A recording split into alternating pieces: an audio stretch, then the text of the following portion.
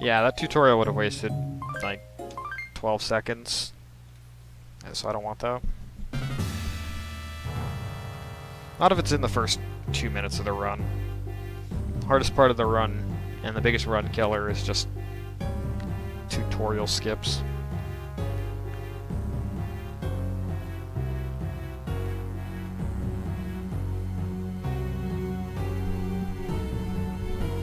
You kind of have to know your brakes in this game. So...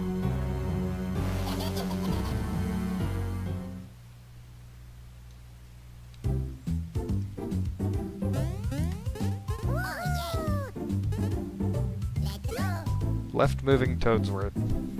Bless this run.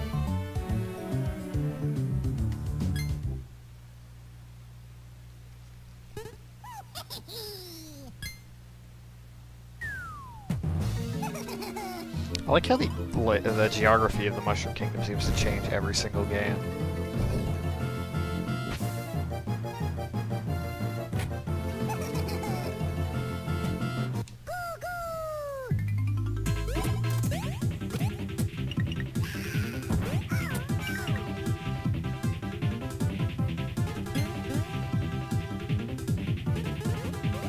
That was a slow tutorial skip.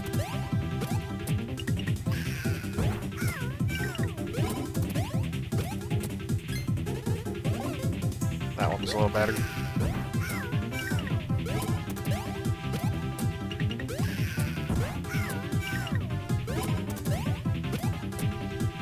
If he hits you, by the way, he laughs, so it's not faster to... It's not faster to let him hit you.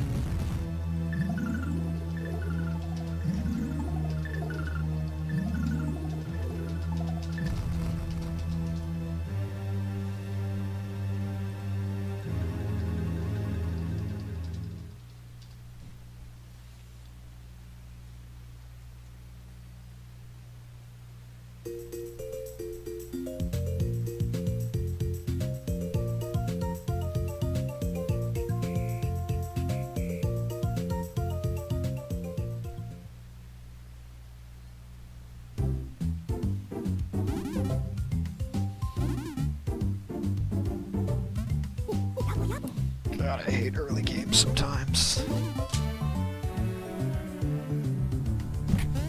The pacing of the first 20 minutes of the run is so vastly different from the pacing of the remaining 3.5 hours.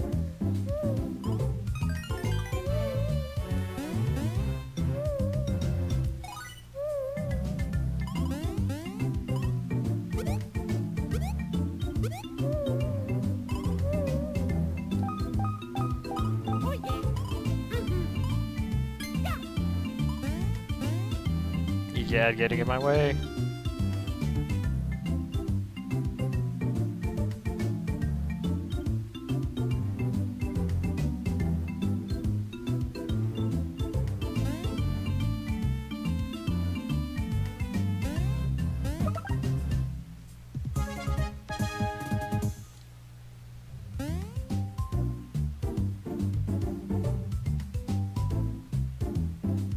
This game has a lot of great parts, like when Bowser tells his kid self, "You'll never amount to anything." And then they become best friends, because they find out how much they have in common.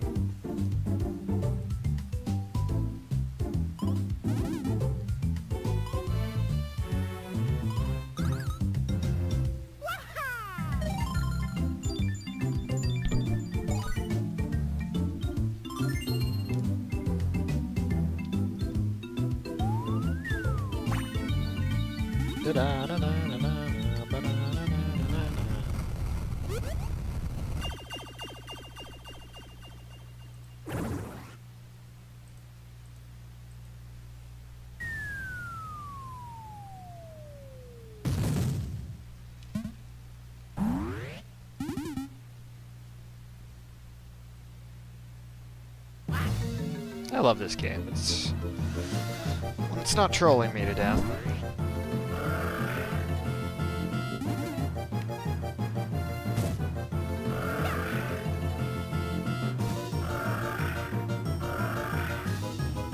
Let's go.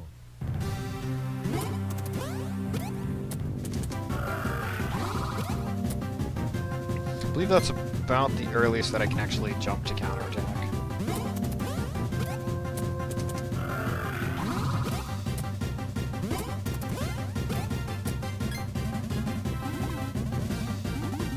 That was a bit slow. Whatever.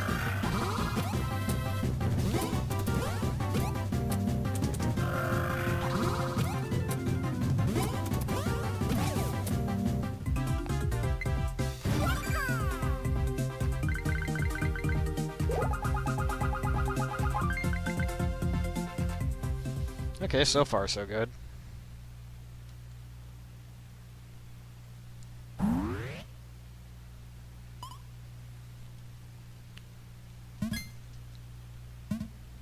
Ow, ow, ow.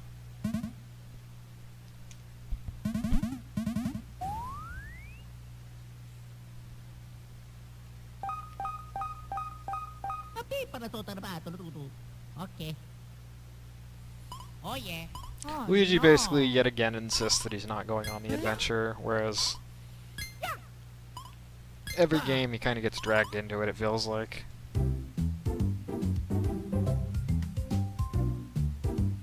That was accidental. By the way, if Mario jumps over to an NPC, Luigi will just walk right through him.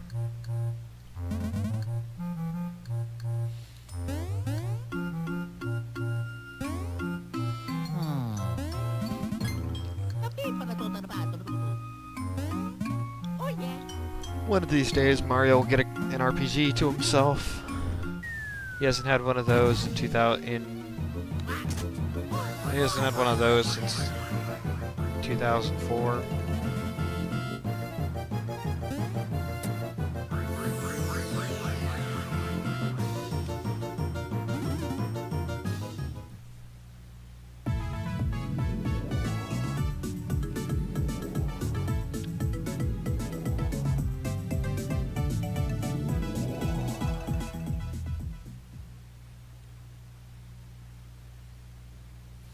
That would be amazing, Clyde. And more Mario RPGs in general would be fine by me. I don't mean like Color Splash, I mean like actual RPGs.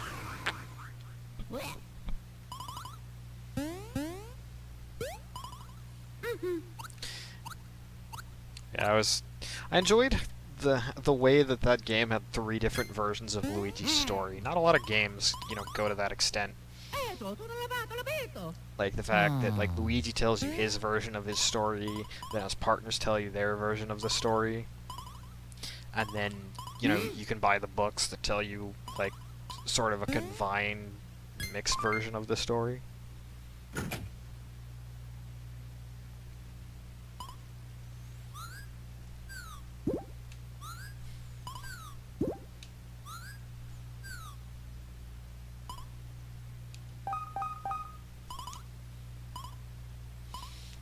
This always kind of annoyed me that you need a basic menu tutorial, but I suppose it was a little confusing in Superstar Saga. At least in this game, it's the start button and not the select button. That was always weird for me.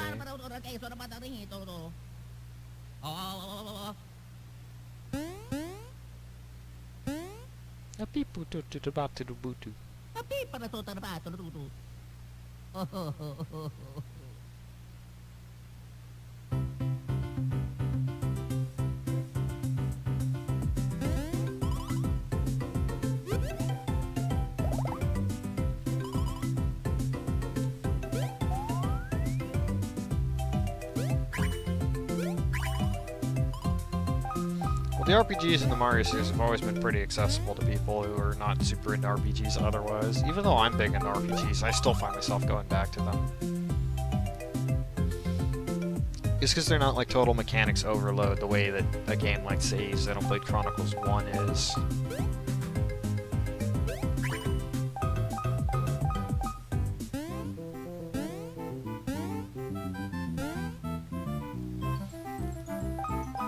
That too. I still think this game handled the combat system better than any other Mario RPG, though. What the? Luigi hit that.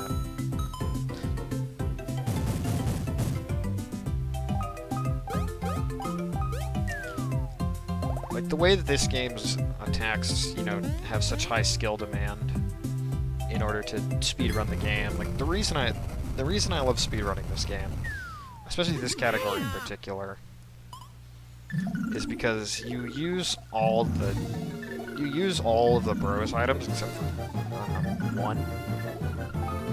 That being smash eggs. The smash eggs are garbage.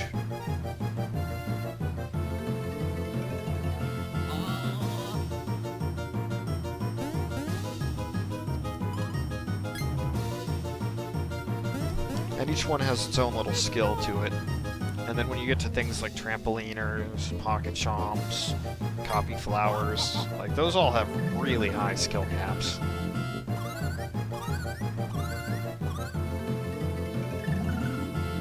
I have no idea, Ghoul.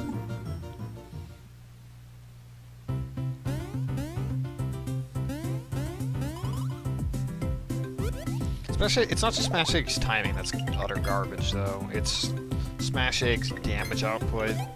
It's such a gimmicky item because it gives you like another item when you do it perfectly. Yeah, the babies actually help the game mechanically because they add that extra layer of you know, combat depth with having their own button.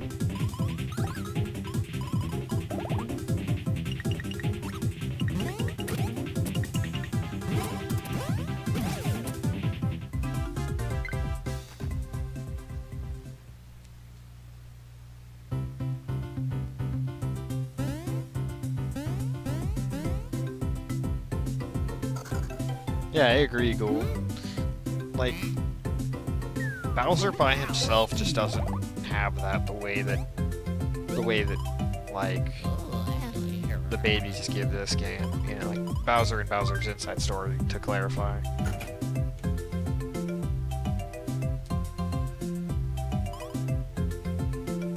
I enjoyed Paper Jam, partly as a, like, self-reference to the series.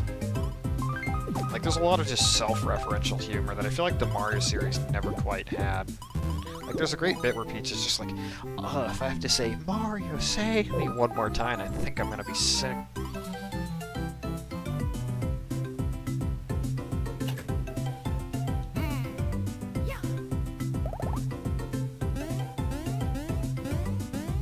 This guy's being a troll. Be about 5 seconds behind. Oh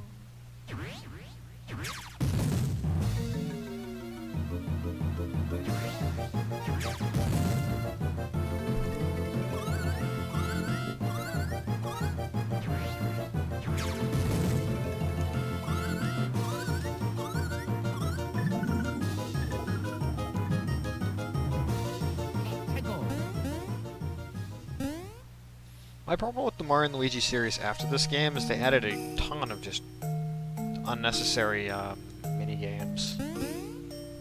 I would say casually. I mean, I would say this one first, just because I feel like there are certain things Bowser's Inside Story does improve on this game for. Like, it's a much more comedic game, and it's a bit more, I would say polished, but it has more annoying mini-games to it.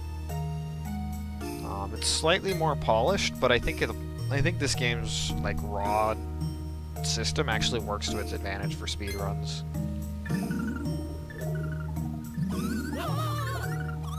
Mario RPG for the SNES is a great game. It's just so charming. Like, it's something that this series has never really lost, was just its charming world. Except for Sticker Star. It lost it in Sticker Star. And then it brought that back in Color Splash. But I don't even know if I would call Color Splash or Sticker Star quite Mario RPGs. They're enough RPG that they would get into an RPG limit break type marathon. because I mean they were in the Mario RPG showcase. But still.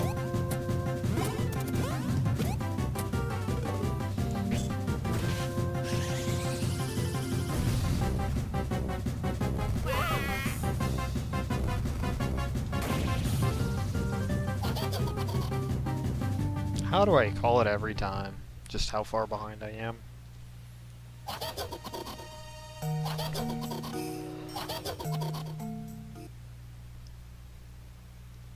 I'm actually of the opinion that Bowser's Inside Story is the weakest of the 5.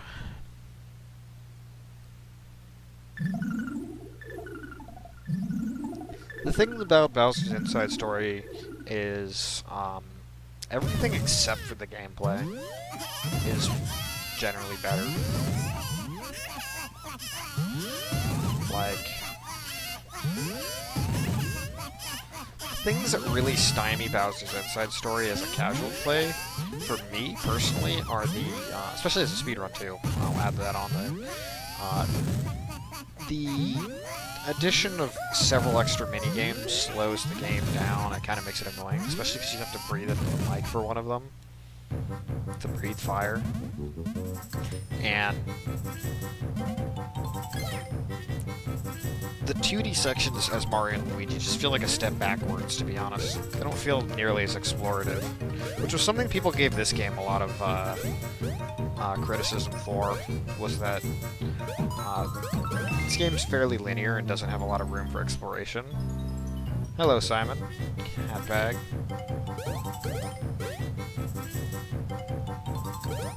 Yeah, it is a popular opinion, and I think largely that's because of Bowser and Fawful utterly steal the show, though.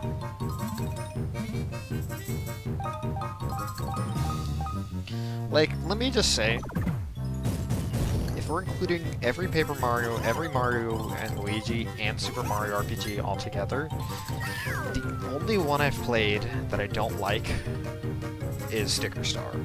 That's an argument that's been beaten to death for the last 5 years on Twitch that I've been around and watching Mario RPG runs. Yes, it does. That emote does need more use. Like, they all have their good parts to them. Even Dream Team. Dream Team's really bloated and long, but it's still really a nice game. I'll leave the crying for you. I normally mute my ideas for this part, but I mean, there's enough people here, I'll keep it on.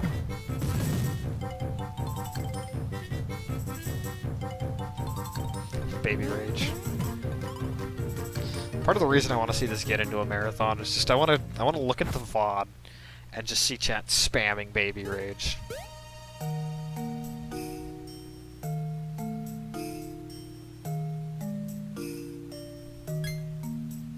Color Splash is a game that it looks like it improved Sticker Star's flaws. Because the biggest problem with Sticker Star is the way it actively discourages combat. Like, from a game design standpoint, it's like, you don't want to use your stuff for combat. The best thing that combat does is feed into itself, rather than reward you.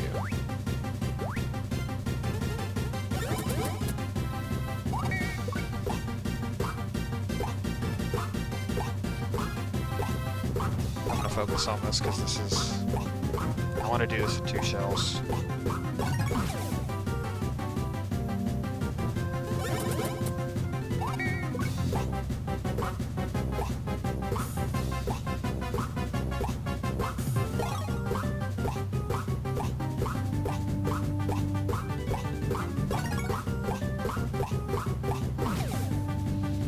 Yeah, so Dream Team is a game that, yeah, 20% shorter? I'd say 25% shorter. Yeah, Dream Team did nothing wrong, but it is a little too long for its own good.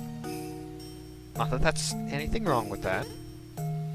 It can be as long as it wants, I just don't enjoy it as much. But it still did nothing wrong. It still did absolutely nothing wrong.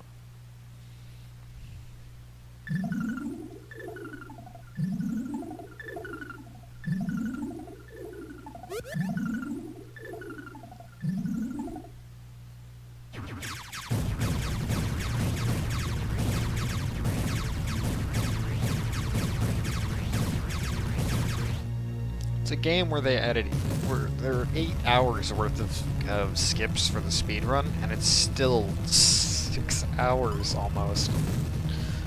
Solely Paper Mario's. Here's the thing with me and Paper Mario. Now, it's gonna be the original too. Like, I like Super Paper Mario. I feel it lacks replayability and has, I feel it's a little too easy. I feel like it has a few questionable design choices, but I all around think it's a really good game. Between Paper Mario and Paper Mario Thousand Year Door, it's really a toss-up. Like, I think Thousand Year Door did exactly what a sequel should. I think it is the embodiment of a really good sequel. It expands, you know, the mechanics and the ideas touched upon in the first game in a way that really, you know, helps it shine.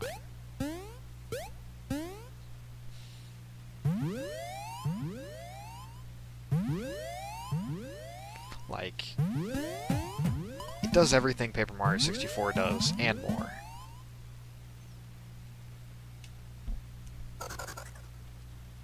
So, that being said, the original came first.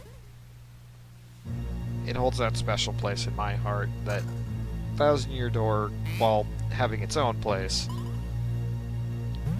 kind of will always be it'll always be the successor.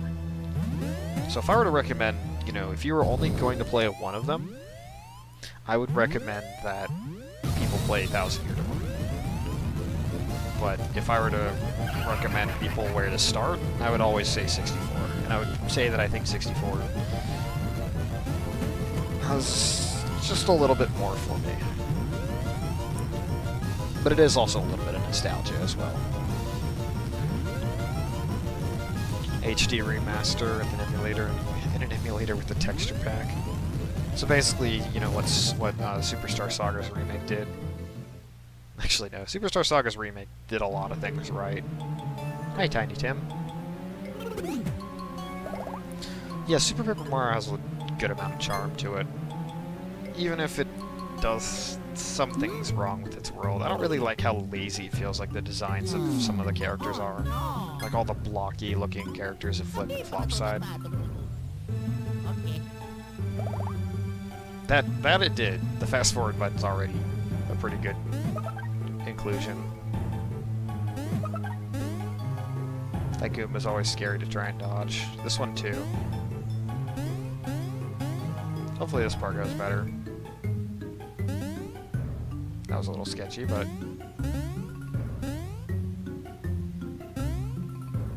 Hey, we did it first try, so I won't be losing as much time this time.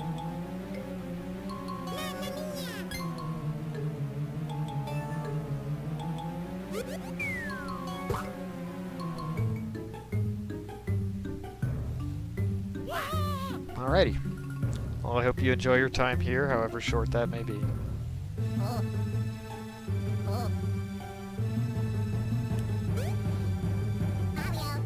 Luigi!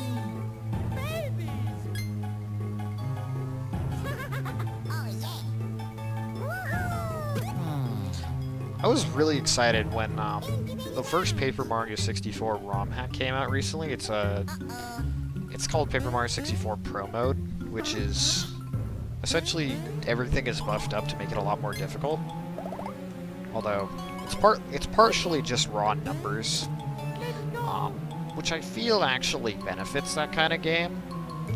I would have loved to see Super Paper Mario like just with more numbers. Like, I usually don't think bigger numbers make something harder, but in the case of Super Paper Mario, it's that you kill things before they really start to actually punish you.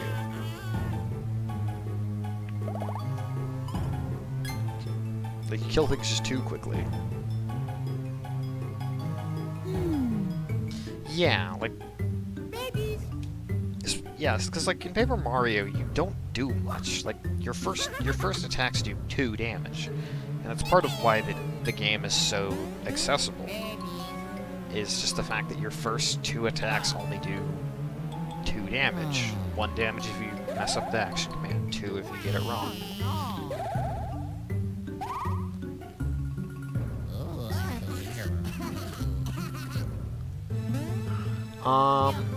Yeah, Super Paper Mario was run for the Mario and Luigi Showcase. And I think that run was never highlighted. I only caught part of it. I think it's just the runner was extremely just. I think he was just really, really negative, and it kind of reflected fairly poorly on the Limit Break channel, so they opted not to highlight it.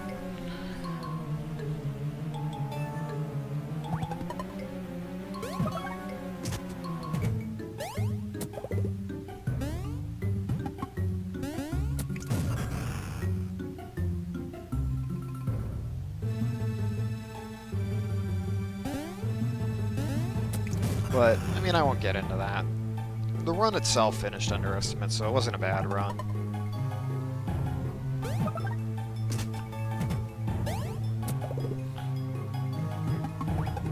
Well, the thing about Secret of Mana's original script was half of the script ended up getting lost in translation. I did play a fan translation of the game that, like, retranslated it. I actually got some flack for streaming it.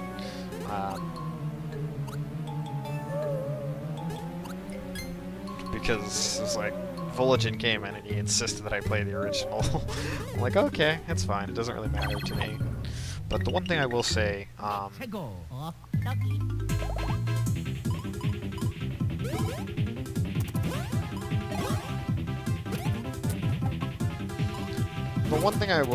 is Woolsey was definitely a guy of his time. His he laid a really good foundation for translations, but some of them definitely are still a little bit dated, especially a game like Secret of Mana where they cut a lot of the text.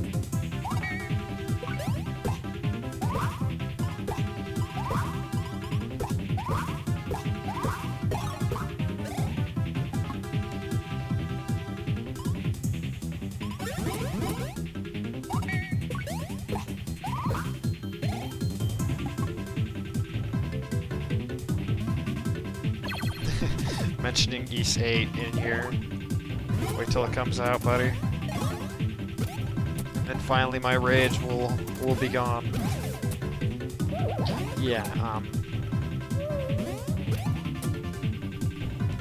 it was one of the things that I learned very quickly in Japanese. It's like every word is pretty much no more than 5 characters.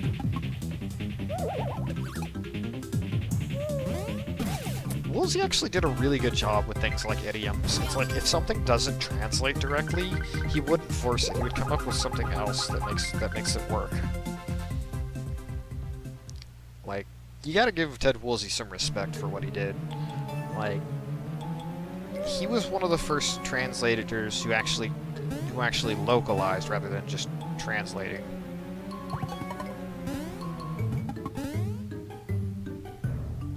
I need to make sure not to move diagonally here, or else the boos will start coming after me, and then I have to do a much slower way to get around them.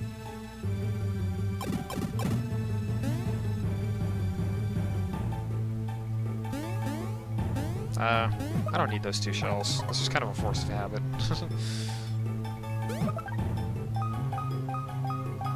Hey, Shentok. Working designs. I feel like I would know what they did, but I just can't think of it right now. It always fascinates me, too, that, Ted Woolsey works for Microsoft now. Like, he's on the credits of a ton of games that get released for, Xbox platforms.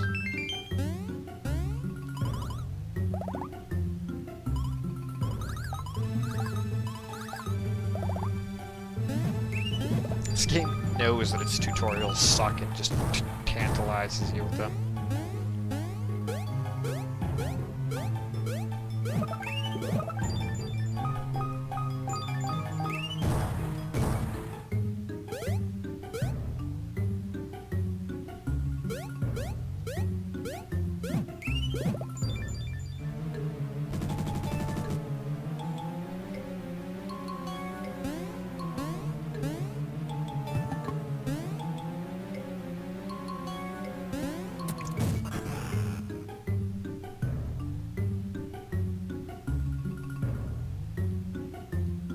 This one's already 10 seconds better than the previous one.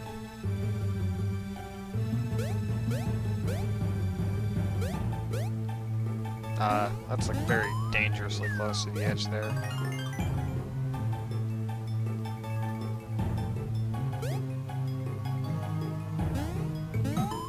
I thought that one could only have Mario.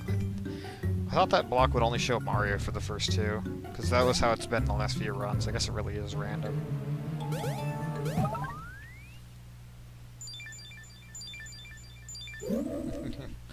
It's fine. I appreciate the lurkers nonetheless. As much as I do agree, it is nice having people to chat around. Gives me something to focus on, and just makes the duller parts of the stream go a little faster.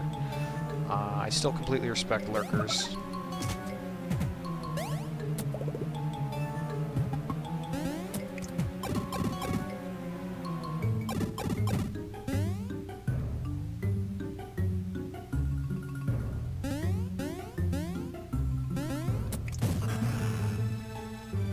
Yeah, Woolsey's translations are a little weird to go back to. But they did a lot, like making. He made Kefka a lot more of a beloved character, just because he fits the mad clown personality a little bit better with his localizations. And I suppose that's partly because we're used to characters like the Joker from Batman more than Japan is. Oh yeah.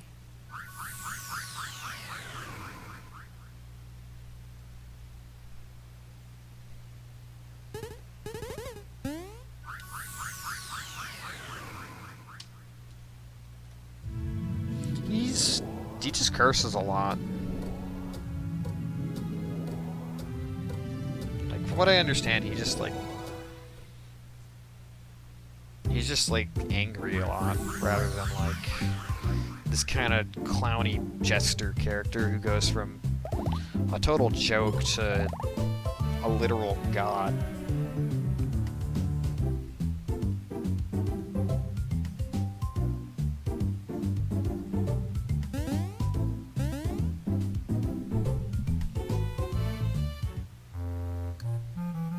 He didn't get darker, he just got more loony, I guess you could say.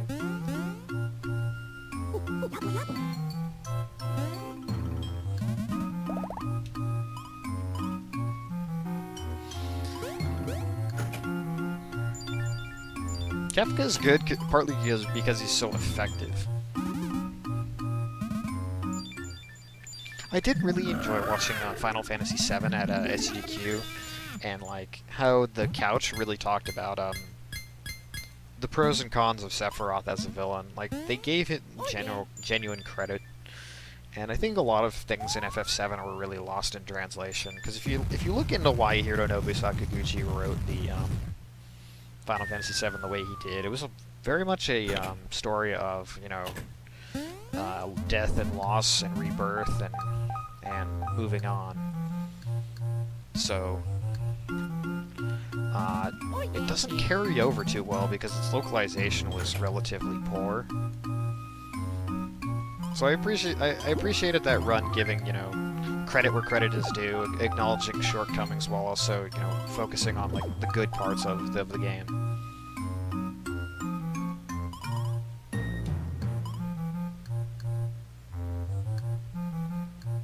Yeah, that run had excellent commentary. Basically watched two guys sit on a couch for 7.5 hours talking about why they love Final Fantasy VII and like how to break it, and it worked so well.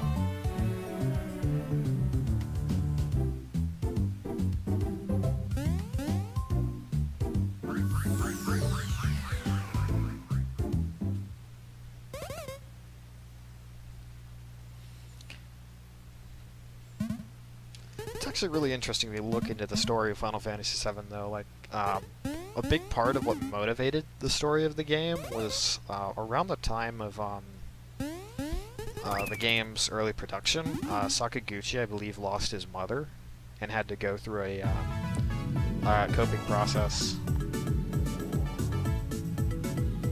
And so he sort of channeled that a little bit into the plot and writing of Final Fantasy VII.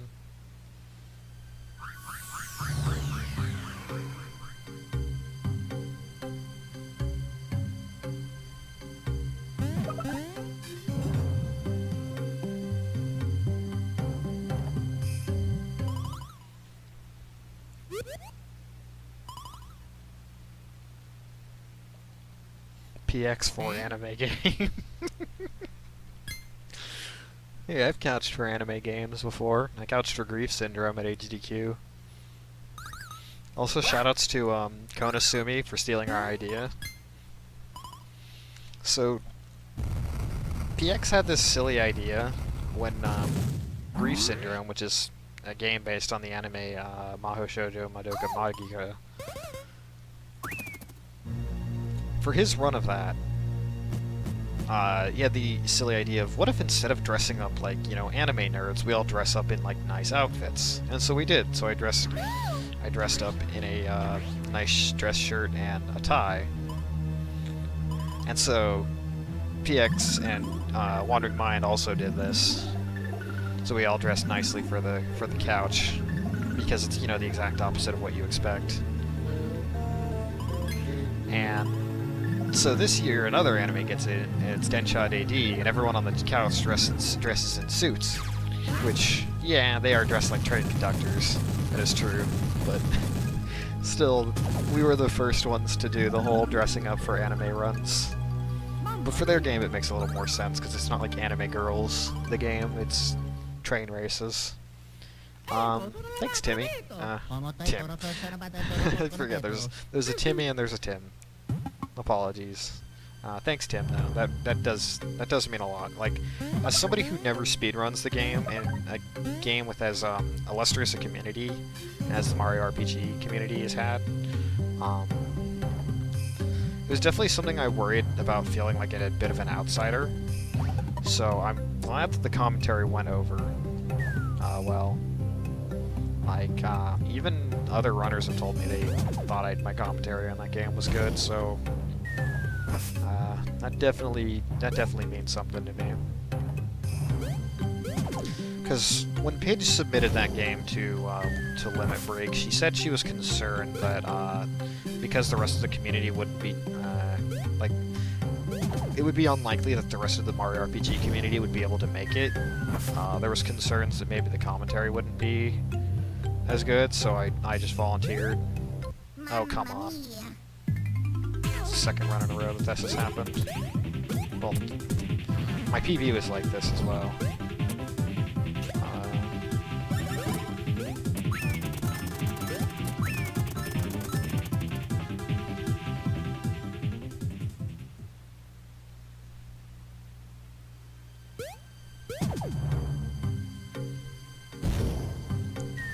What would you dye your hair? Would you dye it silver?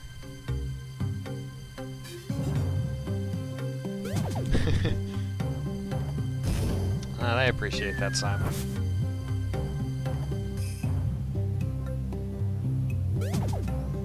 It's definitely something I'd like to work on. I've taken some... Definitely one person I admire for commentary is J Hobbs. He puts a lot of work into his commentaries, and he will usually look back on any runs that he does commentary for to see like where he can improve.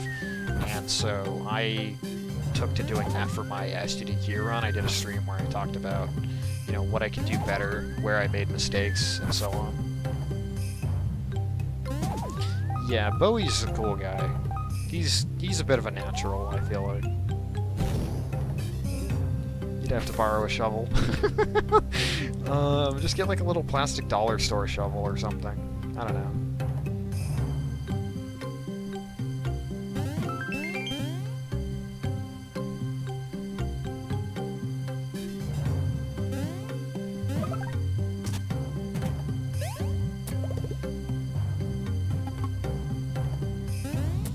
I was really happy when Bowie offered to do commentary for my first Limit Break, because believe me, I was super nervous that I would have to solo commentate that, and I had never done that. Oh, I could bring my Shovel Knight amiibo. I have one.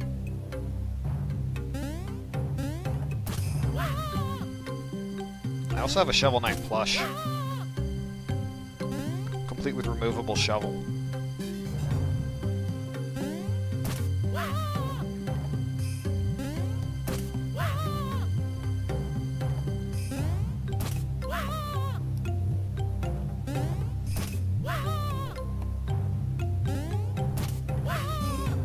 Again, this trick is frame perfect, so...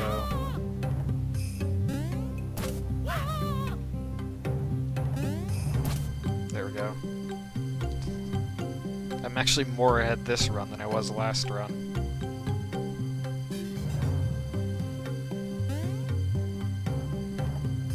I was never ahead at any point my last run.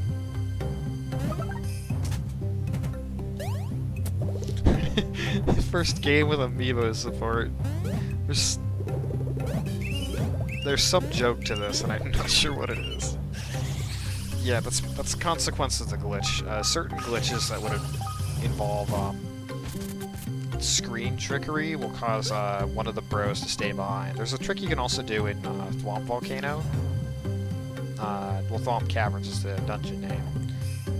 That you can split them up like that as well. Yeah, so Spike Skip, as it's referred to, allows me to do this entire area in reverse. For those of you just joining, because I did reset.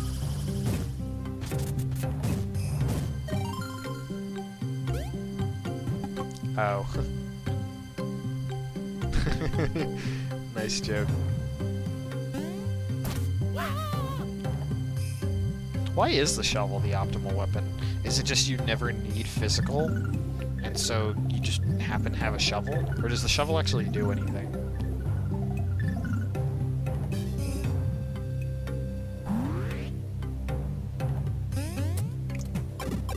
Oh. That makes sense. So it just gives you an auto strength buff. Yeah, I kind of realized that in one of my playthroughs where I gave Yukiko one of her weapons that gives her plus 50 SP, and I'm just like, I never use her basic attack. Why would I want a better fan? This one is the best fan in the game, even though it's like the first one you get.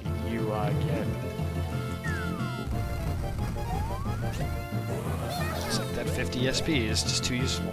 Great, thanks, Tiny Tim. Also, shoutouts to a rare circumstance happening at RPG Limit Break this last year.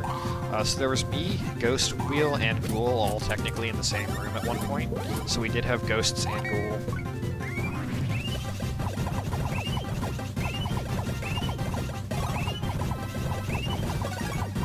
Shoutouts to Dataface. See, I'm almost tempted to get Dataface as an emote.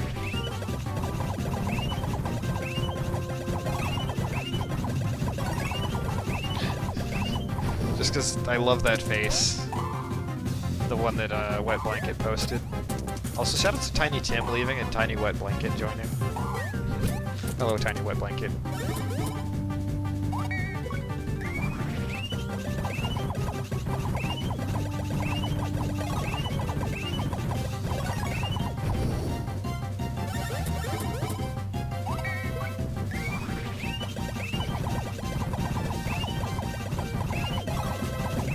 So I don't even have to look at my screen when I do this attack, because it's basically audio cues.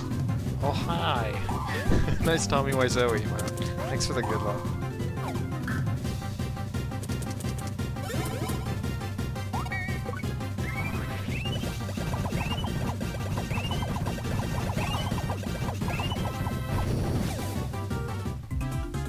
Of Ohio.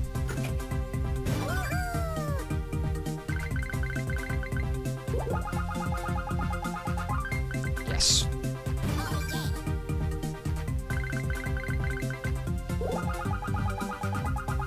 Yes!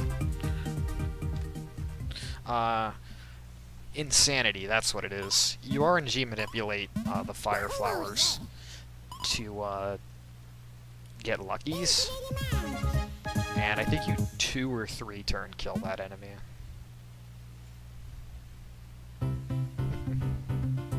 Thanks for the good luck. Sunnyside and Bowser definitely need it.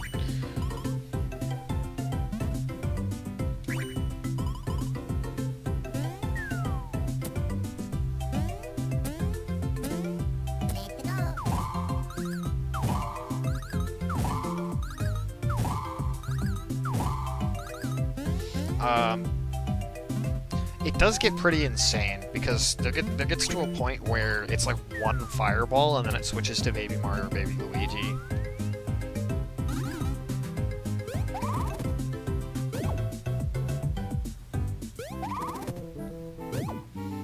Like, look up on YouTube, Migu Partners in Time task, because Partners in Time did have a task at one point that was really fast, and now it's suboptimal because this game's been broken. The next task that we get out is going to cut the run almost in half, to give you an idea of how insane the next task is going to be. Migu, yes. And then look up, and then just get to the part about 38 minutes into the run of Hammer Bros, and just watch.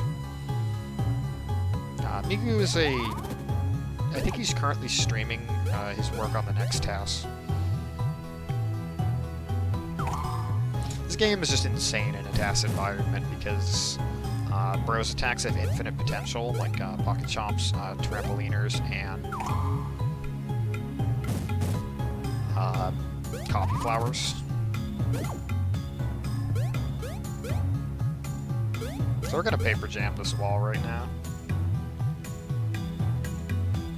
Easy peasy.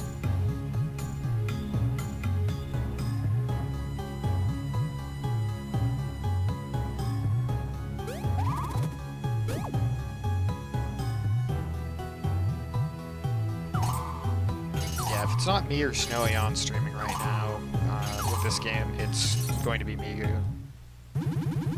Or Magu. You can call him Magu as well. Peekaboo! Peekaboo! Babies!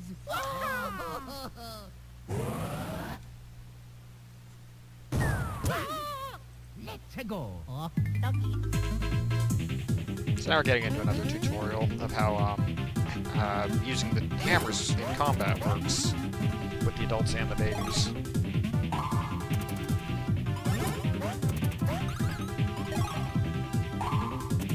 Of course, we only need to fire flower these guys.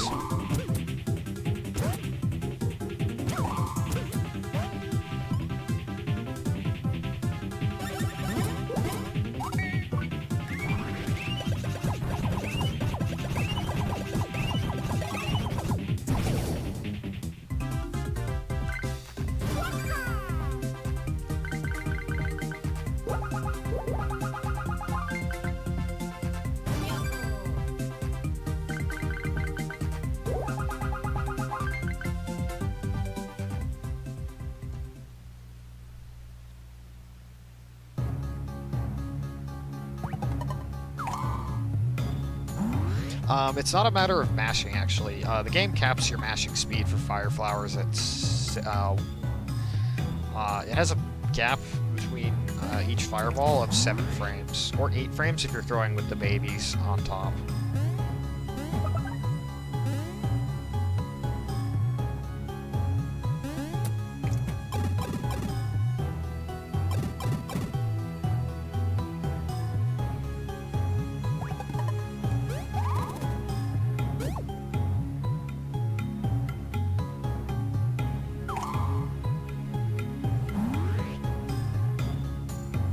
Mixed flowers, on the other hand, do not have this limitation. Mixed flowers you can mash as fast as possible. But I'm a slow masher. I had like one of the worst mashing scores at STDQ with Omni Gamers, like mash-a-thon thing. So that's ledge clipping.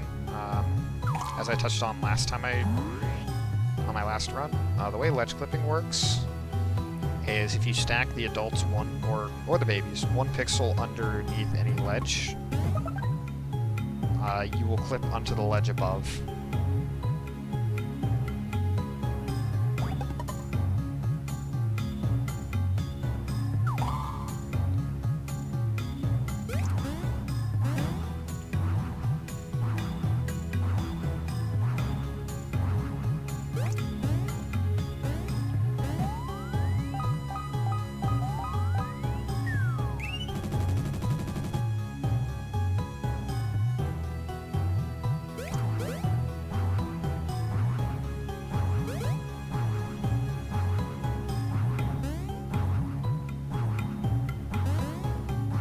that a little bit safe. Yeah, my lack of mashing skills hurt me a lot in this run, but most of the run is execution besides that. Come on, buddy. I believe in you. There we go.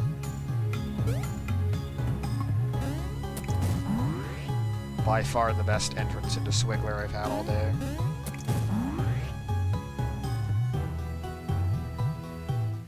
Yeah, there's mini games in...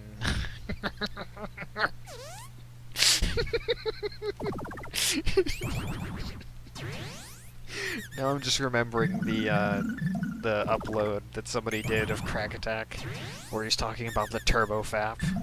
It's like... I'm not gonna get too lewd, because if this runs sub 4s, I'm submitting this to Limit Break. If you're watching, staff, I promise not to make a reference to that.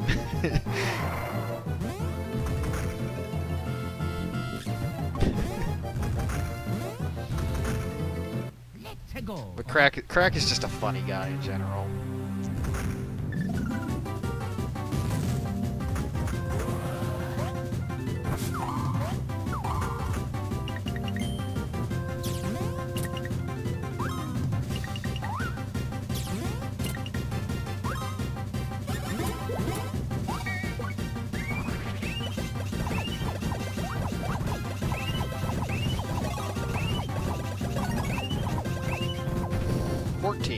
Pretty good damage.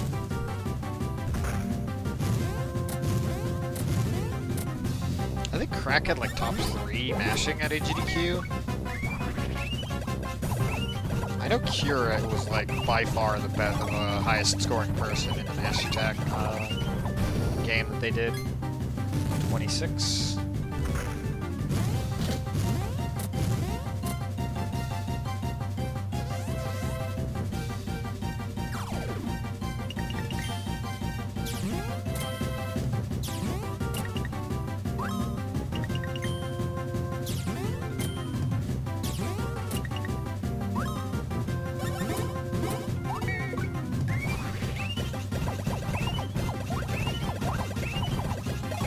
Dude, Pokemon Stadium minigames are so much fun.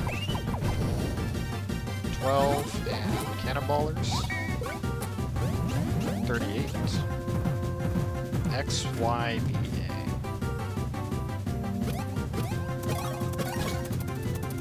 62.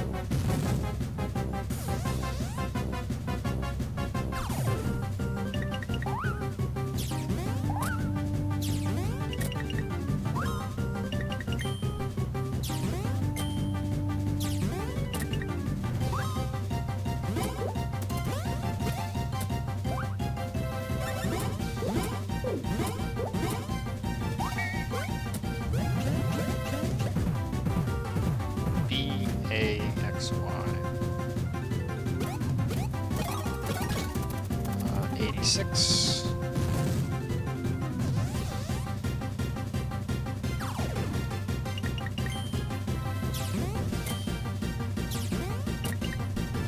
Darn.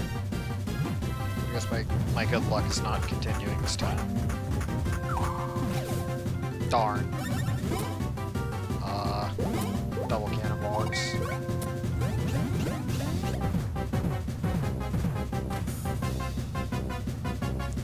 YBAA. Well, that saved it. So 113. I messed up there. XAYB. 137. Is that a pie emo? Okay. Oh. My split key's right above my enter key.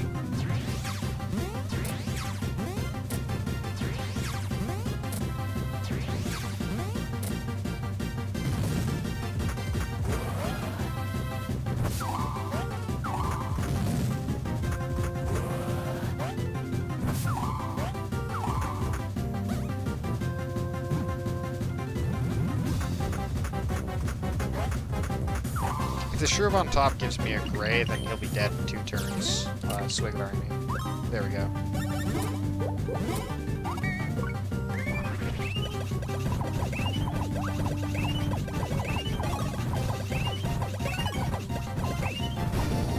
"36, holy crap.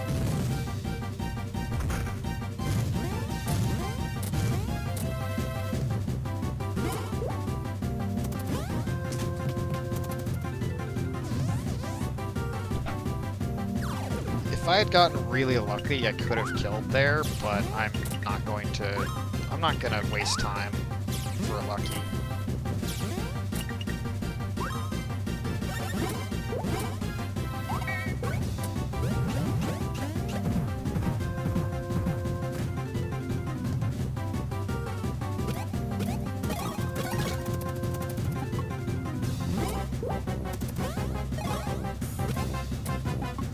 Calculated.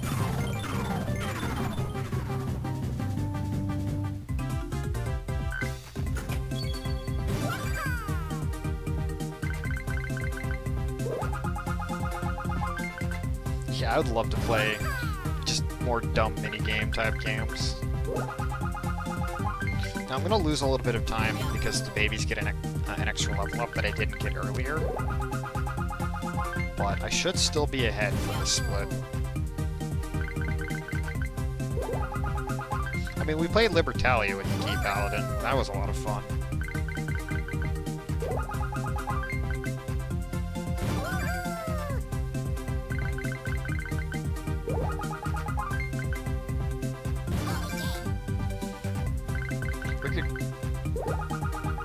PX and Cosmic with just the, you know, with a race to not be last. That was funny. Like, so, for anyone wondering what we're talking about, at RPG Limit Break last year, PX, myself, Pink Pajamas, Tuxdev, Key Paladin, and Cosmic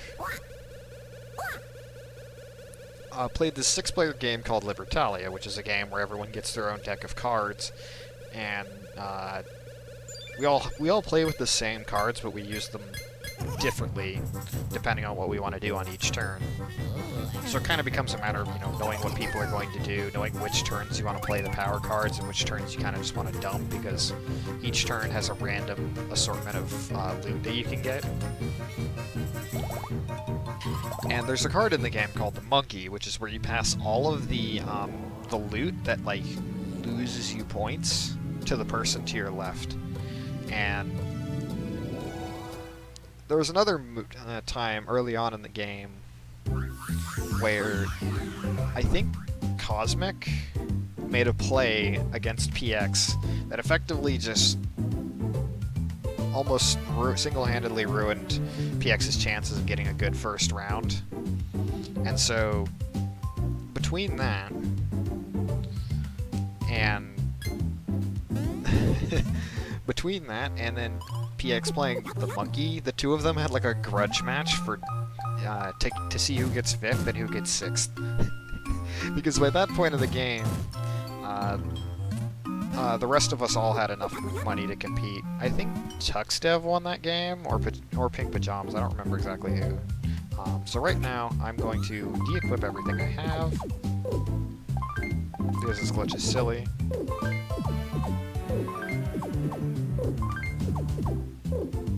And being nude increases my chances. No, I'm just kidding. It just means that we have stuff to sell.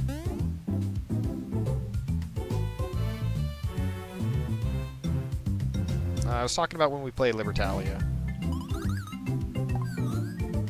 Whoops, I gotta sell things first.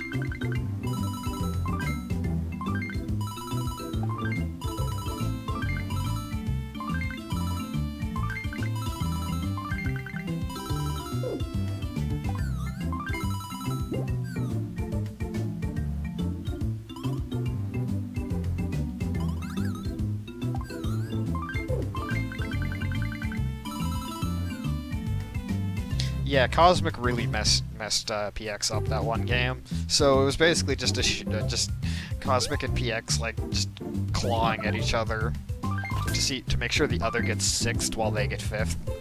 It was kind of just funny altogether.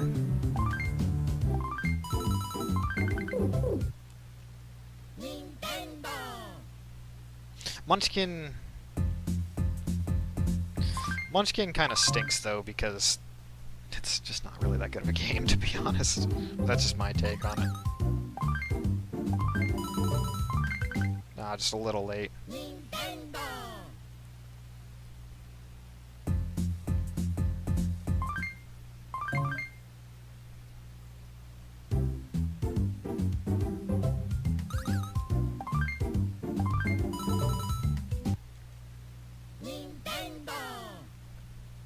It's definitely a game that I see as a game you play to have fun and not to win.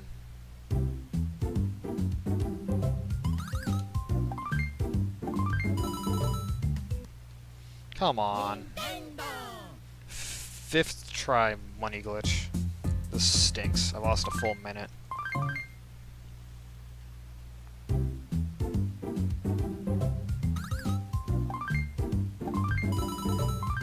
There we go.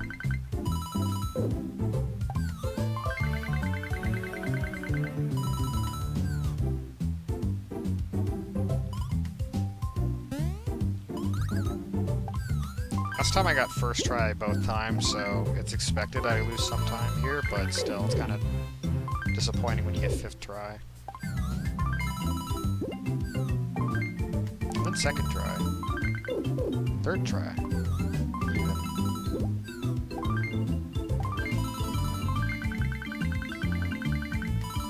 So now I have enough money for the rest of the game.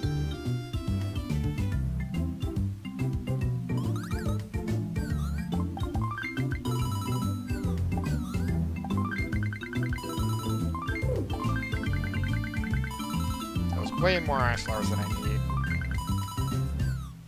But I should have the resources to deal with the rest of the game from now on. Alright, so all that probably cost me about 1:15. Yeah, it's annoying when you have somebody who will throw a game. There's one guy in my Tuesday night game group, which is I don't like playing certain games with him. Just because he makes it so like if he's not having fun, nobody else is. Like, we'll play a game where, okay, so let's say a game has bribery in it. Like, one of my favorite examples is a game called Sheriff of Nottingham, which is where you throw money at a sheriff in order to get him to not check your bag. If he's not, like, if he doesn't have a chance of winning and it comes to the last couple rounds, he'll just throw all of his money at whoever's sheriff that turn and king make, and it's really obnoxious.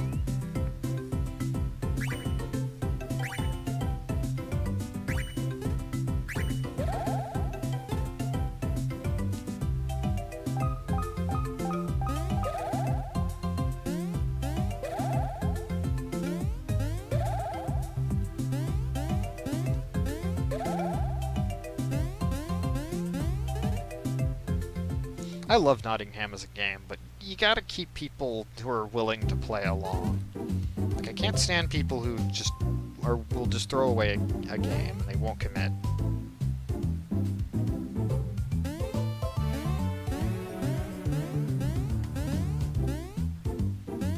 So we basically veto ever playing that game around again.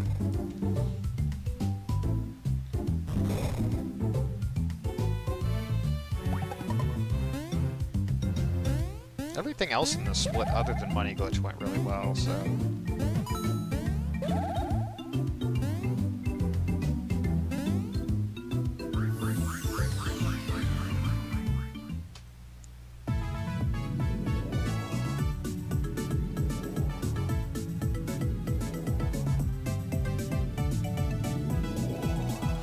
Yeah, I try and balance Mario Party with friends, because I feel like chance times are absolute trash. Because, like, the rest of the game has enough skill. Like, the rest of the game in Mario Party has enough skill that you can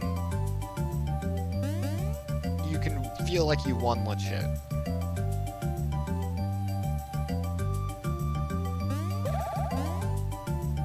It's a bit slow, but I got that first try. I love board games, personally.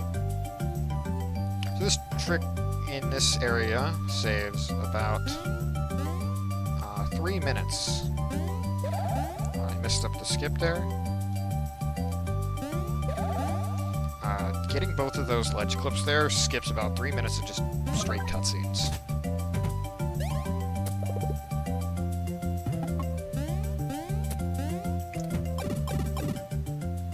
Play doubles? Huh, that's a thing. I forget that that's a thing.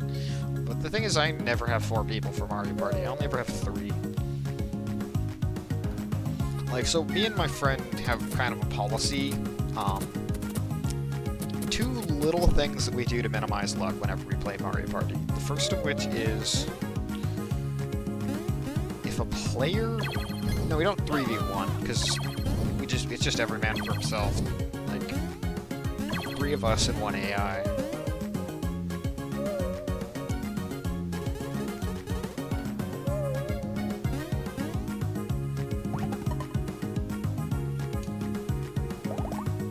It's always Wario, the AI. The 2 rules we establish are each player is only allowed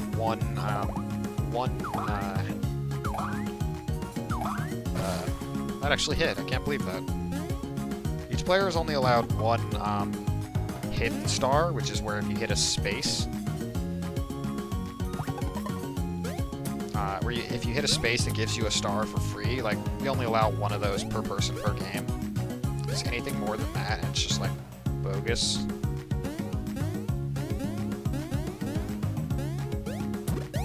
Crap.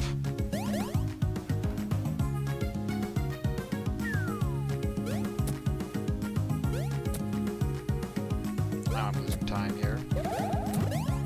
And then the other one we have is...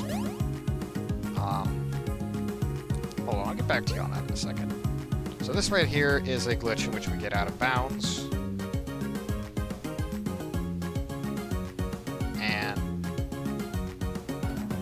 just by messing with it, we're able to... We're supposed to... What the heck is even going on here? Darn it, now I have to redo the glitch, because I did everything as I was supposed to, and it didn't work.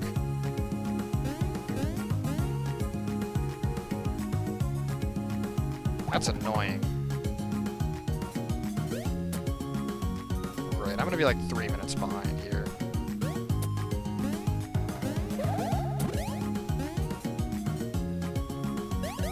The other rule we established is no stealing stars with chance time, because that's just kind of dumb. Those are the only 2 things we do, though. Because we leave the rest of the game up to luck. Like, yeah, we leave enough of that feeling there. But, like, not so much that just the game will utterly, cheat you out of a win.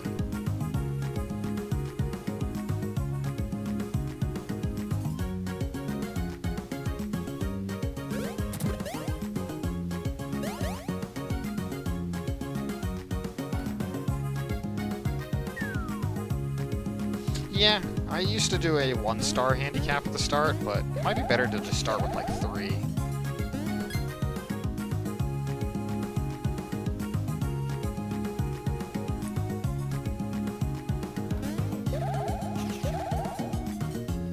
Hey, cool, we should totally do all boards races sometime.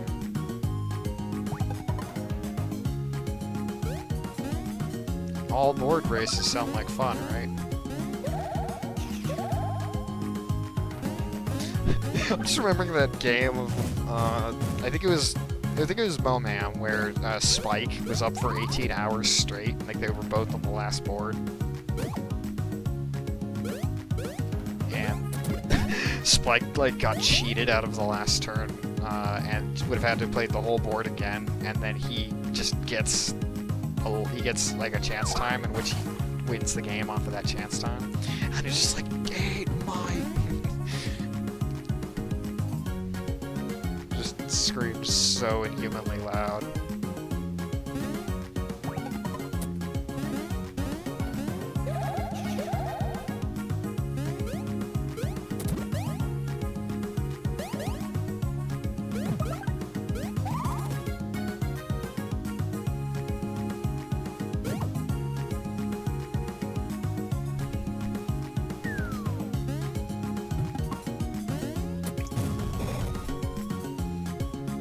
I think people play Mario Party as a speedrun because...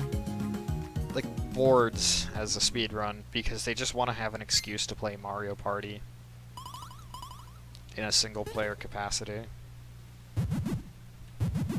It's still one of my all-time favorite Spike clips. It was just the way he won that game of Waluigi's Island. Watched it slip out from underneath him, and he was not having it.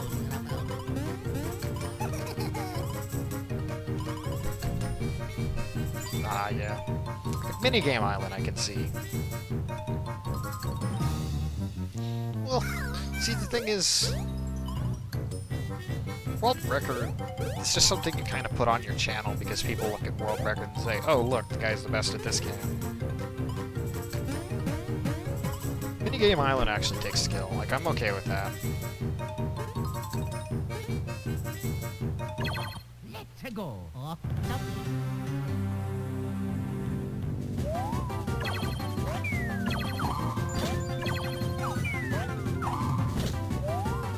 Like, the run of Minigame Island takes a lot more skill than luck.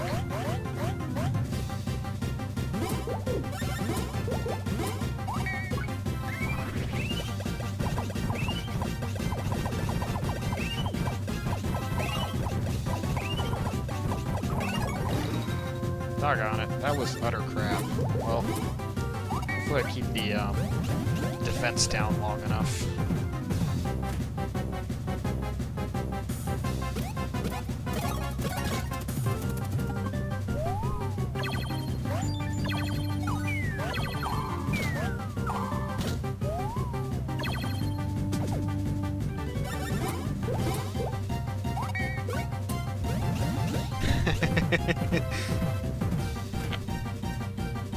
I don't see why you'd ever be upset about that, beyond just like a small groan.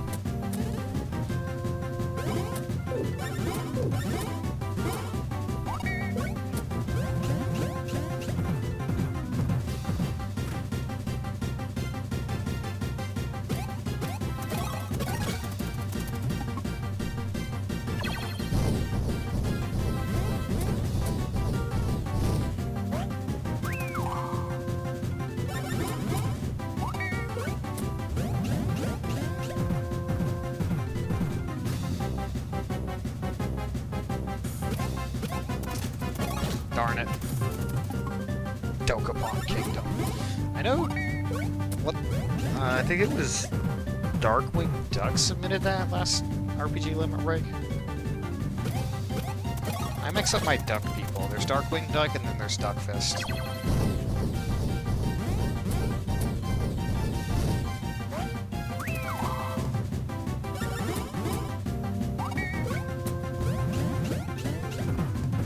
There's also Fortune Street, which feels like it takes 40 hours to do a game of.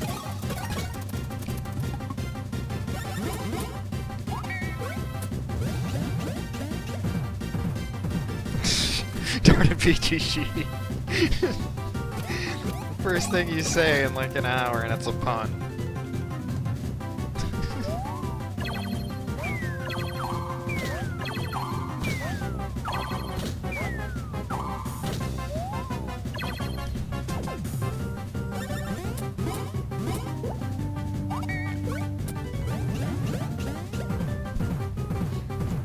Yeah, that sounded amazing, the way you described it.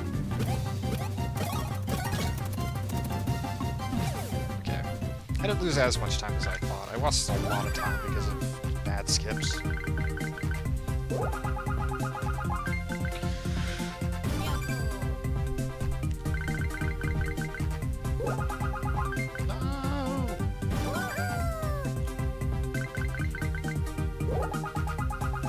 Just imagining BGG giggling to himself every time he types in a pun, and then just like just giggling so much that he brings himself to a full-on just like cackle.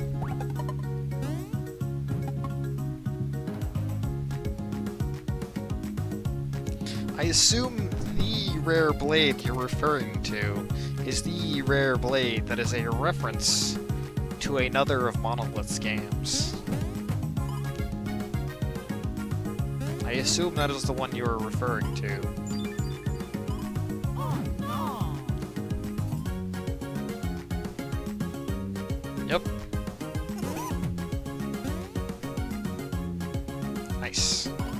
I didn't think of you as the type of person who would have played Xenoblade 2.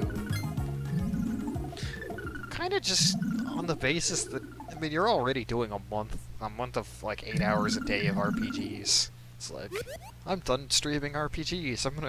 I think the last thing you'd want to go straight to doing is playing more RPGs. Then again, you did also take a break for a week, so I could still see that. I could see that being something you're into. I don't know. For some reason, you never start. Then again, you do like video games. I don't know. Because I feel like you and I have disagreed on certain video games before. But I never heard you complain about Final Fantasy XII, and so Final Fantasy XII and Xenoblade are functionally kind of similar games. So I could see if you like one, you'd like the other.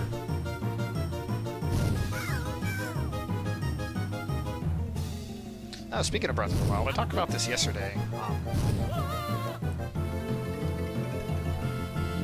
I finished my playthrough of Breath of the Wild, and the thing that I am most appreciative with that playthrough is the fact that at any point, if I ever said I am done with this game, I'd like to finish this game, I can.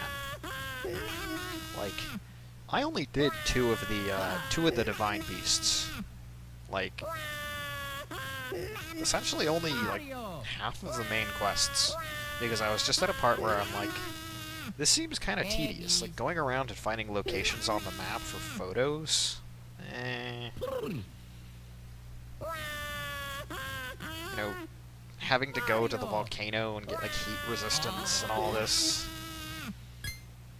There was just a part where I was just like, I think I've got my own, just, like, experience out of this game. So I think I want to, you know, call it a game and be good right now. Yeah, I agree about that. Like, it lends itself really well to unique player experiences. Like, the fact that you can solve different shrines in your own different ways. The game left itself open for you to just kind of just say, I don't want to do this particular shrine, and then, you know, you just bomb jump over something. Or the one with the little rat maze, where you're just like, where you just flip the maze upside down and you solve the puzzle that way.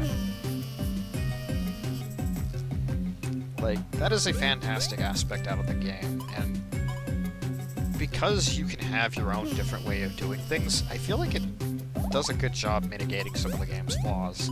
Because I felt like the game was a little too big and too open, with not a whole lot going on.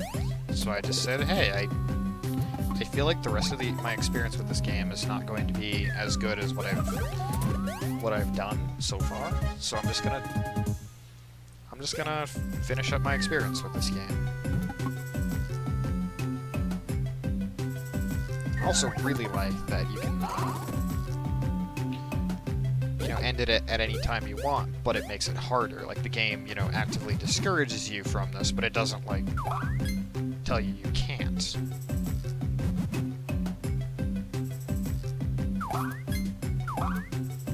Oh, come on.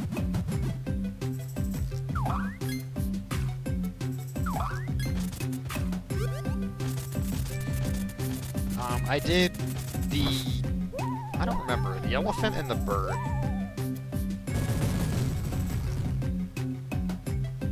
I don't remember their names.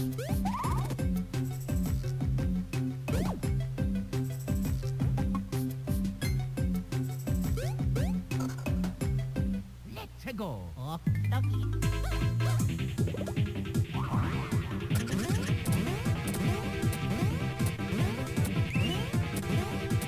I feel like I remember that name, but I don't remember why.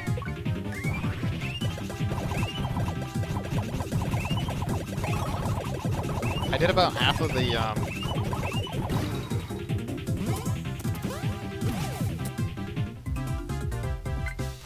I recall no, I didn't do that part. I didn't do, like, any of the Gerudo scenario. I was just like, I don't feel like trying to find this guy for this costume right now.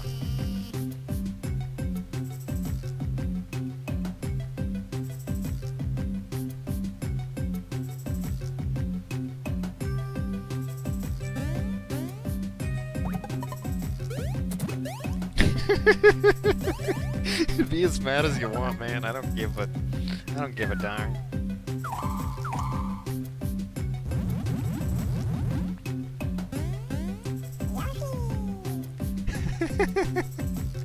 I'm aware of this character, though. I'm aware of that scenario because, you know, in the wake of Breath of the Wild's release, everyone was talking about that.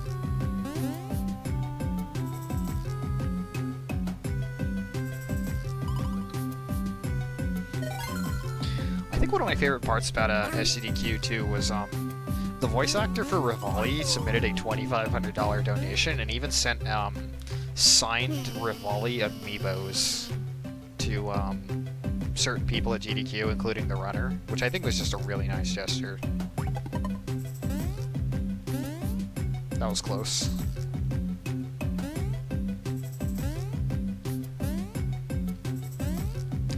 Okay.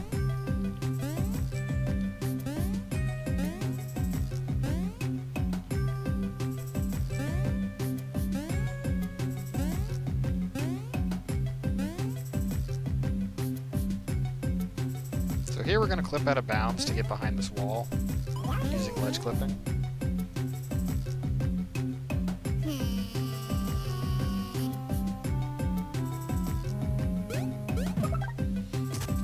So of course we get stuck here, so it's better to just leave the babies there to hit the block.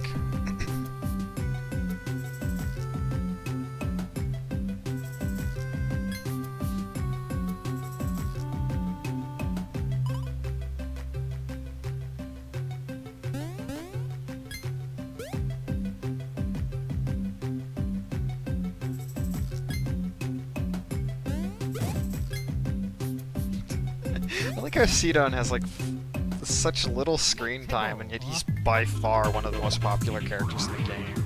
Just because every time he greets you with a smile. This is a big, charming, handsome smile. Like, you could do it, Link.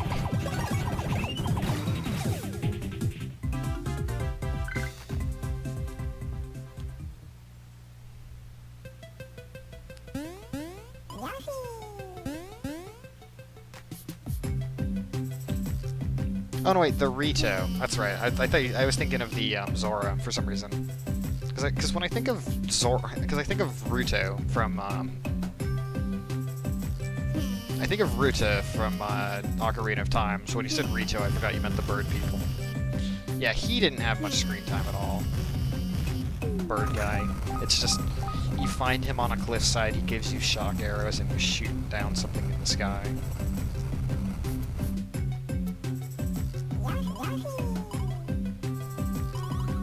Or was it bomb arrows? One of the two. I forgot the species in Zelda. I liked the guy who played the accordion. He was funny.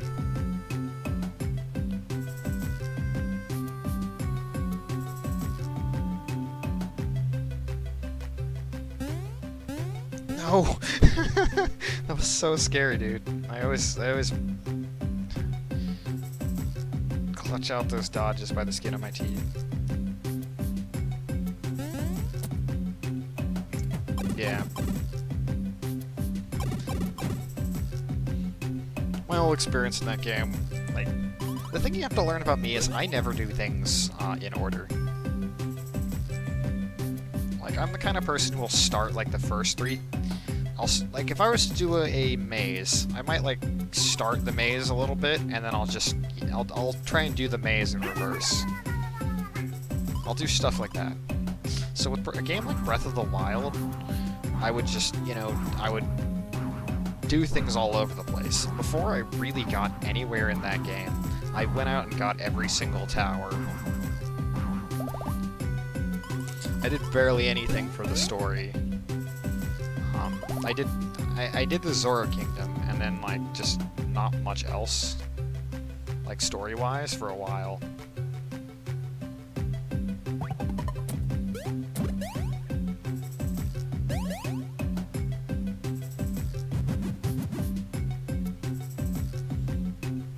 So, I have a lot of flaws, or problems with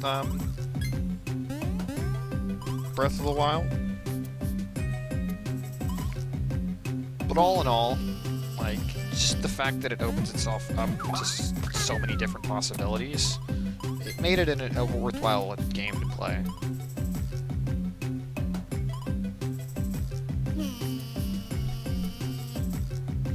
My two biggest problems were the way it did gatekeeping with a lot of areas.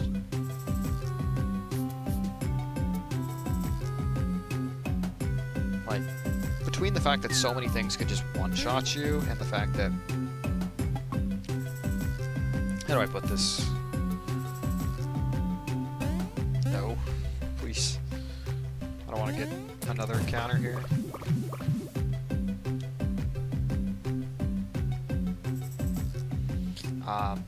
But I don't like how, say you wanted to do the Rito scenario. Well, you're gonna need ice resistance. Oh yeah.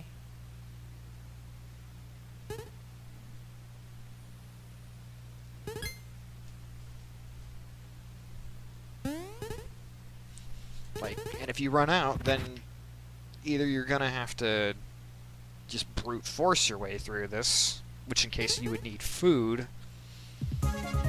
or you're going to, you know, need to go get more ice resistance.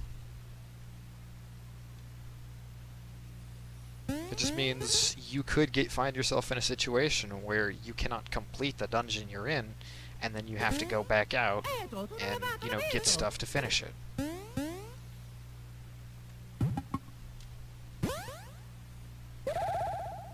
Oh yeah.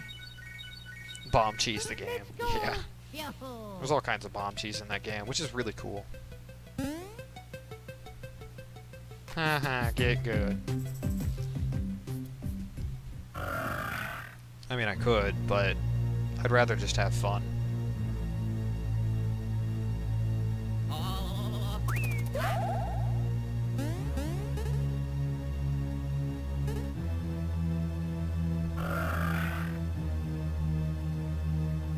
This boss is a pain in the nuts. Luigi.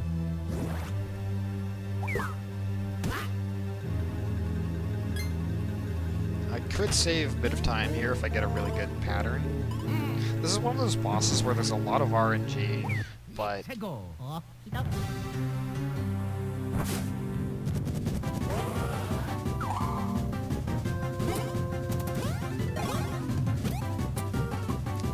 like, it doesn't seem to dictate your time all that much. I got a lucky there.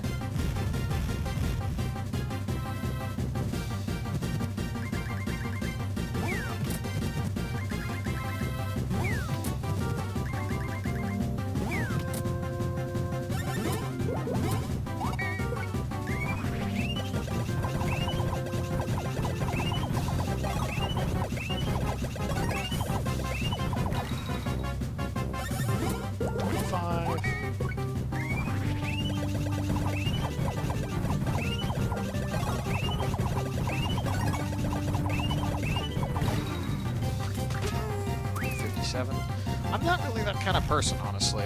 Take it from me who has played East Origin on Nightmare. I beat Cuphead. I beat a good amount of hard games out there.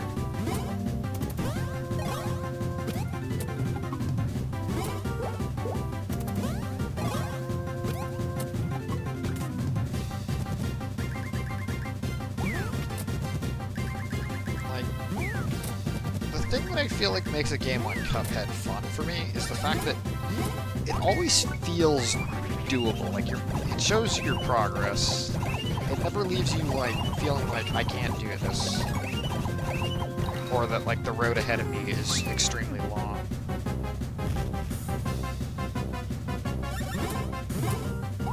Like, the progress is tangible, and the road ahead of me always feels like it's getting shorter and shorter. That's what keeps a game like Cuphead getting fun. Or staying fun.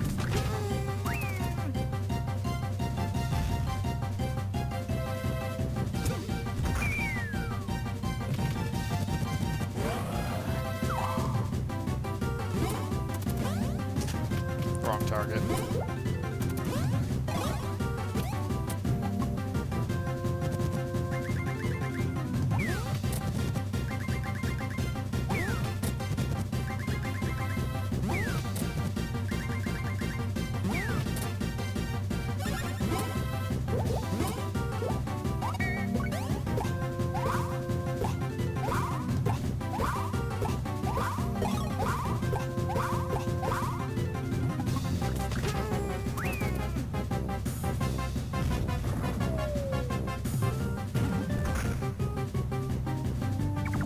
I see. That's fair.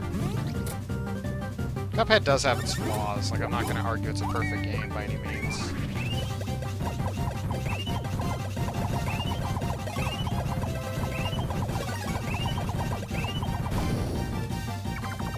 Hey.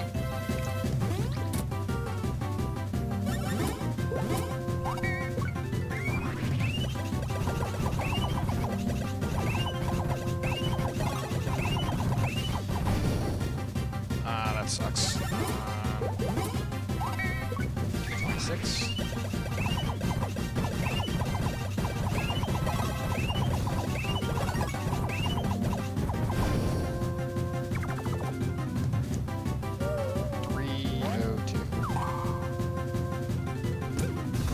Done about 302 damage. I'm not exactly sure what the exact number is, but...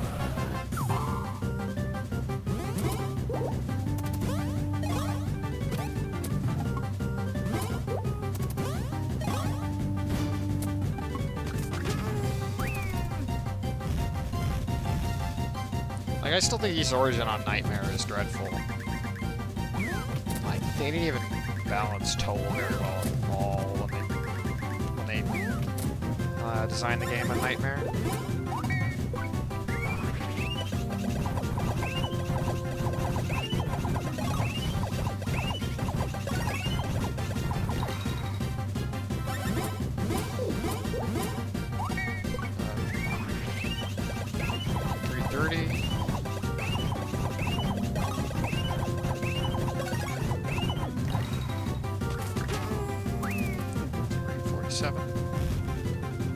Alrighty, have a good night, PX. Thanks for the good luck. God, I'm getting the worst patterns on this boss right now.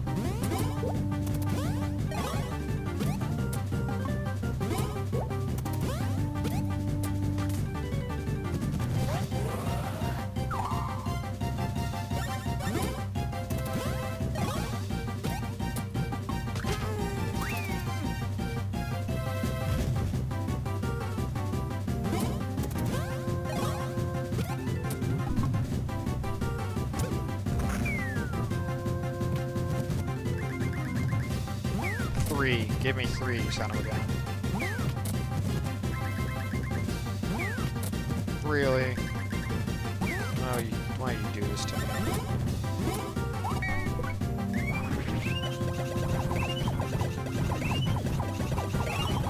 Yeah, I agree, Doomful. That was one of my biggest problems with Breath of the Wild as well.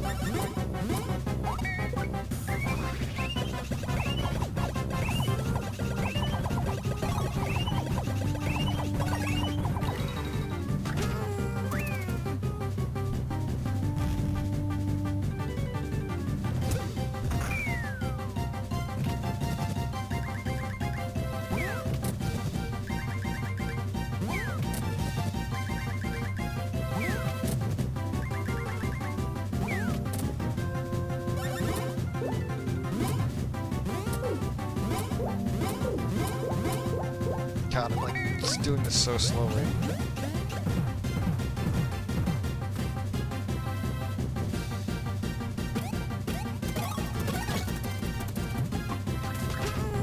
He is a little under 100 HP.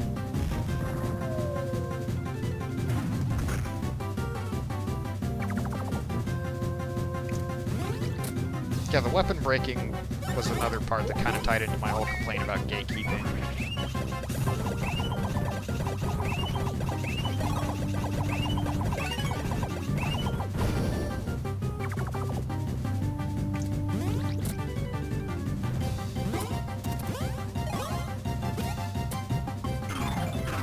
Calculated.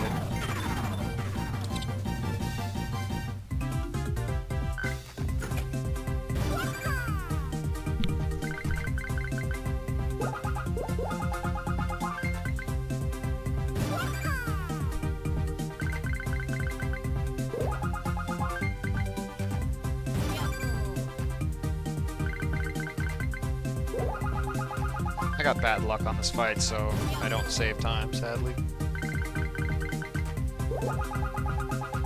When I played and the rest of the dungeon was not as good as my PBs.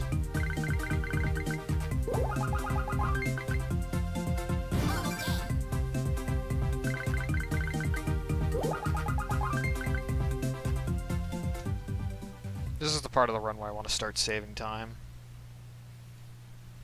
Wow!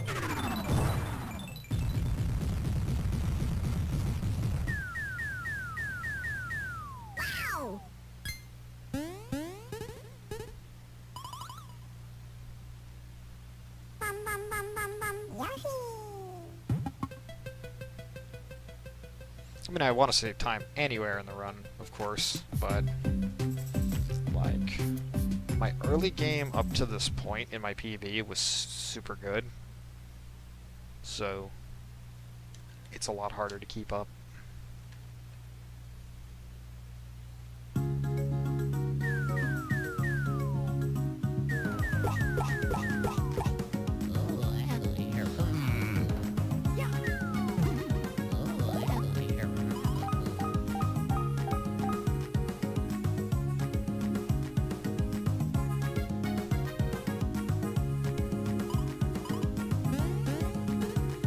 Like, it depends. Like, the way the final boss is handled is great. Like how, if you haven't done the different divine beasts, then the final boss becomes significantly harder as a result, because you have to now do several other phases beforehand.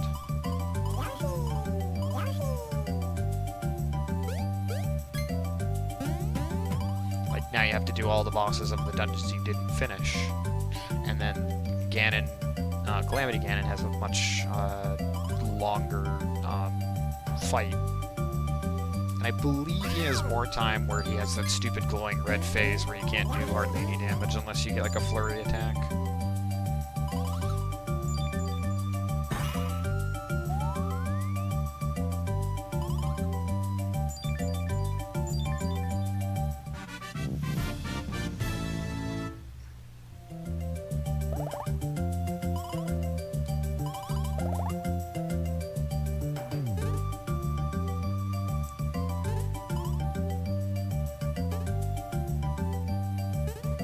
So we saved the island, and now time for Yoshi-chan.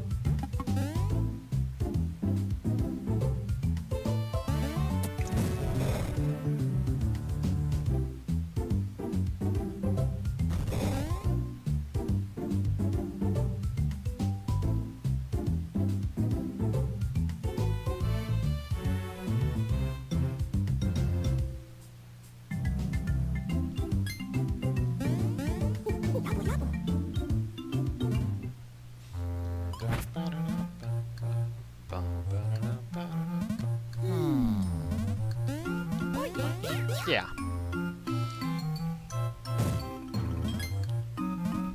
Just because it's a necessary evil, though, doesn't mean it's not an evil.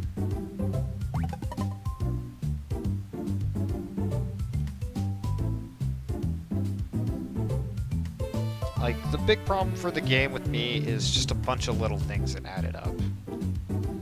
Okay, so right now I want to buy red peppers. I have the one-up mushrooms I need. I don't need to sell anything. A couple trampolines, and then enough pocket chomps to get me through basically the rest of the run. And this is a different routing change. I need the big POW badge. And this should save me some time on the split. I was trying to jump over you, but I guess I'll talk to you instead.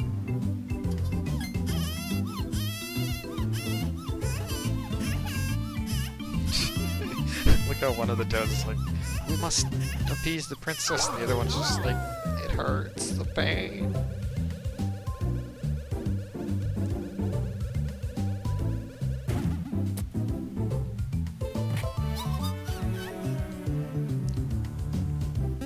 I really did like that this game's abilities are kind of introduced as a way that the older Toadsworths try and make Baby Peach less complaining, because Baby Peach is a total snot.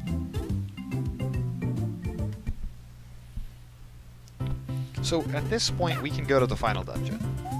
This game has non-linearity. It just doesn't want you to think that it exists. You just have to know how to wedge yourself 8 pixels or less to the left, and then do a ball clip.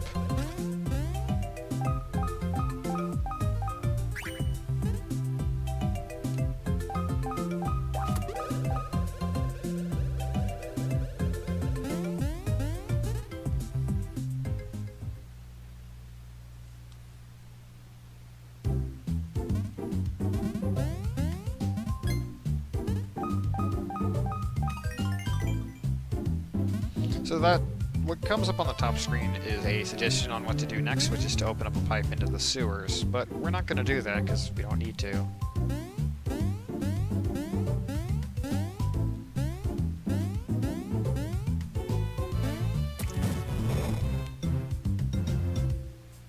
Hey Isaac, welcome back.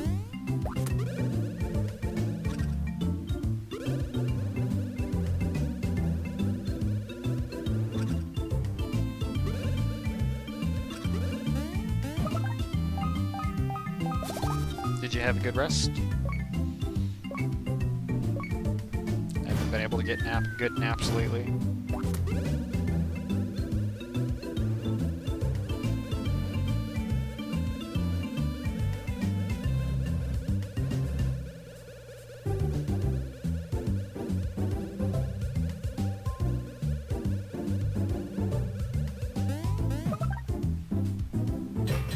That's good.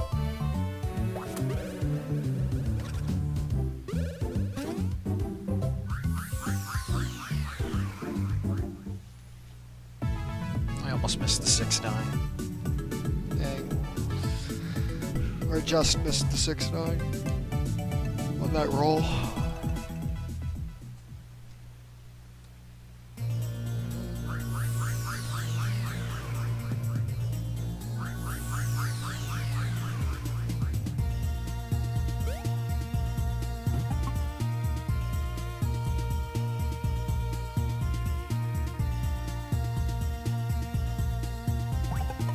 What am I doing? Well, at least it's not an encounter, so it's only like a 4-second time loss.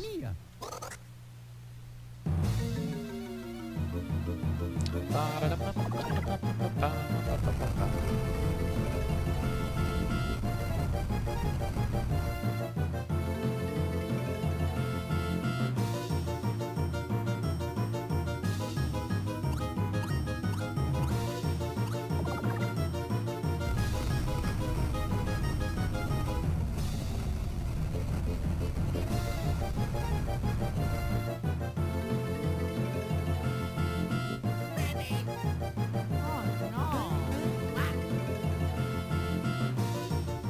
I'm just gonna let this cutscene play out without talking, because this cutscene is just amazing. So I will say, this Koopa, she was introduced in an earlier cutscene, but we see her for the first time here because of cutscene skips. So we'll actually watch this cutscene. Mamma mia! La pippa che sono armato! Ecco, sono lavato, la vedo! E mato tutto armato! Mette tutto nella macchina pato! E mato tutto armato! Mette tutto nella macchina pato! Oh yeah! Au au au!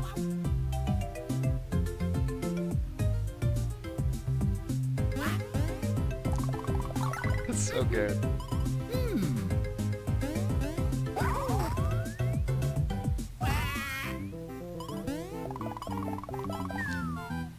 Luigi!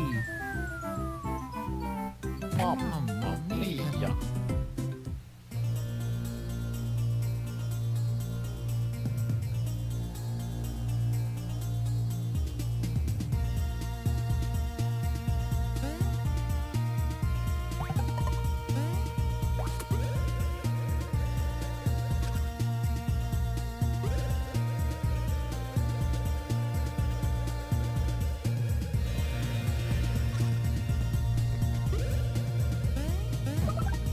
sure I remember the correct movement in this area to minimize encounters. This has been an area I've always struggled on movement, so it's something I meticulously went out of my way to learn.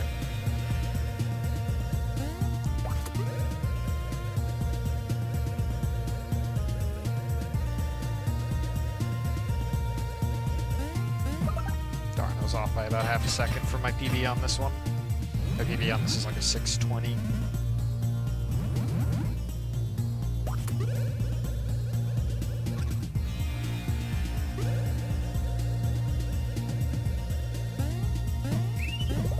That bomb is pretty much RNG where its position is, so I took it safe there.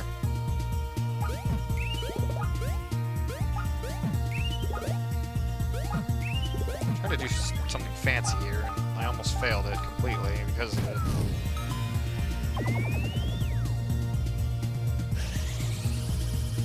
Lost like 6 more seconds.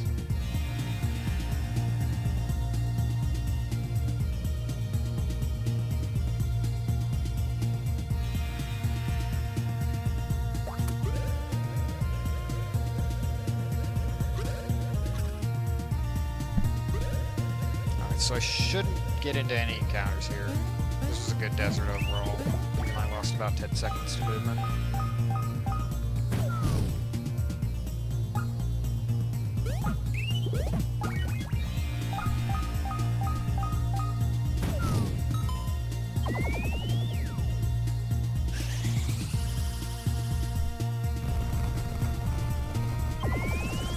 Who's ready for an absolutely gutter trash boss, by the way?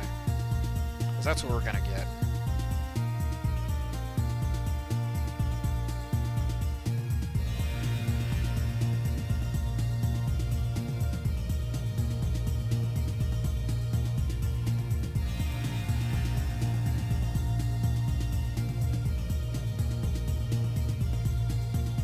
Also, this place has good music, so I'm just keeping it quiet, because I really like this place's music. All the songs for them to put from this game into Brawl, this is a bit of a strange one, but it's still a good tune.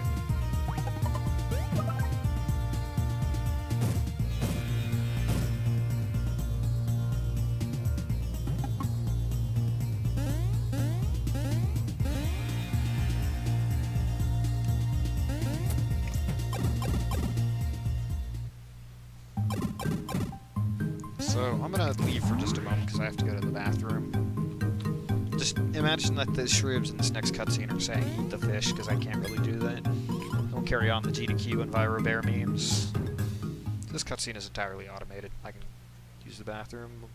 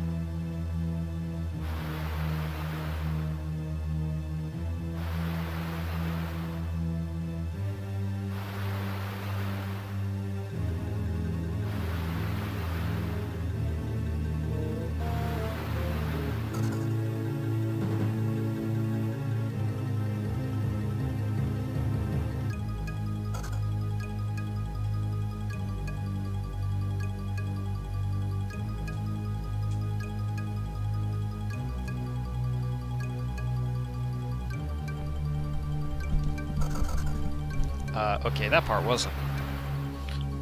Well, I lose time, because I thought these text boxes advanced automatically. My bad. I still had to use the bathroom, though. So, bathroom time loss.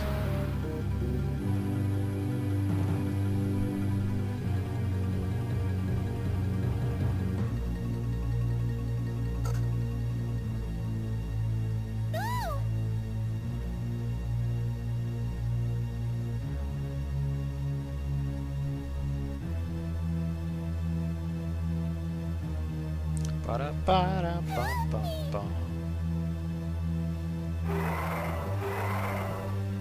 Eat the girl. Eat the fish. Eat the fish.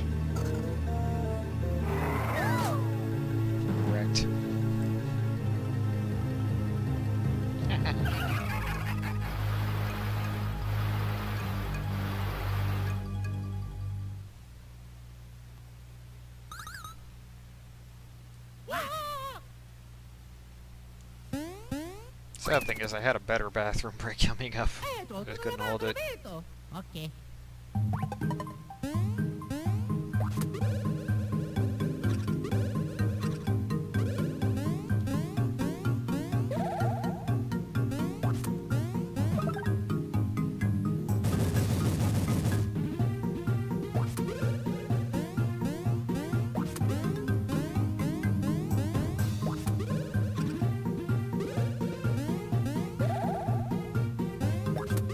This place has pretty good music too, in my opinion.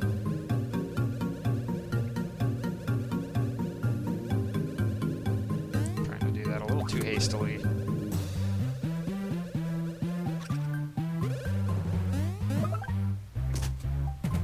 Alright, so the next section is the next dark room. I should learn how to do this so that I only have to hit the switch twice.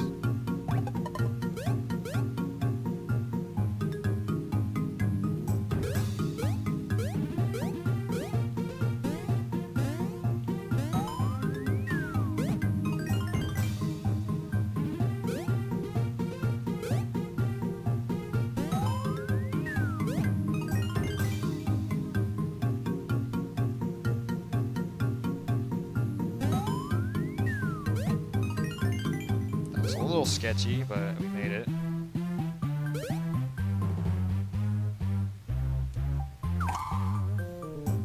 These parts are not conducive to going fast.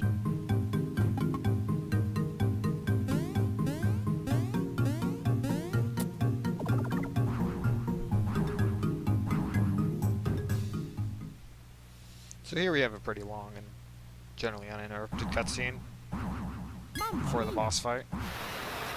Because we make the wonderful decision of just appearing right in the middle of the arena.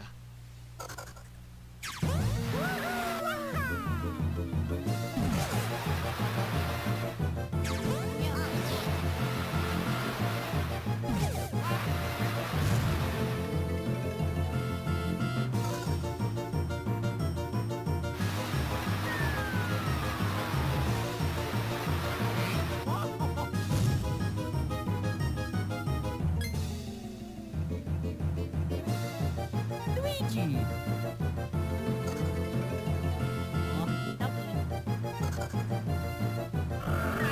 Alright, so this boss requires a lot of focus. It's a really stupid boss.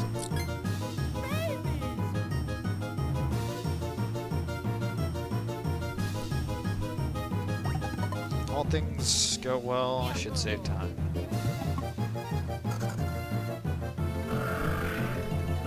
Let's go!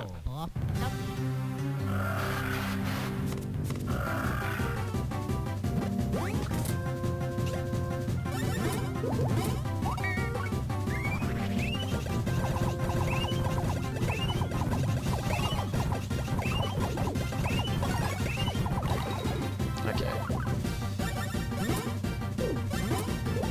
I want to see a green circle appear around him. That's good. I should be able to kill him next turn. Oh wow, the speed down actually caused him to skip a turn. Freaking task strats, dude.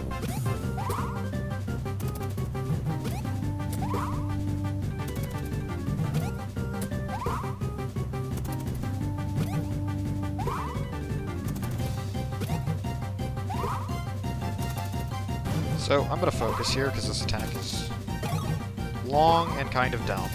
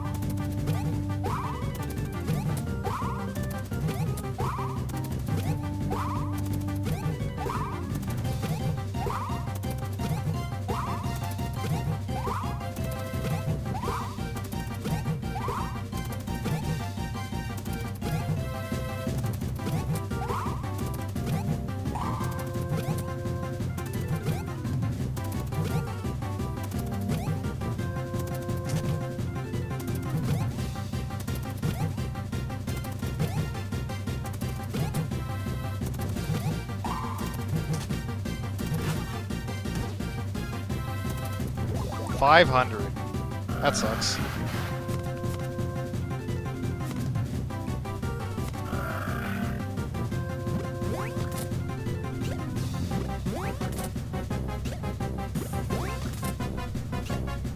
It's not a very good time to drop it because now he gets a really long attack.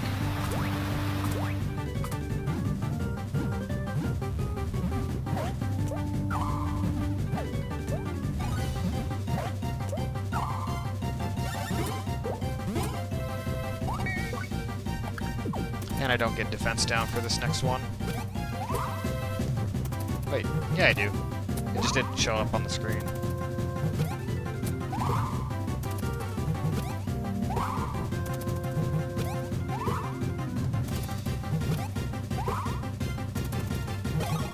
Never try trampoliners on this boss, that's just a bad idea.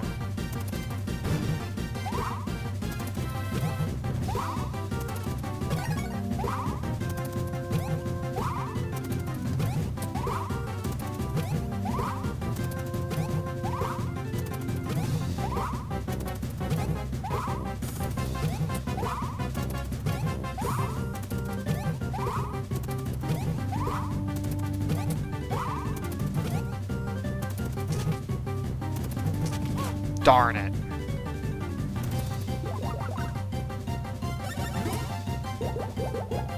This'll kill him. I'm like damn sure this'll kill him.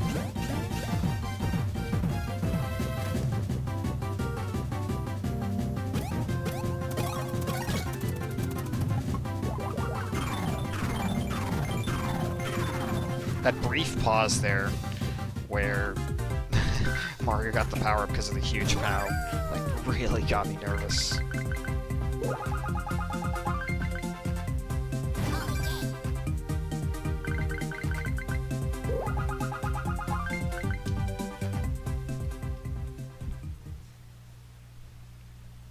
With even as bad a Gritzy Desert as I had, I still saved 42 seconds there.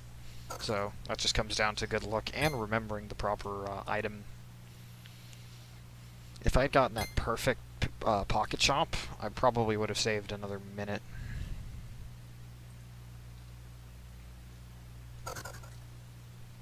Mamma mia!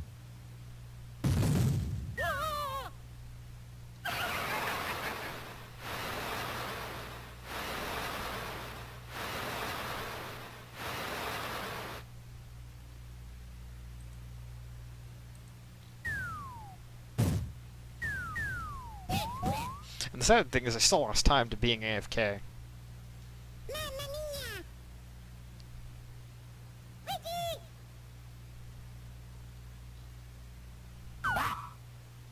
Oh no! Hmm.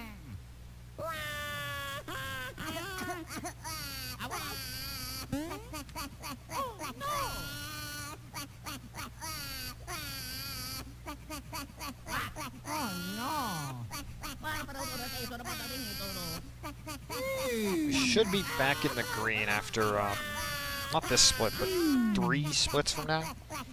That one I have a ton of time save on.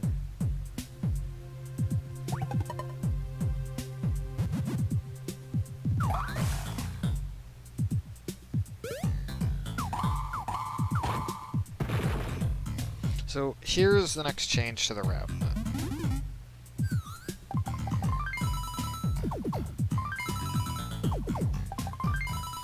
First of all, we're grabbing pants that give nothing but offense, and then we're grabbing 2 dire POW badges. These will replace the big POW badge because they increase my damage output by roughly 100%. So huge POW or big POW depends. Actually, it's big POW in this case. What that does is if I get a great on any of my bros attacks, which is really easy to do with copy flowers or ice flowers.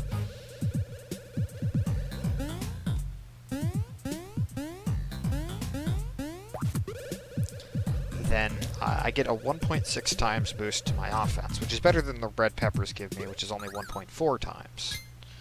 So that's why I use that for Shrewboyd Rat. But on all subsequent bosses, Dire POW will give me times 2.5. as long as my adults are at below a quarter HP. And this also stacks with red peppers, so you can effectively increase your damage output by 350% Oh yeah. with both of those together.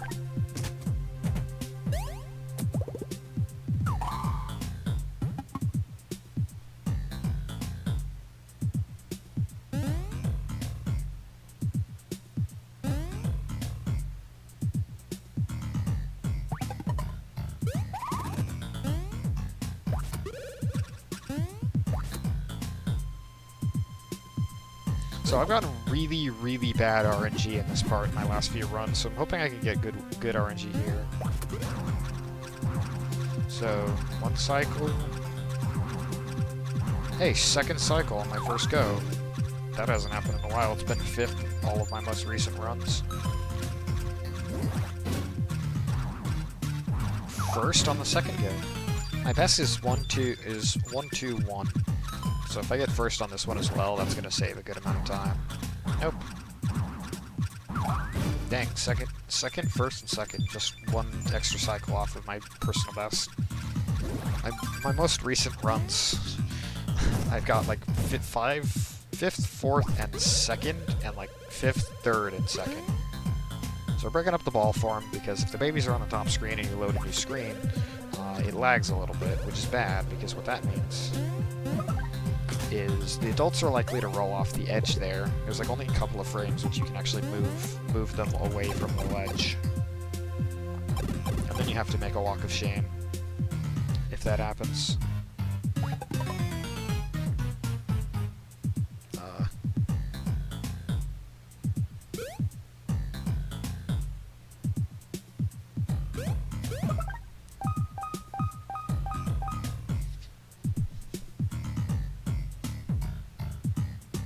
It's just a little ball mini game.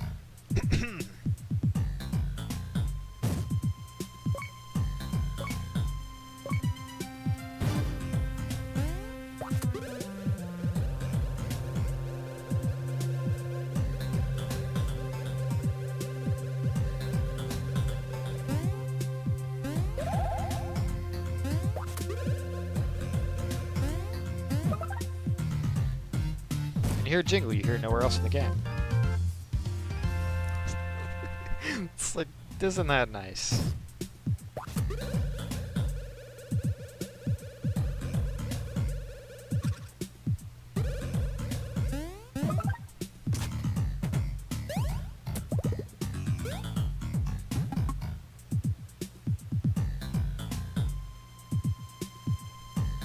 Clinging to the wall there means I'll avoid all encounters. This encounter is actually desirable, because it's guaranteed that I will not game over here, but I will still get the adults into KO'd status.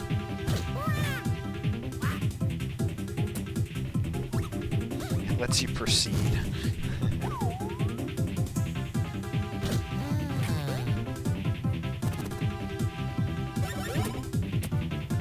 So if you run away from a battle and at least one character is KO'd, they will come back with 1 HP after the fight. So I'll do this 3 times to exploit low HP values. It's kind of nice how, like, despite this game generally being hard, it has a really nice little saving throw for you, where gotta jump over that. Where if you mess up with the adults and get one of them KO'd, then you'll always have the babies as backup. It means it's unlikely for you ever to just straight up game over. It makes this game a really safe run, since it's unlikely for you to die for the most part.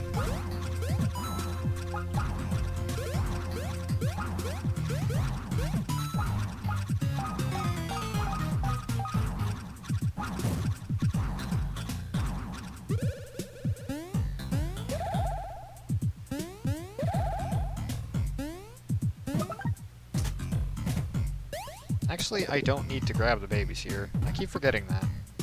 It'd be a little faster to just roll down through here and pick them up in this pipe room. It's a trap that gets me every time.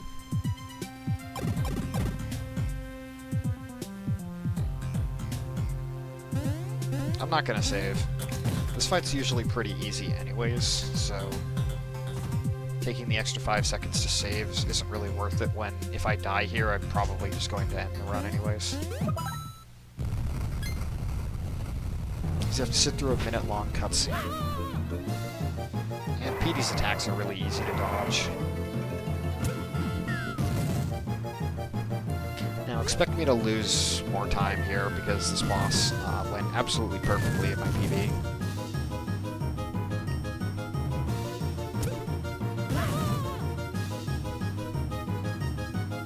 Luigi! This cutscene has no text boxes in it, so it's usually a good bathroom break.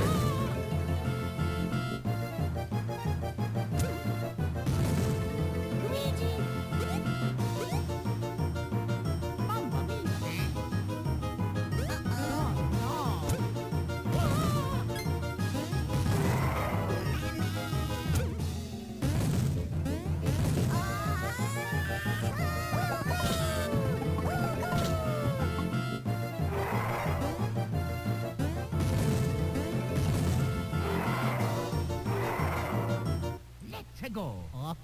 Thanks for the good luck, Austin. How you doing today?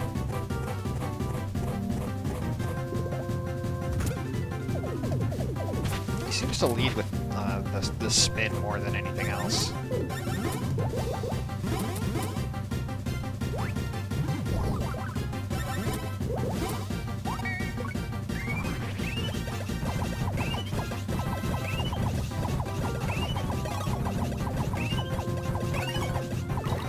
Darn. That's unfortunate.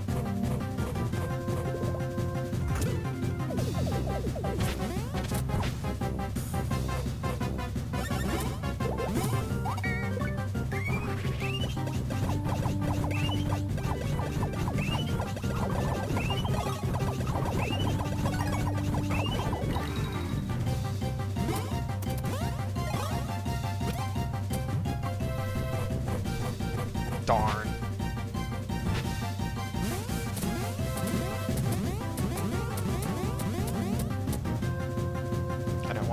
I don't want him to go down yet. I had a perfect fight in my PB, so this is just kind of bad luck that I didn't get that ice flower when I needed to.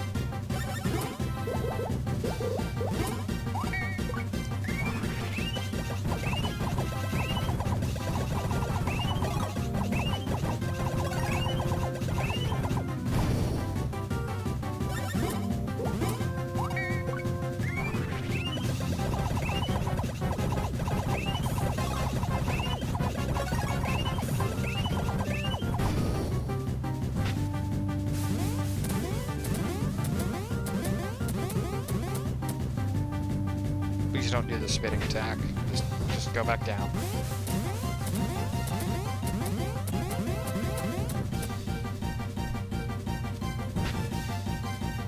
Darn.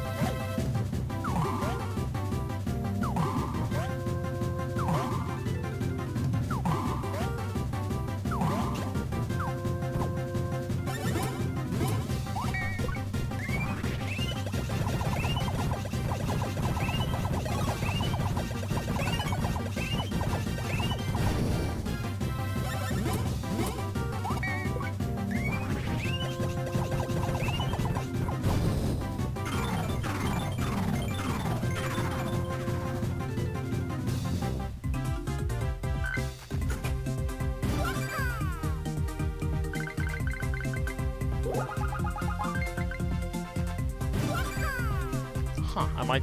No, I'm not saving time here, but... I'm not losing much, so that's fine.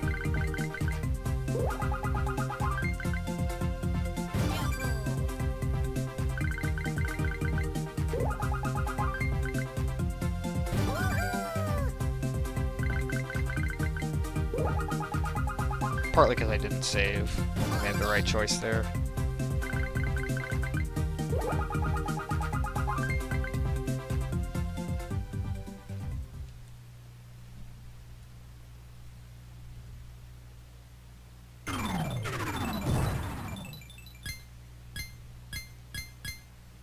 Ba-ba-da-da, ba-dum-bum-bum-bum. I also saved Kylie, by the way. So now she owes us one. She'll get back to that later.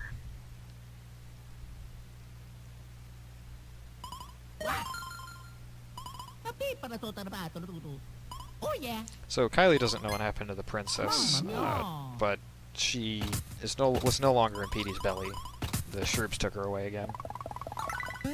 Probably to use her for entertainment purposes.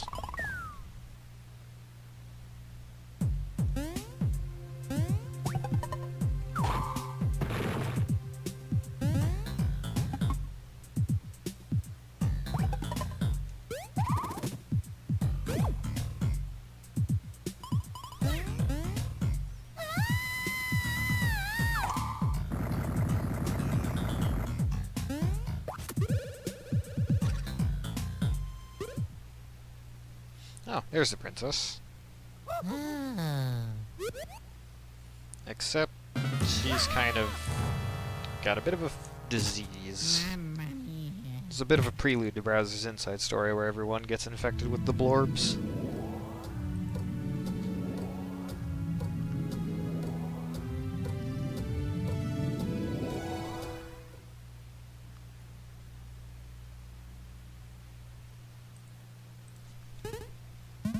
Wait, what the hell? So I just went on Twitter for a second. Apparently in Xenoblade 2, people complained about the soldiers who say things like, "Don't forget me," and "Think you can take me," and they got it removed. Are you kidding me? They seriously patched that. They seriously patched. Why would you patch that? That's like half of the fun of those soldiers.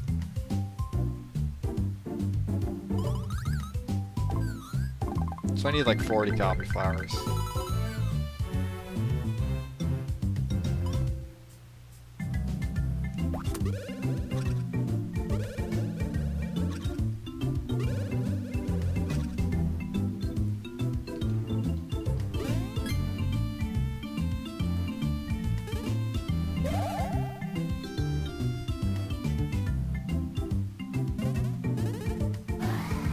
That's so dumb! Why would they remove that? That was like my favorite part! It's like my favorite part of the generic NPC is just pure Mass Effect syndrome.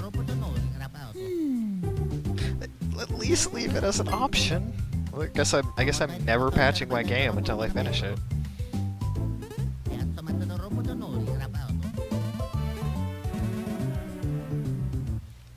Yeah, I love the accents in that game. It's such a nice little touch. Like how, you know, the Orions have Australian, the Nopon have kind of like a British Eat accent, the Gramati have Welsh, and the Ardanians have Scottish. It's just a really nice little touch to kind of keep it in line with Xenoblade 1, how the cast of Xenoblade 1 was British, which I know was something that a lot of people were actually kind of upset about with Xenoblade 2.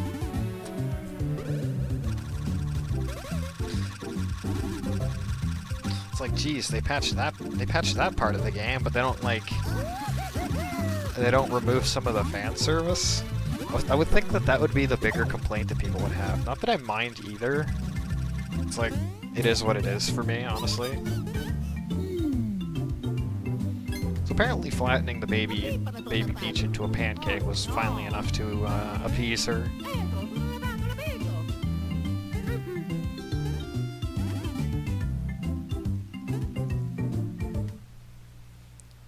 Dum dum da dum dum dum ba da da dum.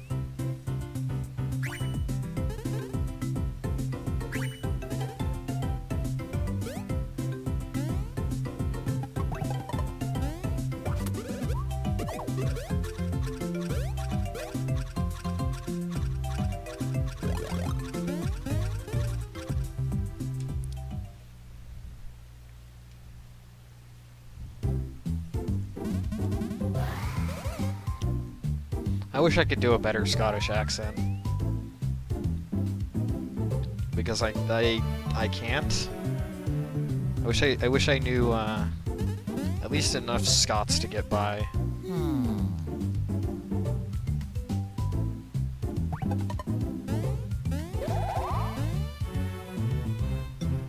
Just on account of, like, my family's very proud of our Scottish heritage, even though we don't really celebrate it very much. One of these days I will find a bottle of Iron Brew. Just to sate my curiosity. Because you can't get that, like, anywhere in the States. Like, there's one novelty shop in North Carolina where you can buy it. There's one novelty shop in, like, North Carolina where you can import that stuff.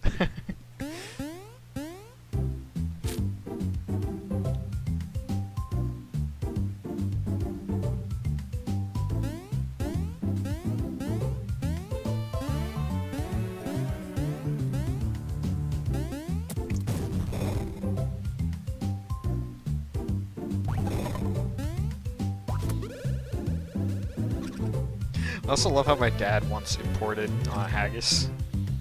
Like, he went to Scotland, brought it back somehow, because back then they didn't check for that stuff on the planes, and it wasn't actually illegal to carry on planes, which it is now. Apparently the smell was enough to get my sister to leave the house. It was that pungent. It's one of my favorite Scotland stories, of how everyone in my house just kind of left as the smell just fumigated the entire house.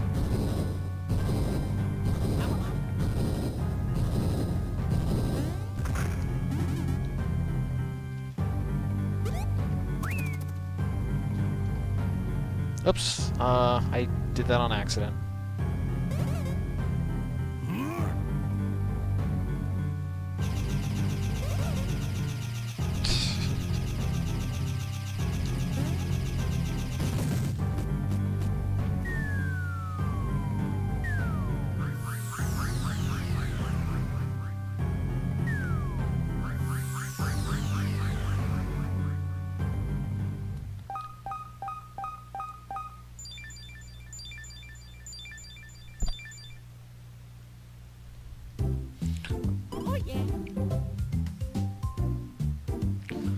So, by calculations, going through the library here saves approximately 0.97 seconds. I actually don't know how much time it saves. It's probably somewhere between a second or 2 seconds, just by virtue of having to go through fewer rooms.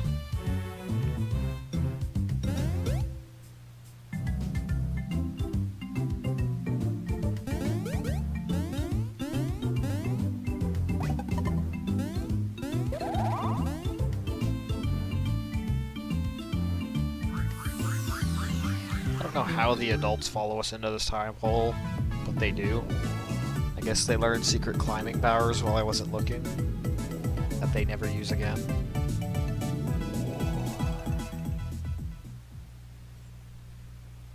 Sour, please.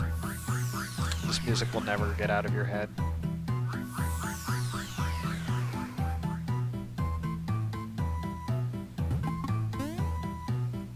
Dum da da dum. Da, da, da, da.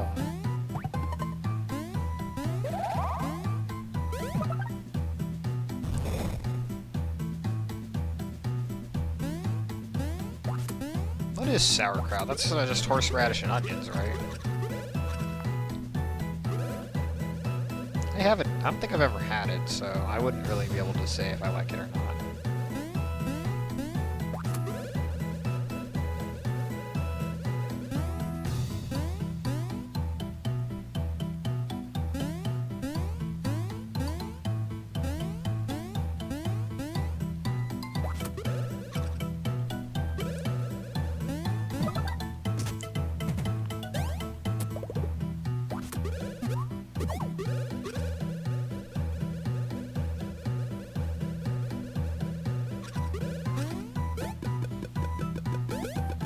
I imagine there are a few people out there who say that about licorice, though. Very wrong people, I might add. Oh. So I heard it had like a flavor similar to horseradish.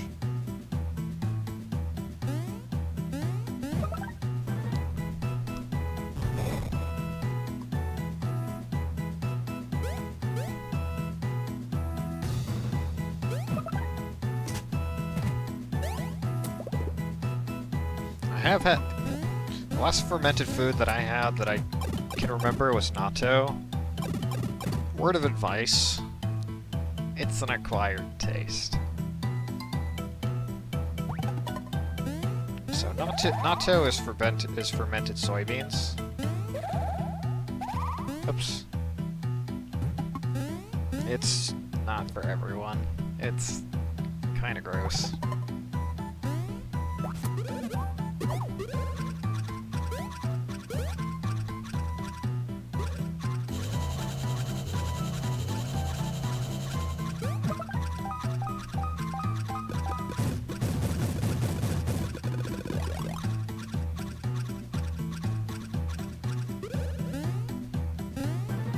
So you can manipulate the enemy to not get an encounter there. Well, I mean, sour,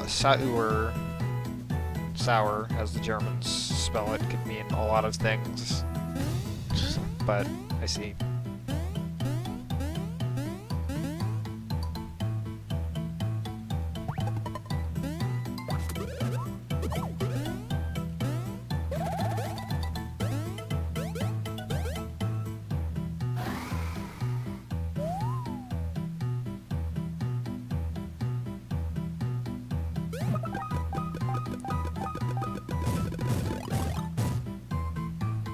I'll have to give it a try sometime.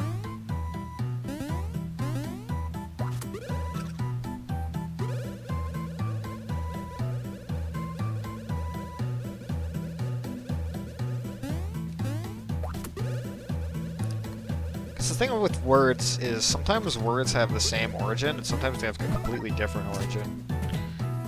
Like, between languages. Like the word embarazado. It sounds like embarrassed in English. In Spanish, it means pregnant. So, you do not want to call yourself embarazado, or you will be embarrassed.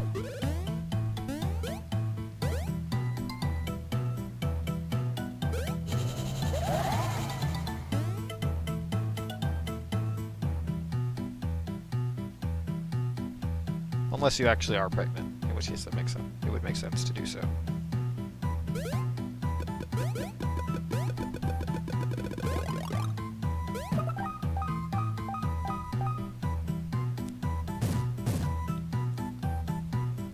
I mean, they may have, like, a similar origin. That is possible, but the way it comes out is very different.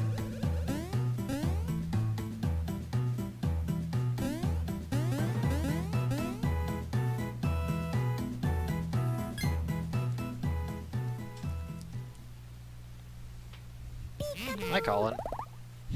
Sorry, your name is the same color as Tiny Tim and about the same width, so I kind of got thrown off there. I didn't realize it was a different person. Hi, Colin. It is. We have words from so many different languages that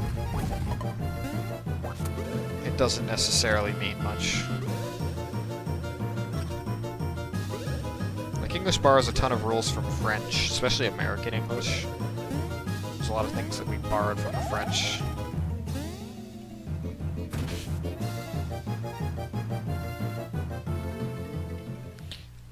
Borrowed a lot from Italian and Spanish as well, because those originate from Latin.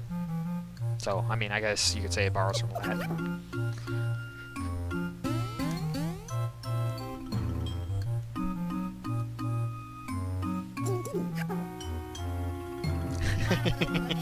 True. English has a lot of languages it takes after, but I at least appreciate that English has a lot of words from other languages, like the words, you know, umami, tsunami, karaoke, those are borrowed from Japan. Sauna is borrowed from Finnish, which is where it's most associated with. Like, these are things that I think they describe things that, you know, Westerners are used to, but, like, we've come to know a foreign word for them.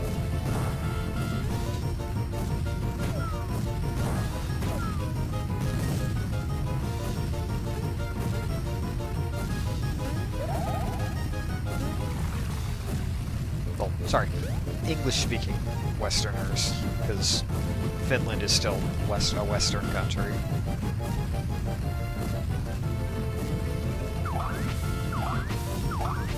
Fun fact, if you mention Finland at a GDQ, a bunch of, while on the mic, a bunch of Finnish people in chat will say, Finland mention, let's go to the marketplace, in Finnish. Because apparently there's a catch line that Finnish people say whenever Finland gets mentioned that roughly translates to that.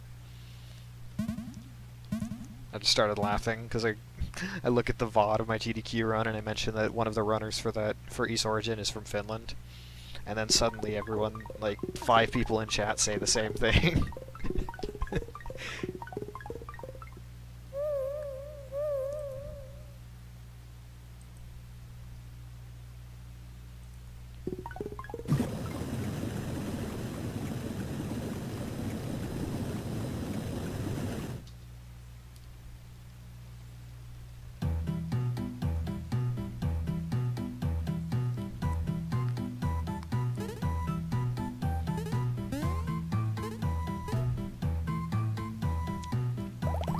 Oh no, Bowie just mentioned, apparently in Xenoblade 2, the next patch updates the load times of the games, so it's like, on the one hand they removed one of the greatest parts of the game, on the other hand they made it better.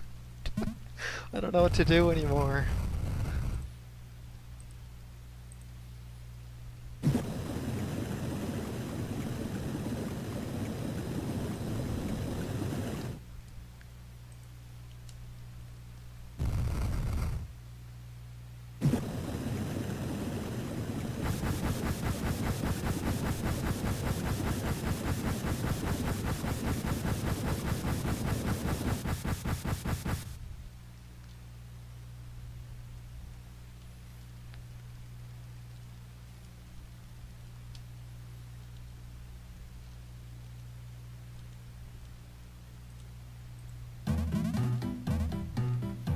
Alright, so I'm gonna get into an encounter here that will bring the adults back to 1-up HP, because they do have a boss coming up.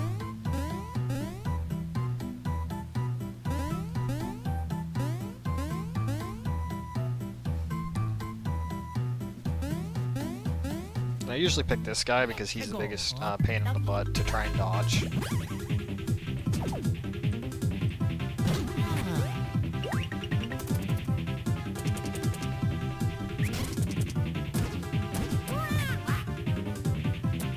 If you're wondering why I kill Baby Mario there as well, it's because it means the next hit will guarantee that he targets Luigi, because he won't have any other targets.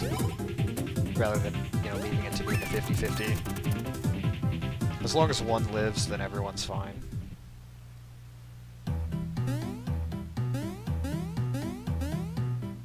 Dum da da dum da da da da da dum da da da da da dum da da da da dum da da dum. Da da da da da da da da da da da da da.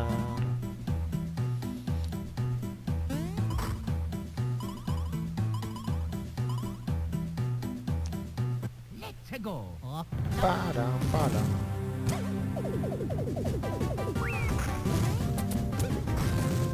Please just give me 2. Darn, she gave me 3 attacks. She can give you just 1 attack, which is ideal.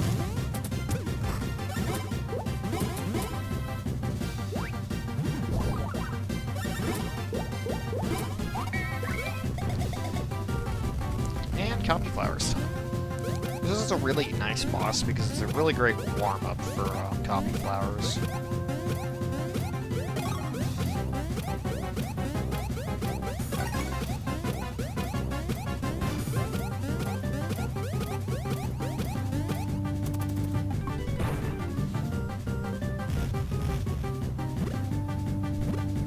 So the one on the top is the real one. It's the one that has good teeth and doesn't have a chip on its back.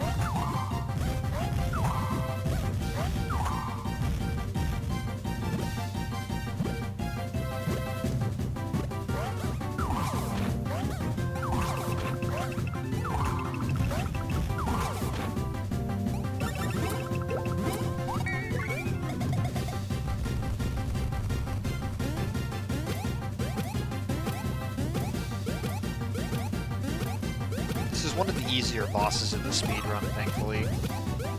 Casually, a lot of people have told me it's pretty hard. And again, I am also playing on the European version, which is a little easier than the North American version.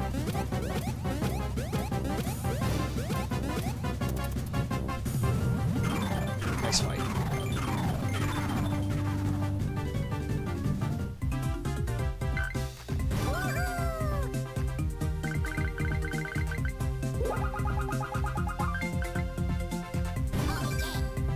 I didn't realize I could save this much time on this fight.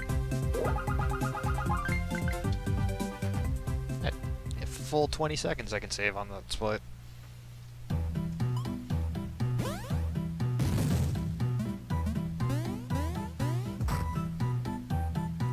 Hindi pa natutrabaho. Oh yeah.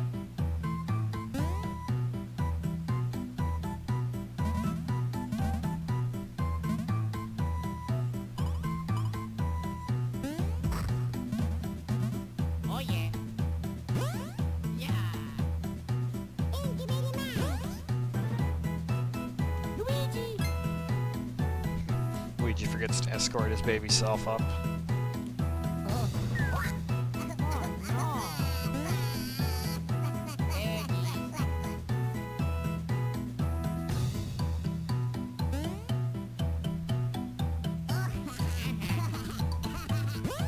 Yeah.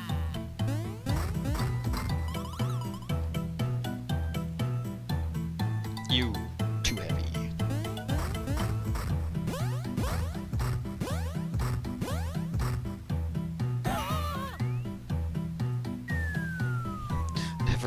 Reminder, never call your wife too heavy. Good life advice in general.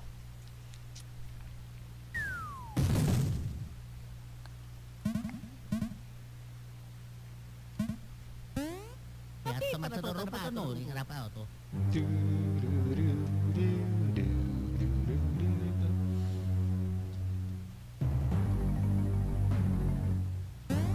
I really do not have much time saved after this, so I need to...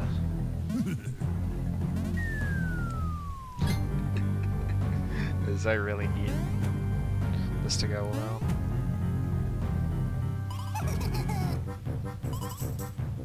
I don't know, the Beatles got away with it.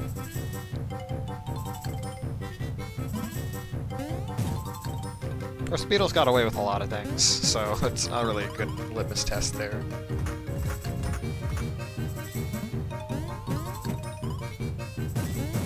You'll never amount to anything, kid.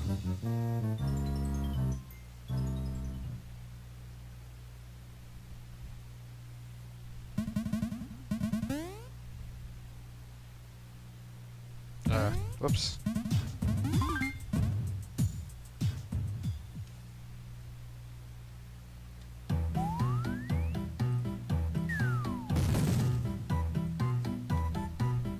So we're coming back up here because we're going to skip this entire dungeon.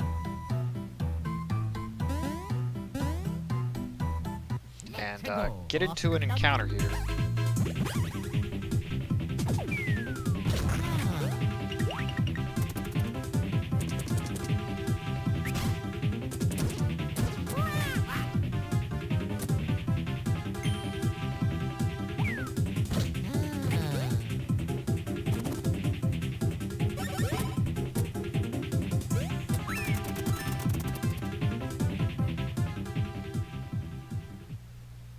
And so that sets the adults back to 1. There's nowhere convenient to get into an encounter anywhere else in this area, so kind of have to pick that one in particular.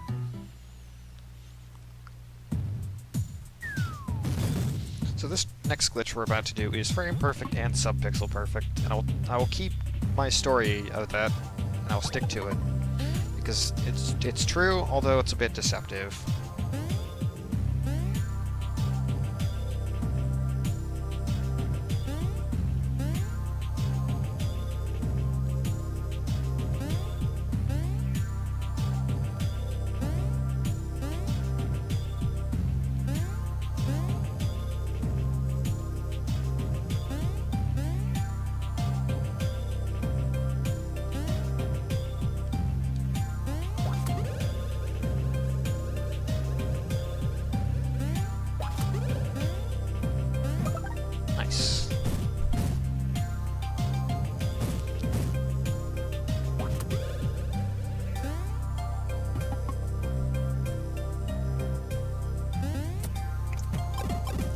slow.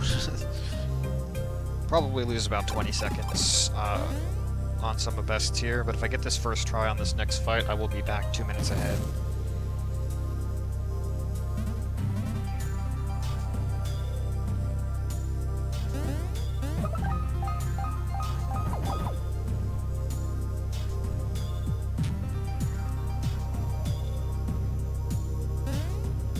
What am I thinking? If I mess this up, I'm not continuing this run. Ordinarily, I would save there for safety purposes.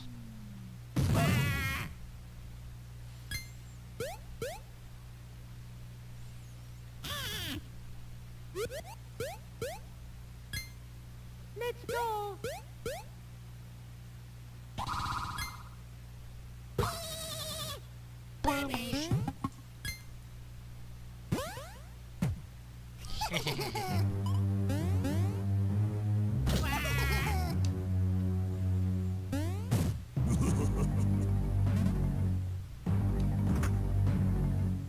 So now the two Bowsers have teamed up to fight against us. And this ends up being one of the hardest fights in the game. Because of this attack in particular.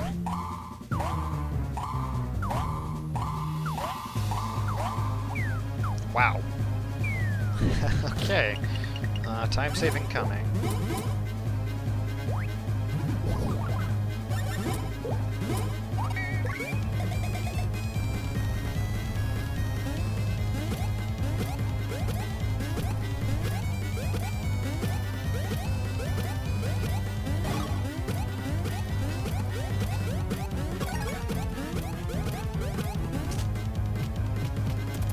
That's fine.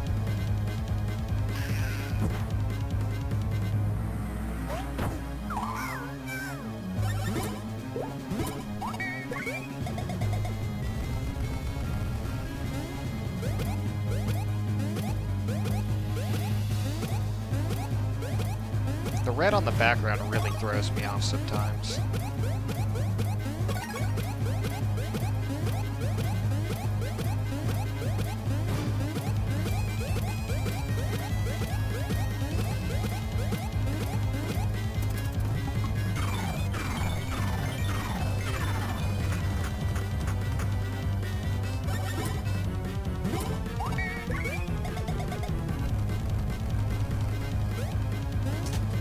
What the fuck?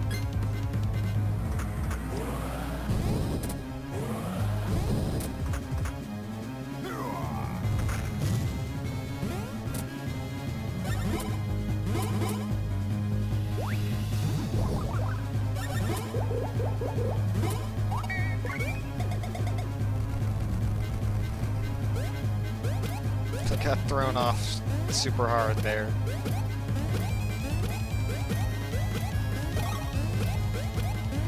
I did not want to blow that turn, but it's fine. We can still complete this boss fight and save a bunch of time.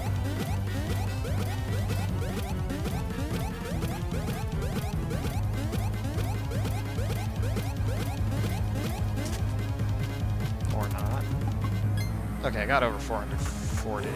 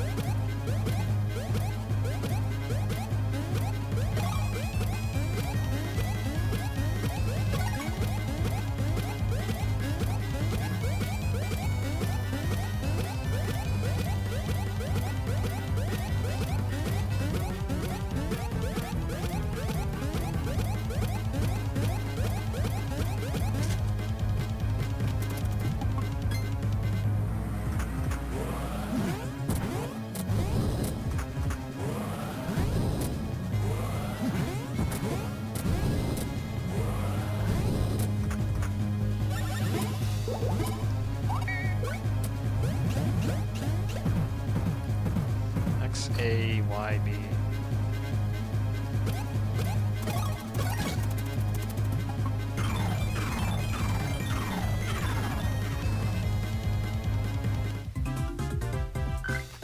I only needed about 80 damage there, but I think that's the quickest bros attack in the game.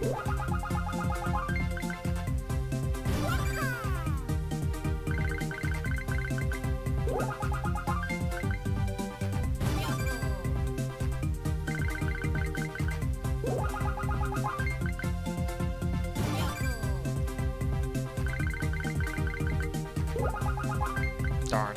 Oopsies.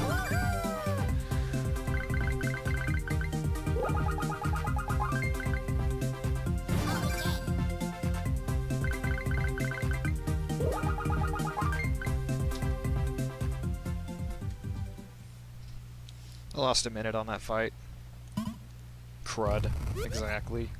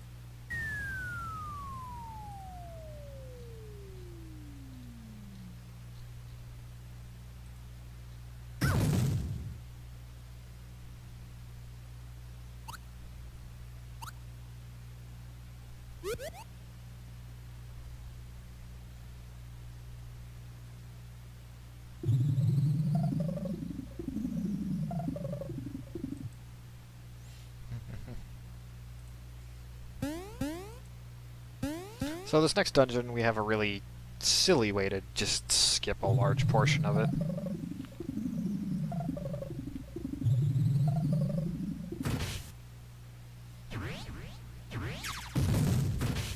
And so, most of the next few minutes will be a lot of cutscenes.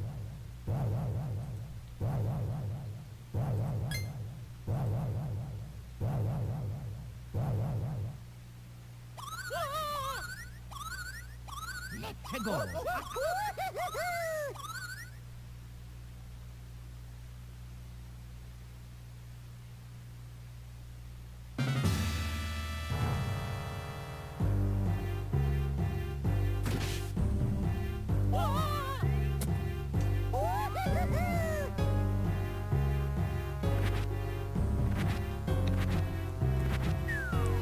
I still have a few seconds I can save on this split, which will be nice if I want to go for that sub 4-hour time.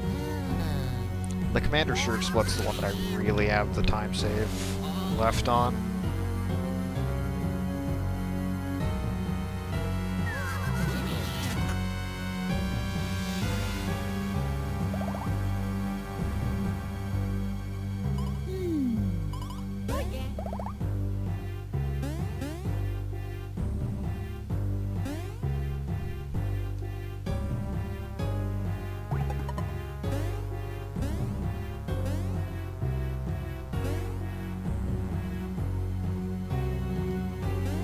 Huh? How's this not getting it? There we go.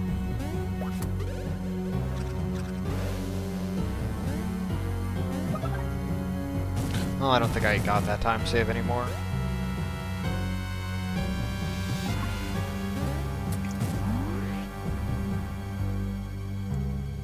So, doing that skips a really big room and a puzzle. So, that saves about 2.5 minutes of just nuisance.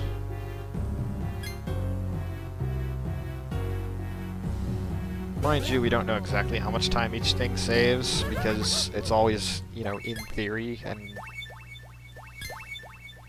we usually compare to, like, a good run, rather than, like, some sort of task. We know the exact number of frames this saves kind of thing.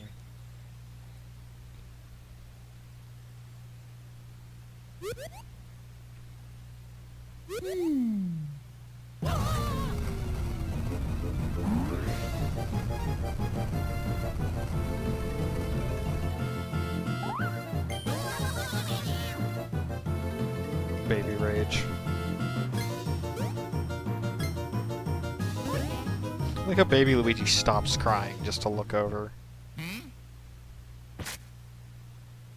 Bamboozled! Well, take this.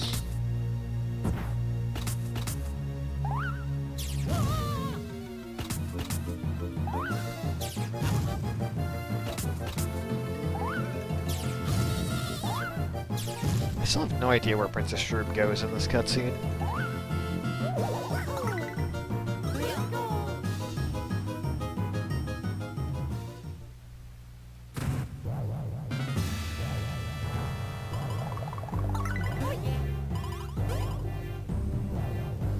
So, kind of gets even with us.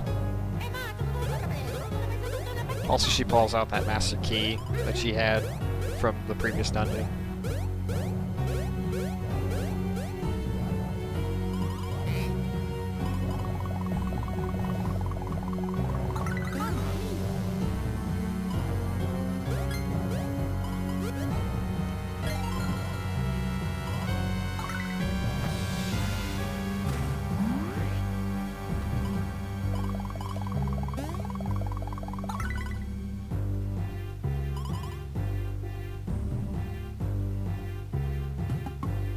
So you're set up to believe that there's going to be some big boss fight here, and minor spoiler, there isn't.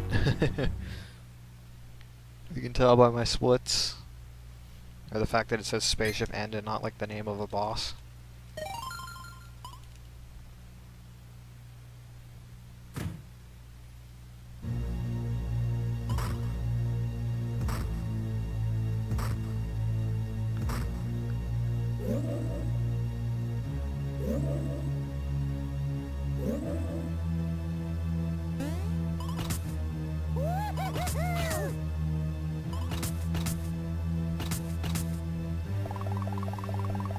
So she thinks there's going to be some big discovery, but turns out we just triggered a trapdoor, and the key was for naught. She got outbaited and outsmarted. Or baited and outsmarted. God, it's late. I'm already bad enough with this kind of stuff.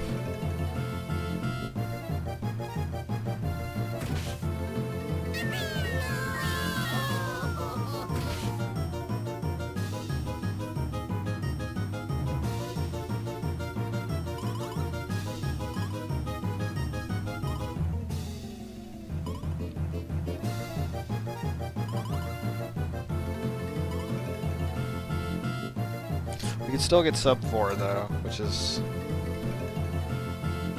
so darn tantalizingly close.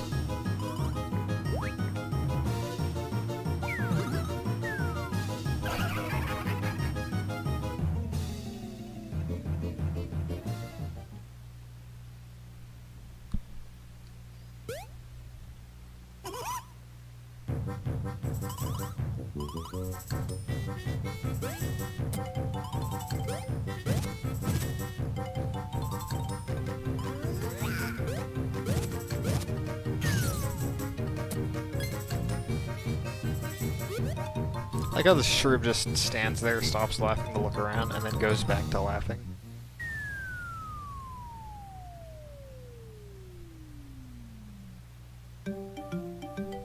What was I doing? Oh right, maniacal laughter.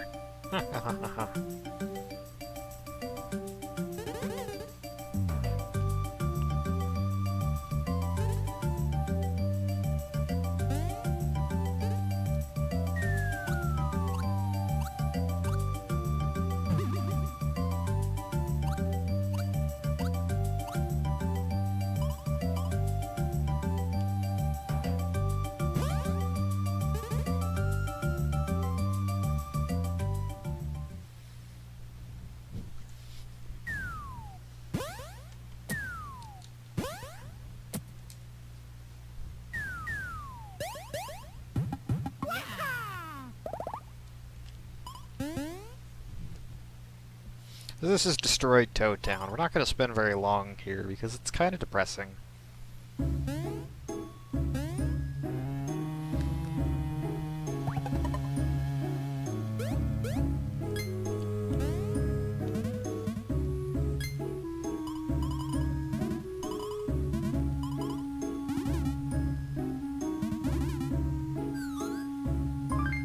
So I want to buy a pair of star trousers for Luigi, and then risk badges.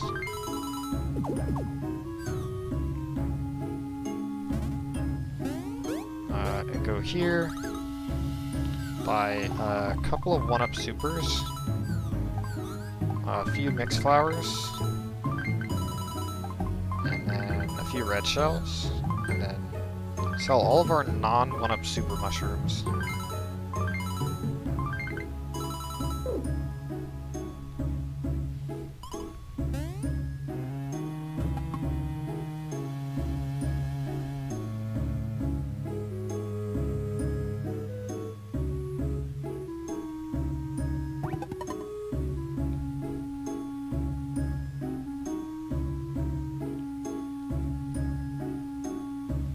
So now we're going to perform top screen storage with the adults yet again.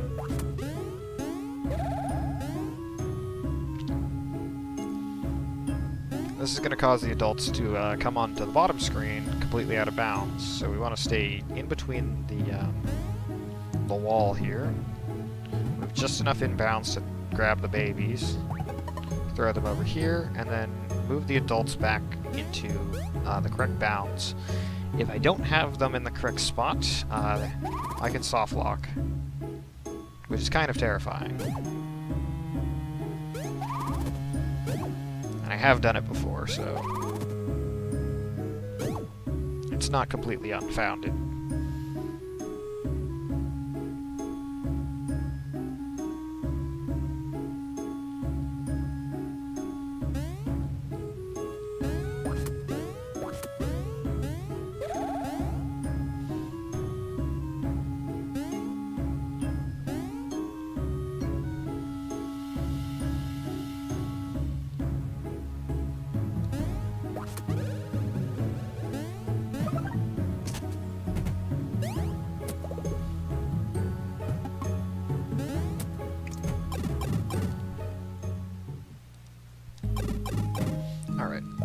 If I can successfully dodge enemies on this part here and not screw up the boss fight, I will save time.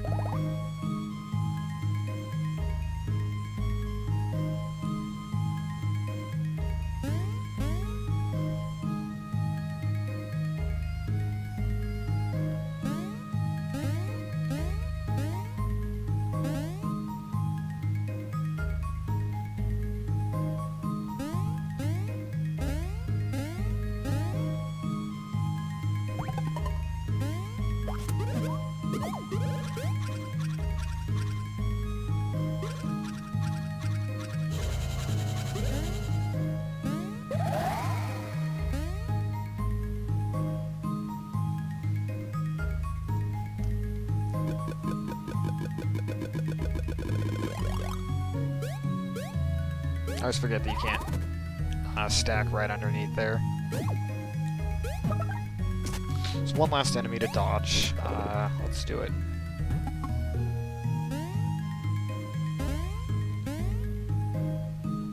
Did I say 1? I meant 0. We're in the clear.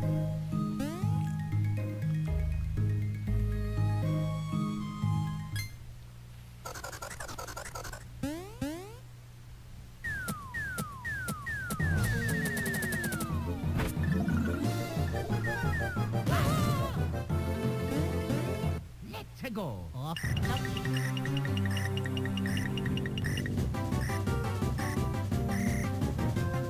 Alright, so I actually want to do copy flowers first turn. That's a mistake that I've been making a lot. Because their speed is lower than Mario and higher than Luigi.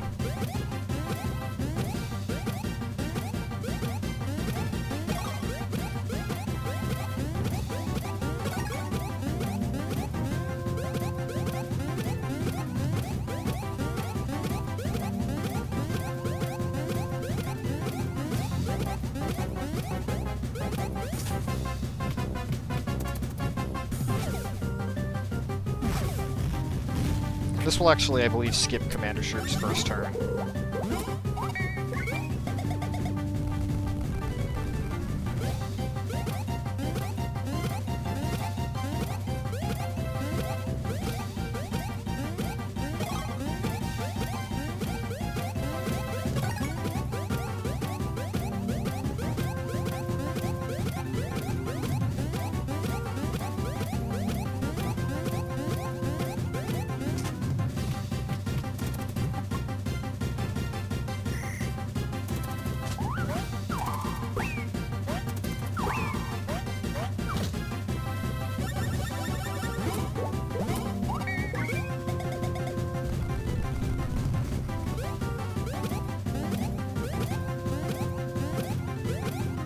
believe he has 900 HP, so I'll kill him on Luigi's turn.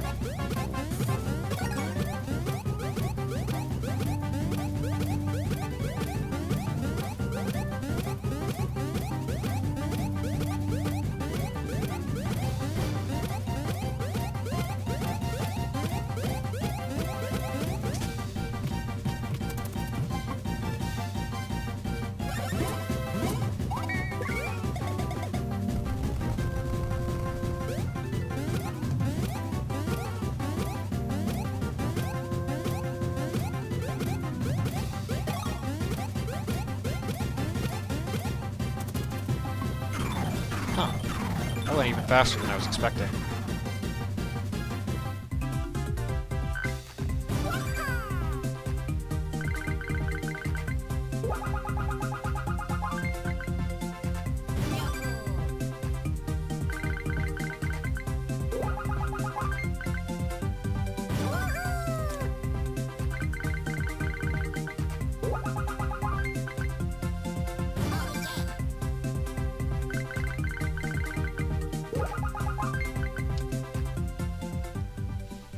Nice. I golded that by a lot. Guess that's the first time I had a decent split there. I think my number of unintended encounters this run is like really, really low. Indeed, same here, Ratty. Do I call you Ratty, Retro, or Moose? But yeah, that's a relief. I just need to make sure Spiky Dude goes well. I have red shells this time, so I'll actually have a way to fight him.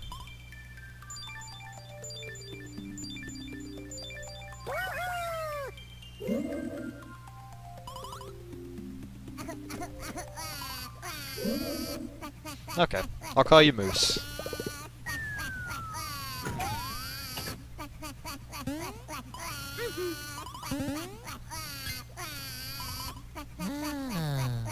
Okie dokie.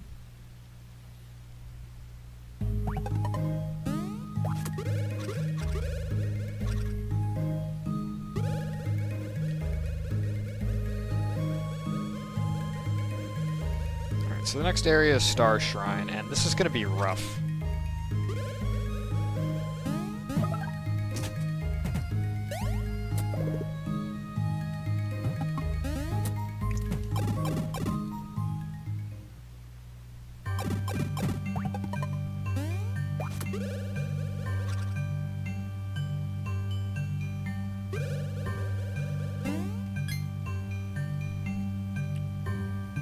The reason I say this is because I got like first try Star Shrine skip, so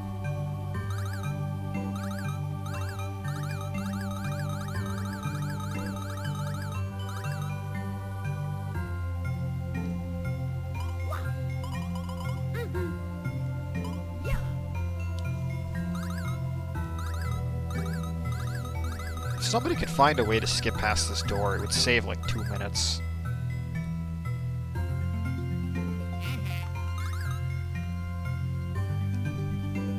Oh no. So Luigi's not worthy of going ahead.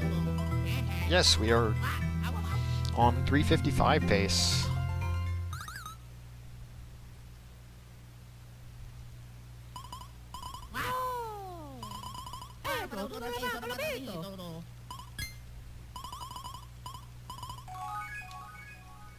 Sono levato, l'ho visto! Oh no! Ma sono tutto ripeto, tutto ripeto, tutto nel pacchetto pato! Ok.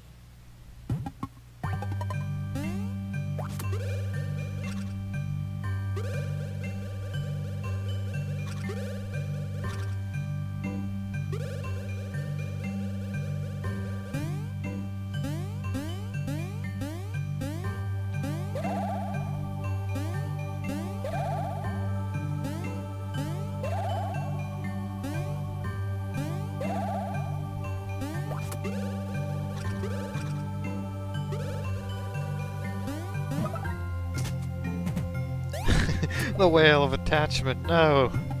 The whale should not be attached to this run. Should never be attached to a Partners in Time run until it's finished.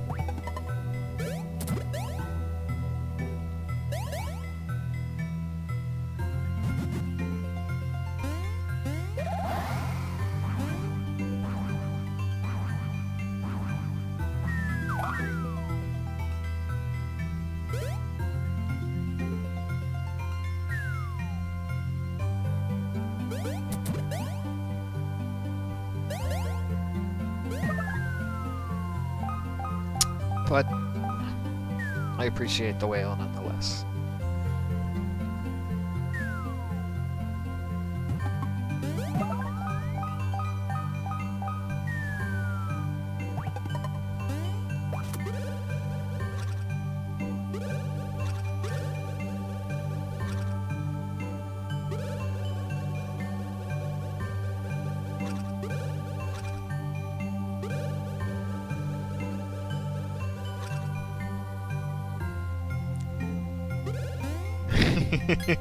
Extra thick.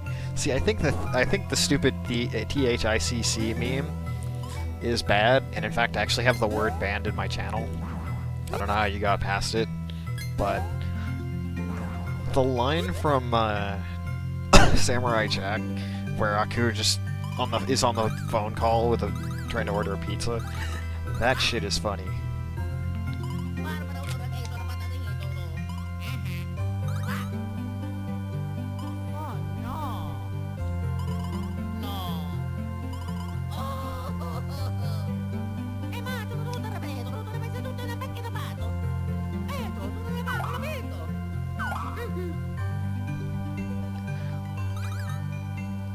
What the hell? What the hell is that?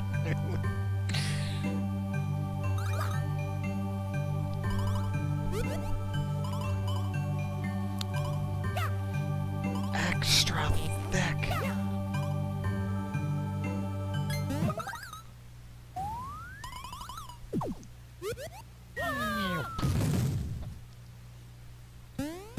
Luigi!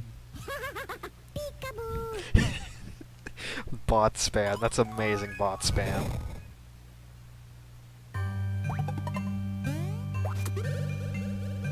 Wait, what am I doing? I should not be doing that because I need the babies for a pipe block ahead, and I can't just roll up this. Well, there goes a good chunk of the time save I had on this part.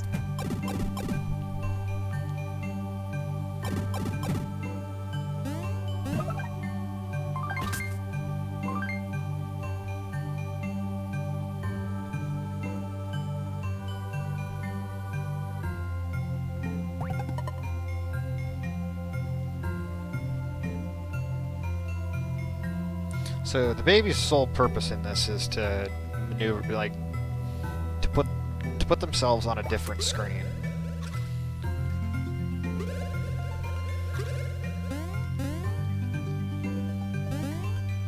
I almost had it first try.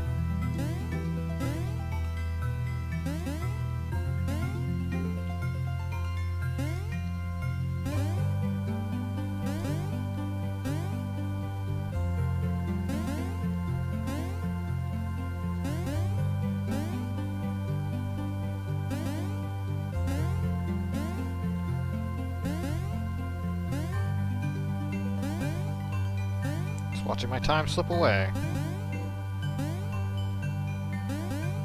This jump is really finicky.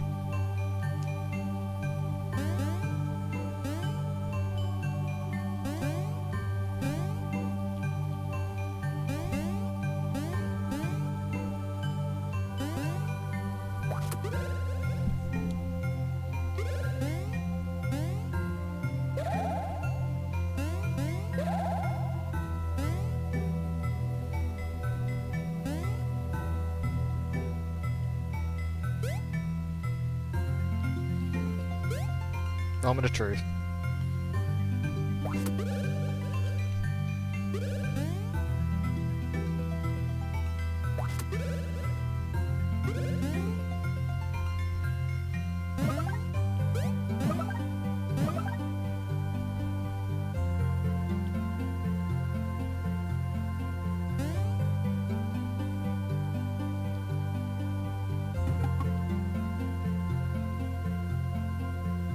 There we go.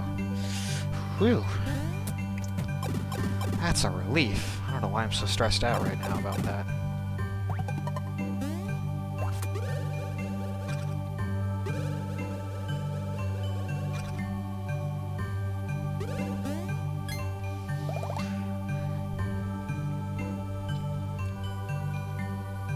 It's been a long time since I feel like I've had a speedrunning goal that I've...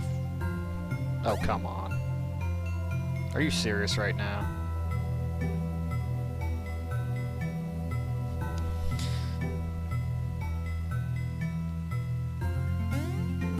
That I've wanted to work for as hard as sub 4 in this category.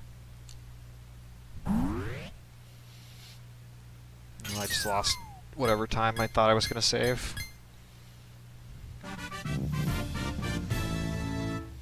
A good boss fight here, and I think I still can save some time, though. I've never had a good split against this boss. They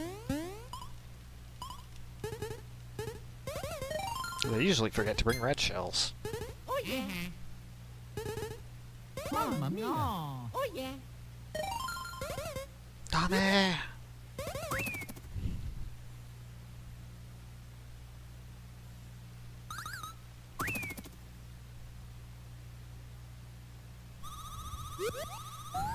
No, you must finish me.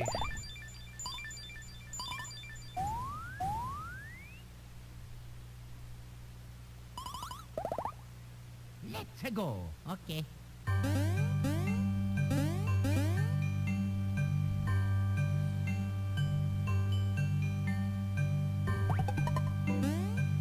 Ball hop, because I have to do it every time now.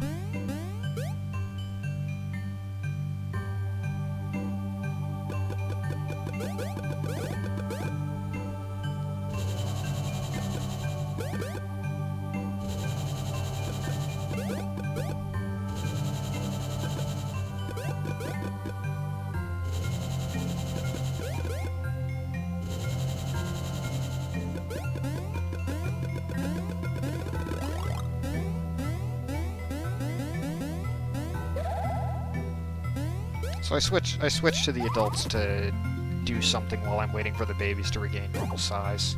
It's a small optimization, but any bit counts right now.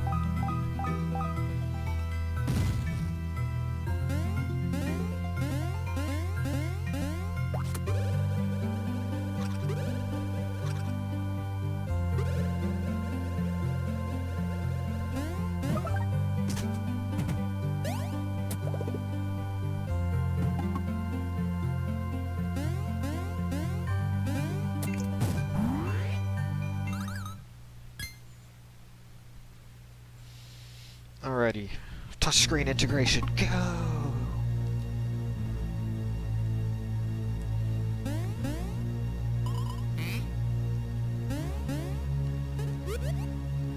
Oh yeah.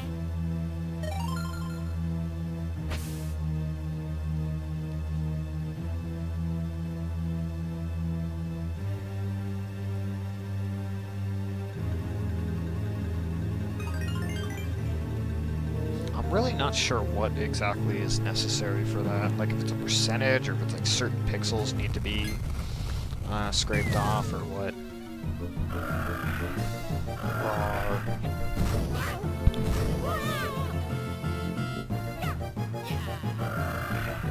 This boss is actually pretty easy at this point. He's a little harder on the North American version because he has a significant amount more HP, like 800 more across his two forms. I say 800, I think it's closer to 1100.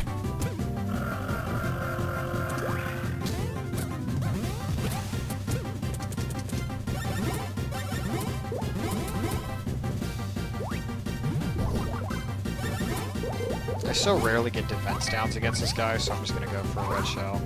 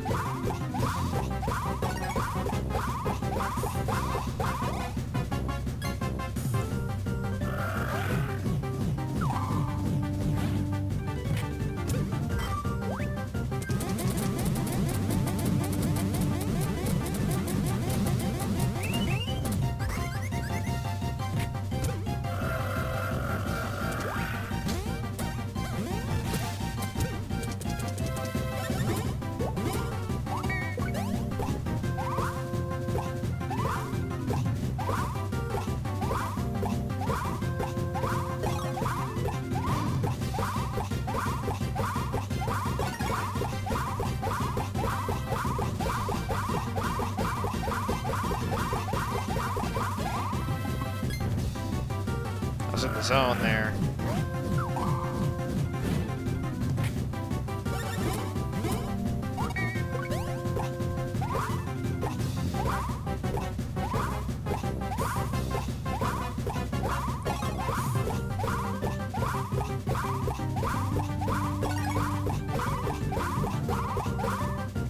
Yes.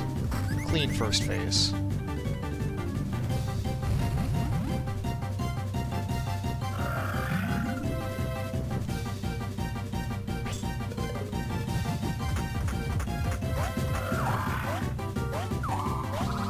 Damn.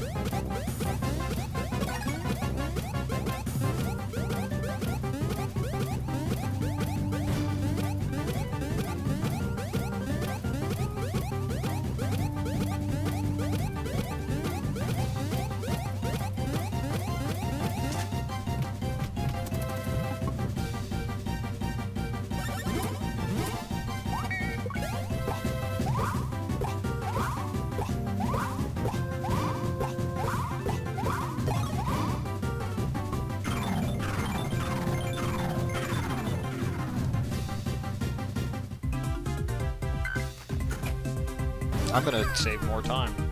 I didn't realize how much time I had to save on this fight, just by virtue of having red shells.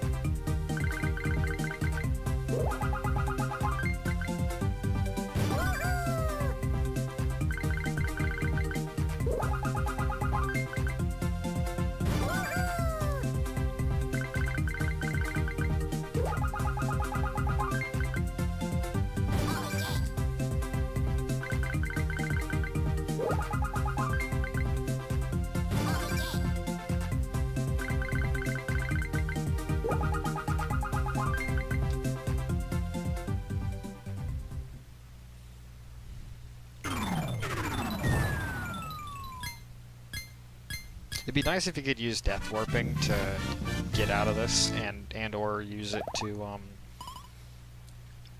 skip straight into Shrew Castle, but unfortunately you can't. So gate skip does not get used in this run, sadly.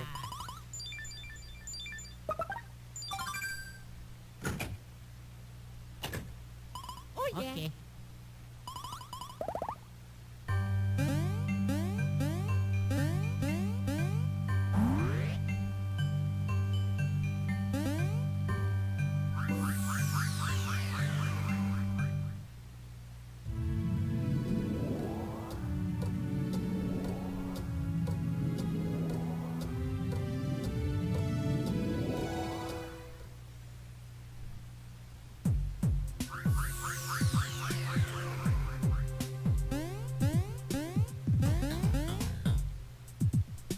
Alright.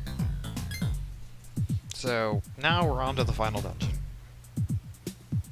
The most important thing for me to do right now, until I get to the final boss, is not forget. Do not forget to equip these space pants. Now, the game calls them space trousers, but we know what they're really called, which is space pants.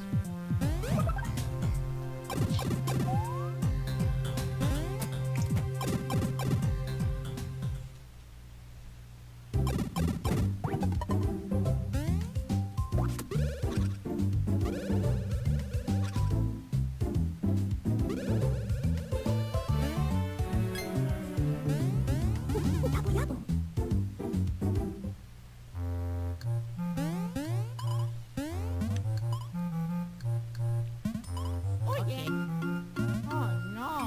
like every game you have to collect something, like the crystal stars, the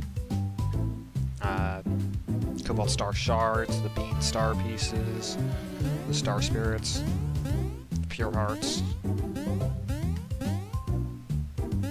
the 7 stars. It's like every Mario game seems to have this thing where you collect a set number of plot MacGuffins.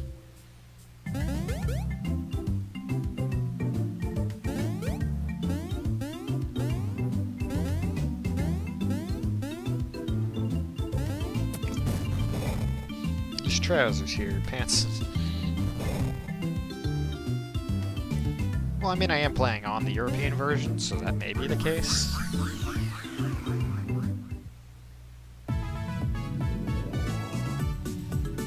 But I think it's that way even on North American version.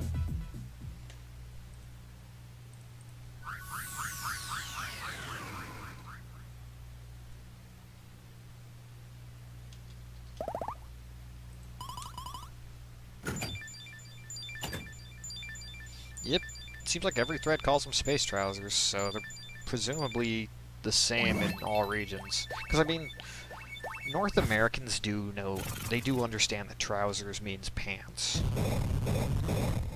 Whereas that might be a bit of a small faux pas to make in Europe.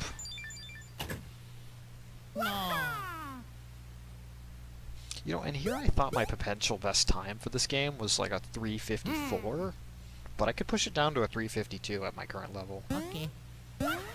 Meanwhile, Snowy On can get like a 3:45 or something.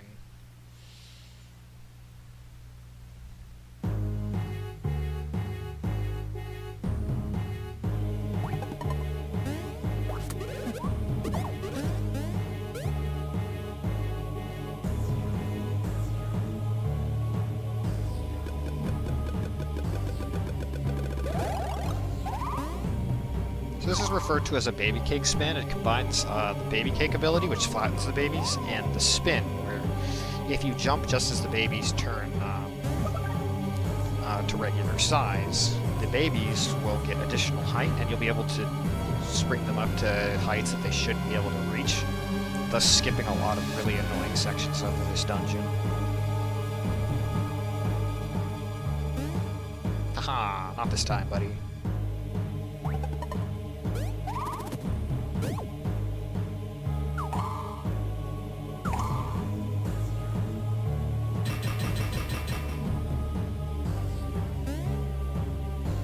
So if you cling to that wall, you'll never get into an encounter there.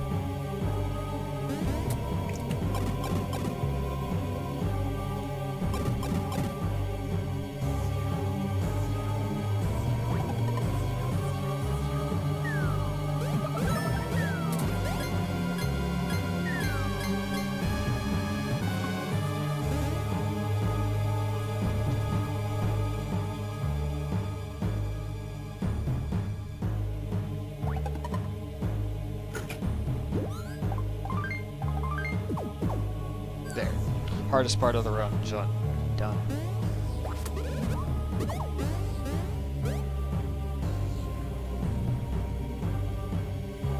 If I get the timing right, I should save more time here as well. Aw, darn, I spun a little too early. Oh well, I still save over a minute.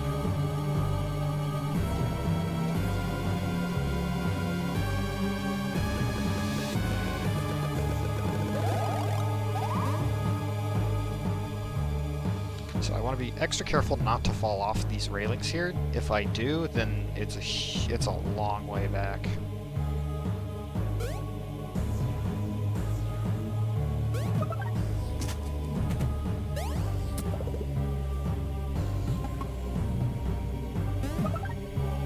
And so this trick just allows us to skip a metric ton of the final dungeon.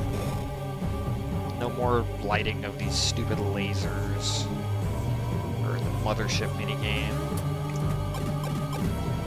Well, the first one, the tutorial one.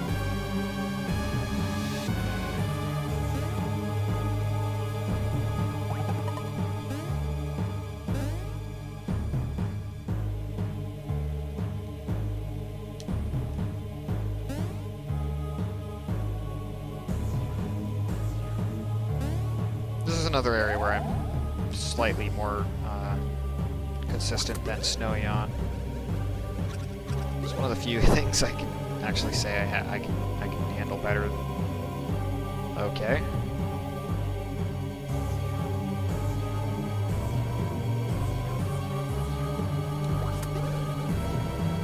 So, no encounters in the final dungeon. Really, really good.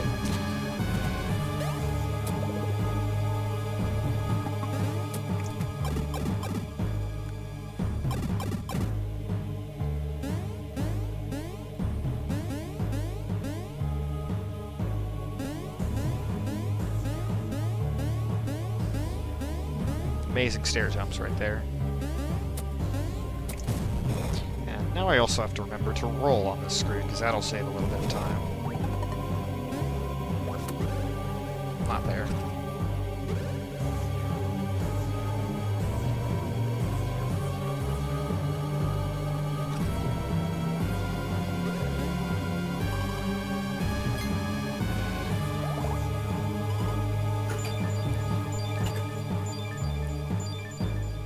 Dum dum dum dum dum dum dum dum dum dum.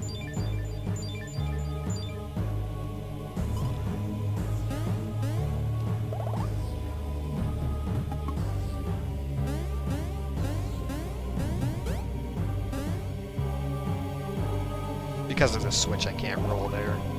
So Stuffwell's giving me some advice to save. To make absolutely 100% positively sure that we save. Which we're not going to do because it's a speedrun. In a marathon setting I would save here, just because this final boss, while a lot easier on all bosses than it is on any percent, can still troll you. Mario, Luigi, Yahoo! Yahoo! Oh!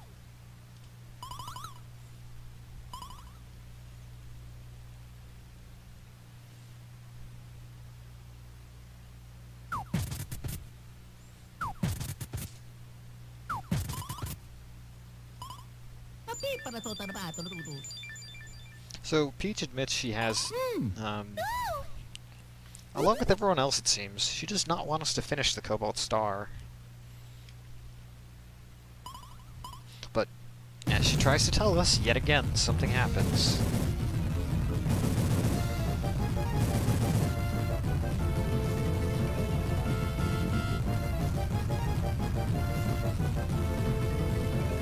Thanks, Migu. Did you stream any more of your tasks today?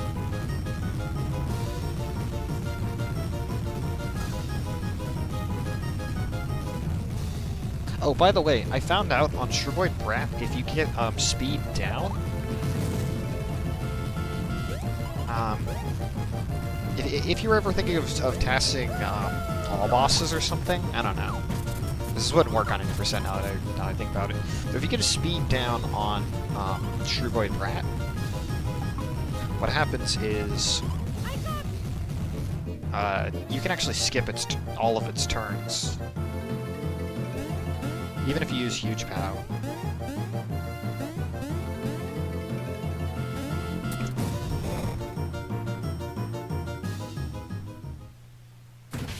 I don't know, it felt like a task strat to me.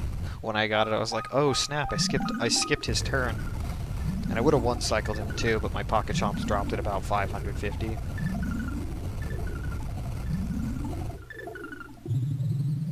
Alright, let's get a good minigame here.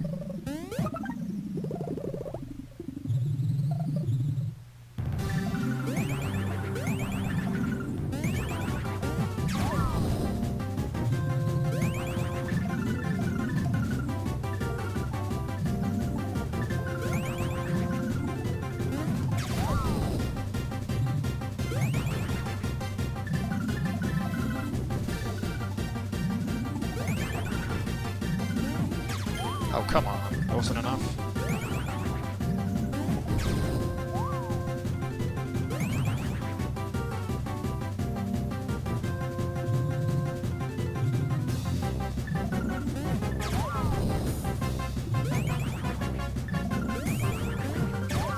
Oh, what? It's not the angle.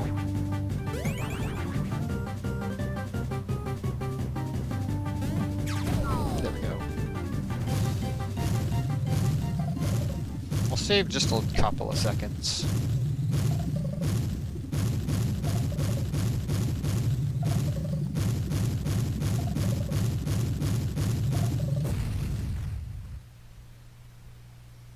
Just because the rest of the castle was clean. Alright, so we're gonna go just ham on this final boss.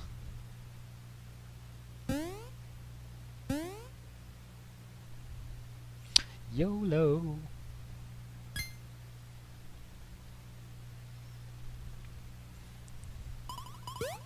Oh yeah.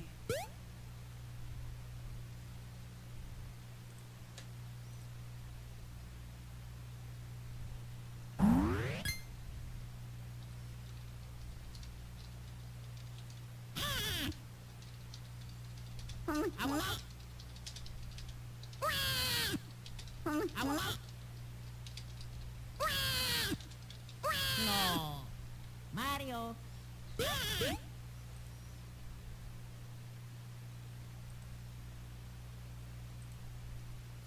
Alright. What I want to see from you guys, the one thing I ask of you, is Magoo. Just Magoo.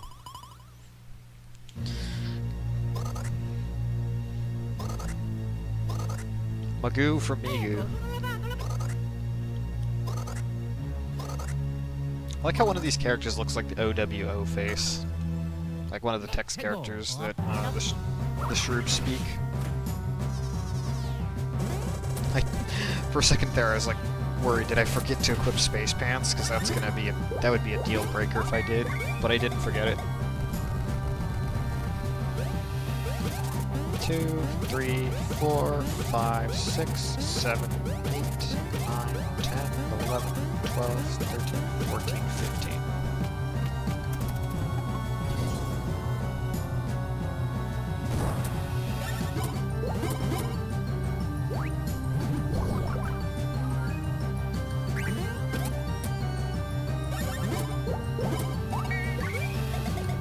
Take all of my Magoos.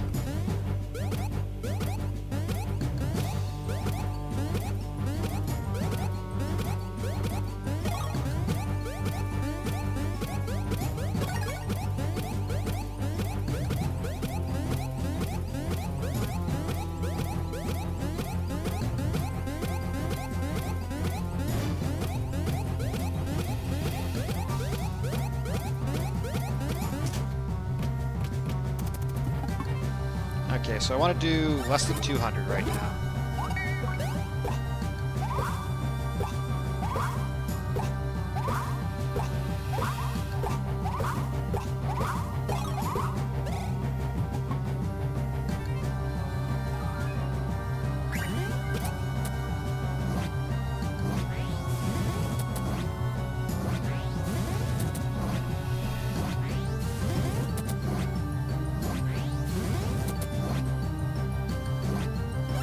So now she's not going to go into her desperation mode.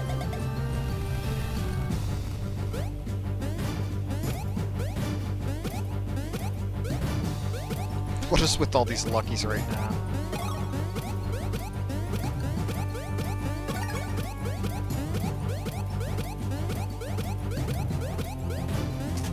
Shit.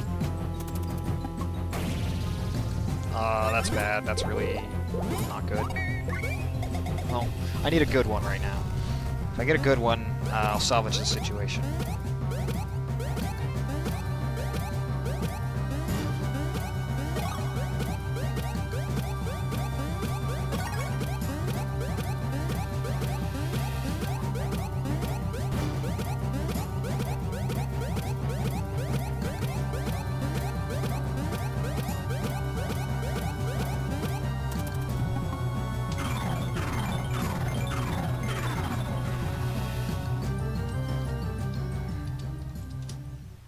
Alright. But that's the first part. It's gonna be quite uphill from here.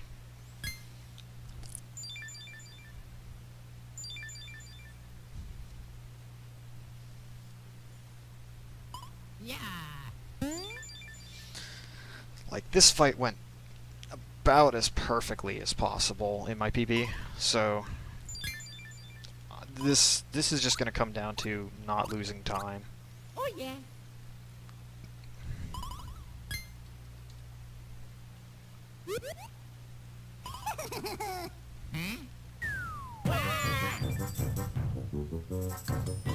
I'm not even going to look at my time.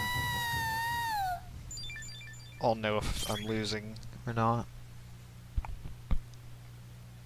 I have about 4 minutes of give here. Let's say 3.5 just for safety. If I want sub 4.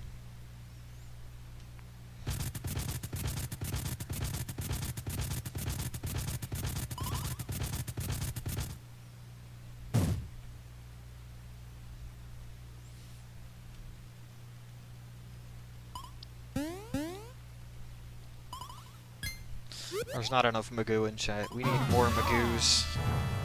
More Magoos for good luck.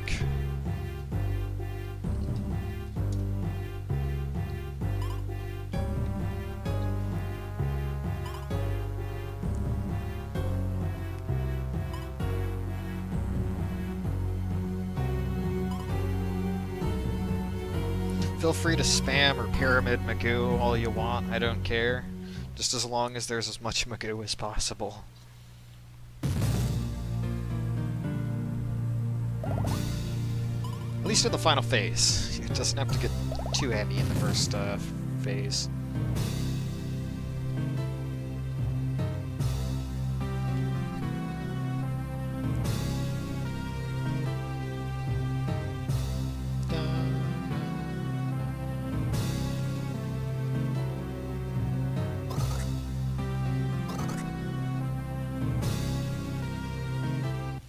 Let's go. Oh, no.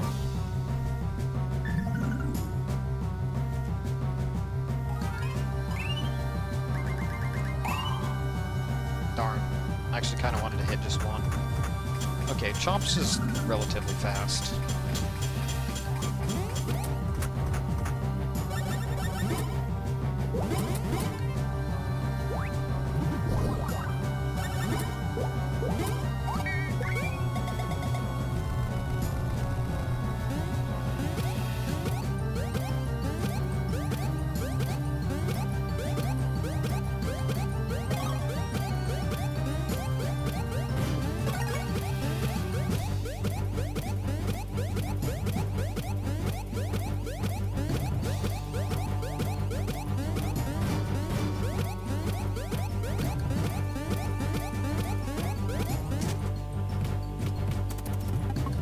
Drop just a little early, but that's fine.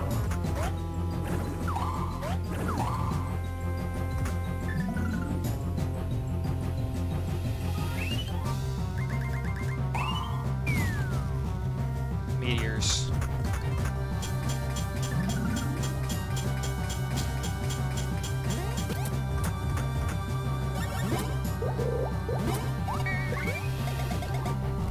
Yeah, it looks so darn cool to get done well.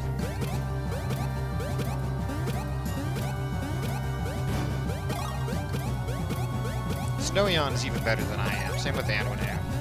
I do enough to get by.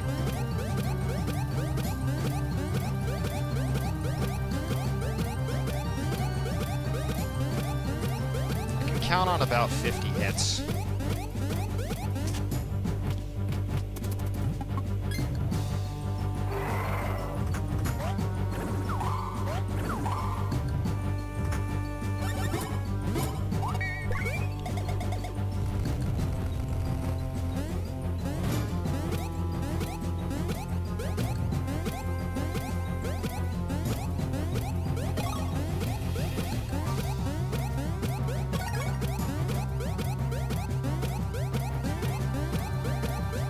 A little over 50. Once it gets to 60, it goes too fast for me to get consistently decent number of hits. My timing method ends up throwing me off a little bit. Nice. Very nice.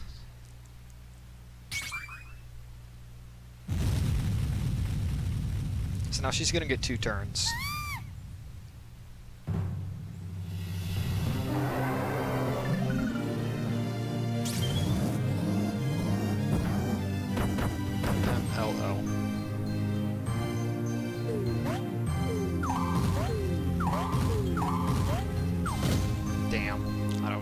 it.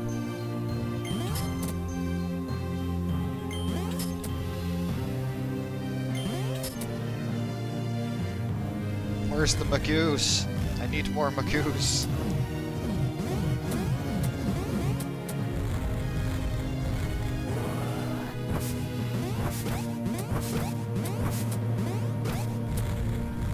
Thank you, Amos.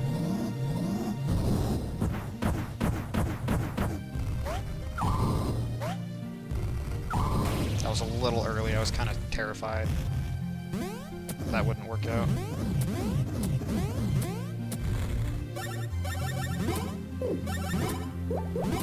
So this is deliberate. I need to extend my red peppers because they're going to run out at some point soon.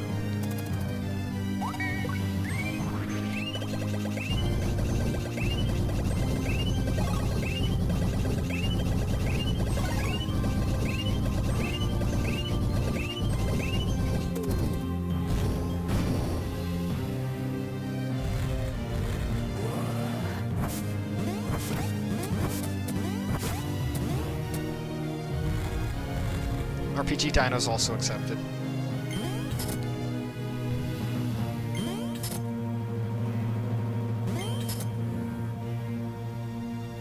That attack's good because it wastes the tentacles' turns. Like the side tentacles.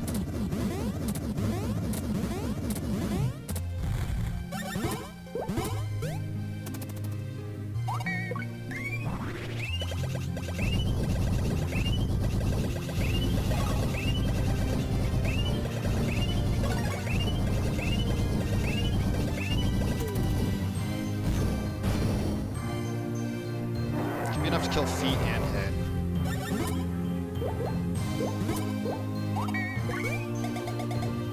I'm not sure which is faster between copy flowers on the crown and X flowers, but I'll just go with copy flowers.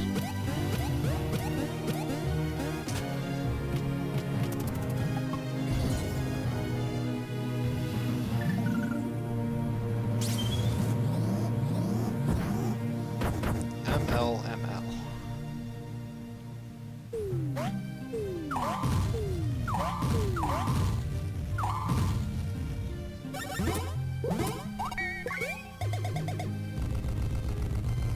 Yeah, it is annoying because you have to look at the top screen. It's a little easier on my end, though. It would be annoying as heck on Wii Virtual Console.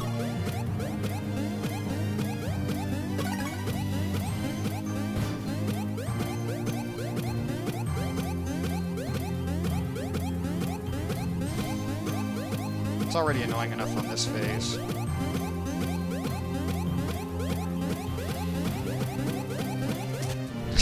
I almost had that go in there.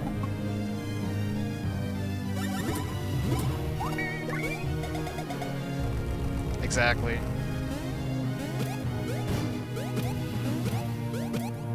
I should gold this, actually. If this doesn't get screwed up, I should be able to kill her in 3 hits, which is unprecedented.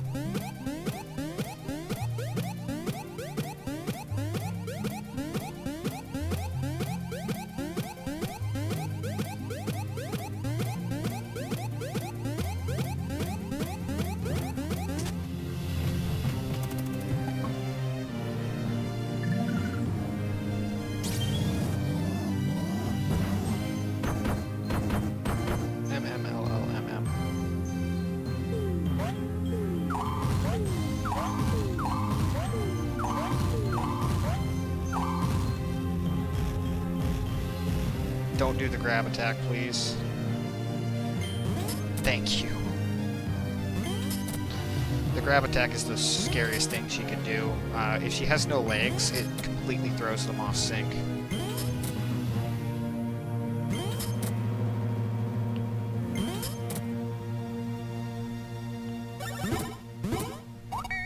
Alrighty, we are done.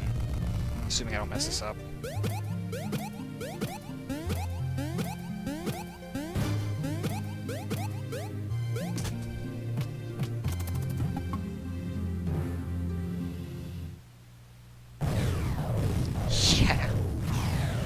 Get wrecked.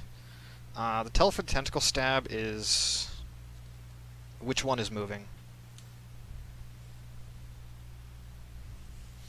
Yo, this Trouser goes perfectly, and this is a 354.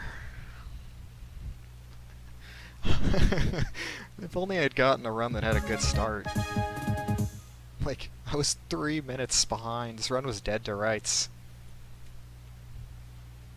Yeah, that too. The one on the right always attacks Luigi, the one on the left always attacks Mario.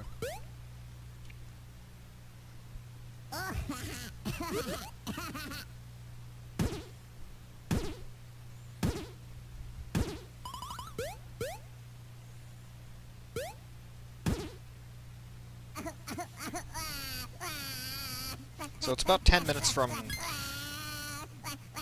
basically the final boss to the end of the run. I don't really consider Shrouser the true final boss of this game. Just because he's honestly so much easier than Princess Shrub.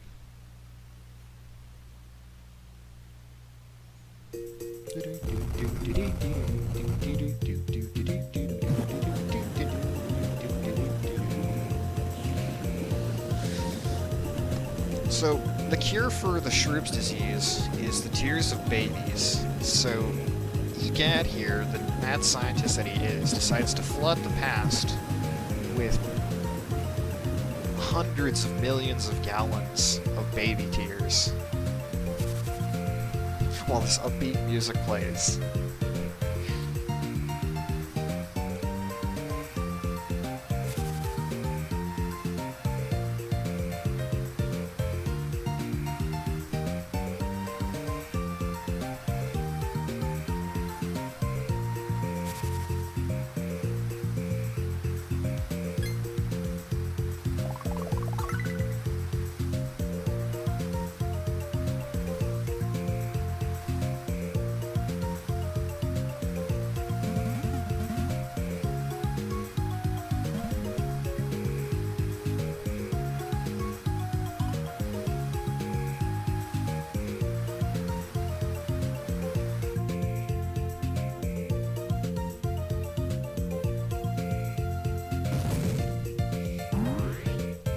So, yeah, what Miyu said, Trouser's sort of the escape sequence. It's somewhere between escape sequence and a victory lap.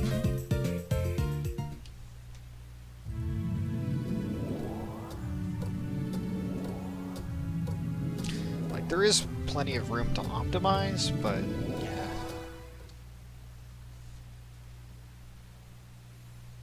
It's fairly minimal overall.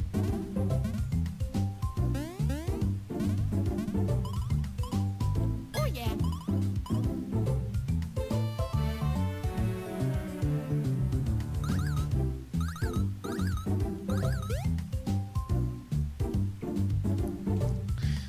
So, 352 would be my like, the best run I could have got here, roughly.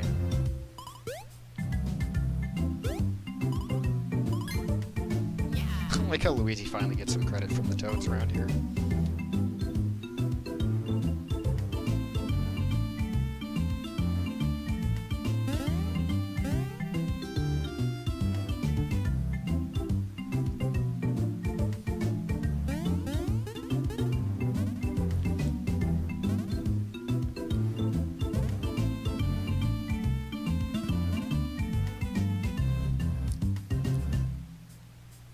Alright. So, Bowser finally fell and hit the ground. No, I have to save 24 seconds. Or 20, I have to save 27 seconds, actually. On these next two splits.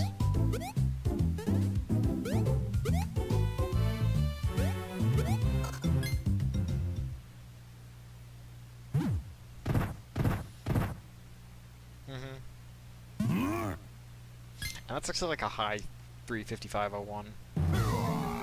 So it's like a 355.01.8 or 9 or something.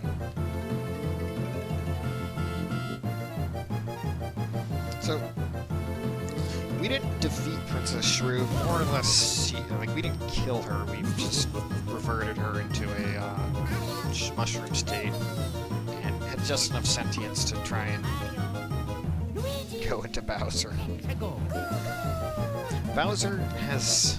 It's like every game Bowser has something inside of it. Bowser has the final boss on inside of it 3 straight games. 4 if you count... I wouldn't call them... You never go into Bowser's dreams for the final boss, I don't think.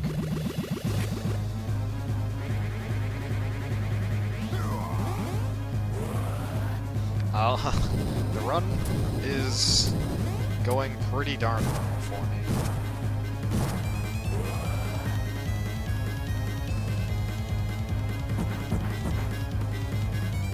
Mario, Luigi,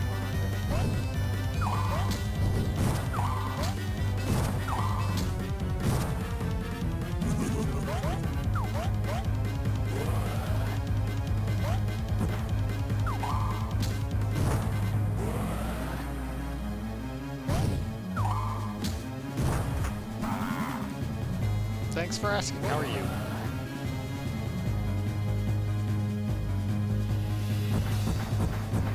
LLM.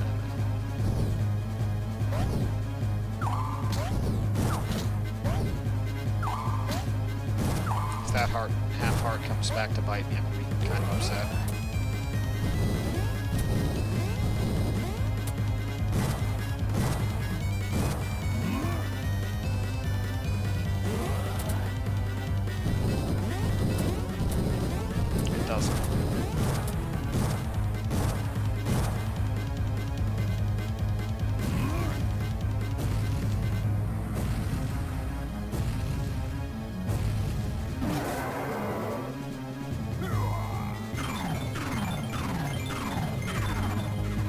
Aw, dude.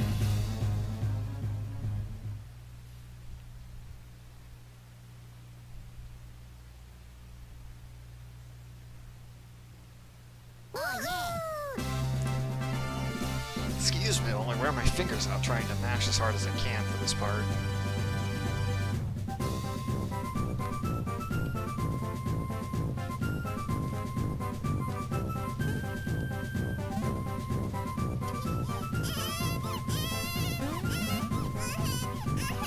Spin! Spin, dang it!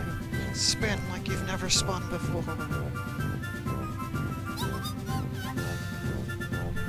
We saved the world. And we saved a lot of time.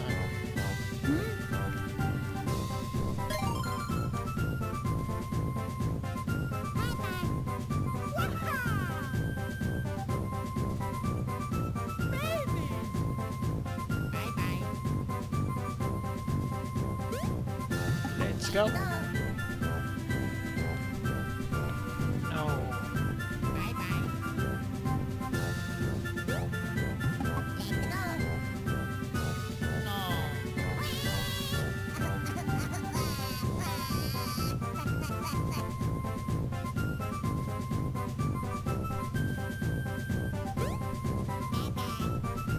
I love this victory fanfare. It's so charming.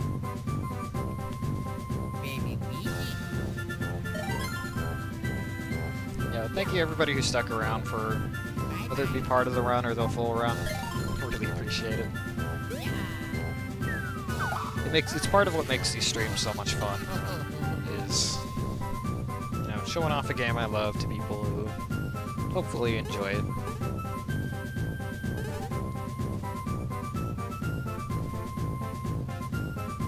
So this is not going to be sub.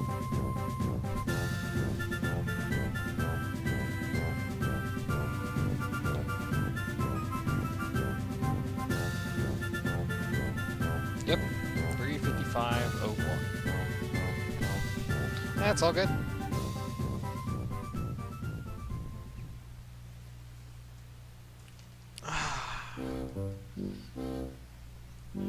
That feels so nice.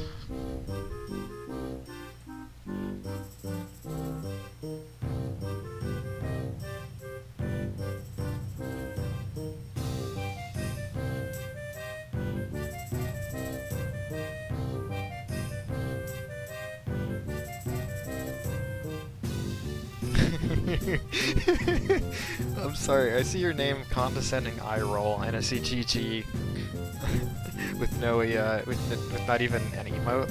So it's just like I can't tell if he's giving me a GG, like a serious GG, or like a condescending eye roll sarcastic GG.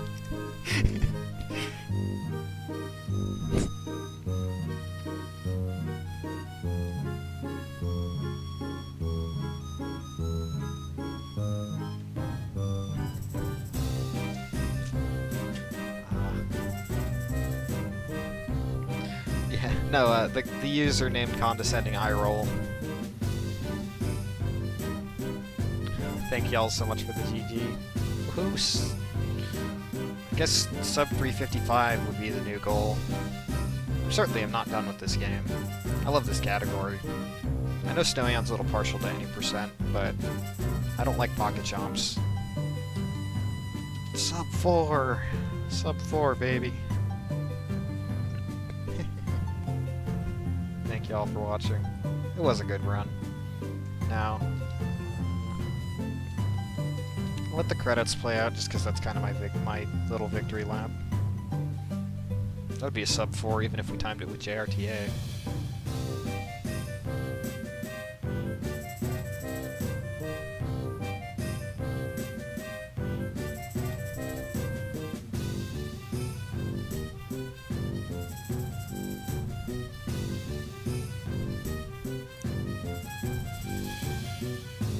Yeah. Well, it depends on the game. Some games you can. Depends on how crappy the PB is. But for a run this long, if you get to the end, it's just like the credits theme is just so cathartic. All right, I know exactly who we're going to host, and I know what our raid message is.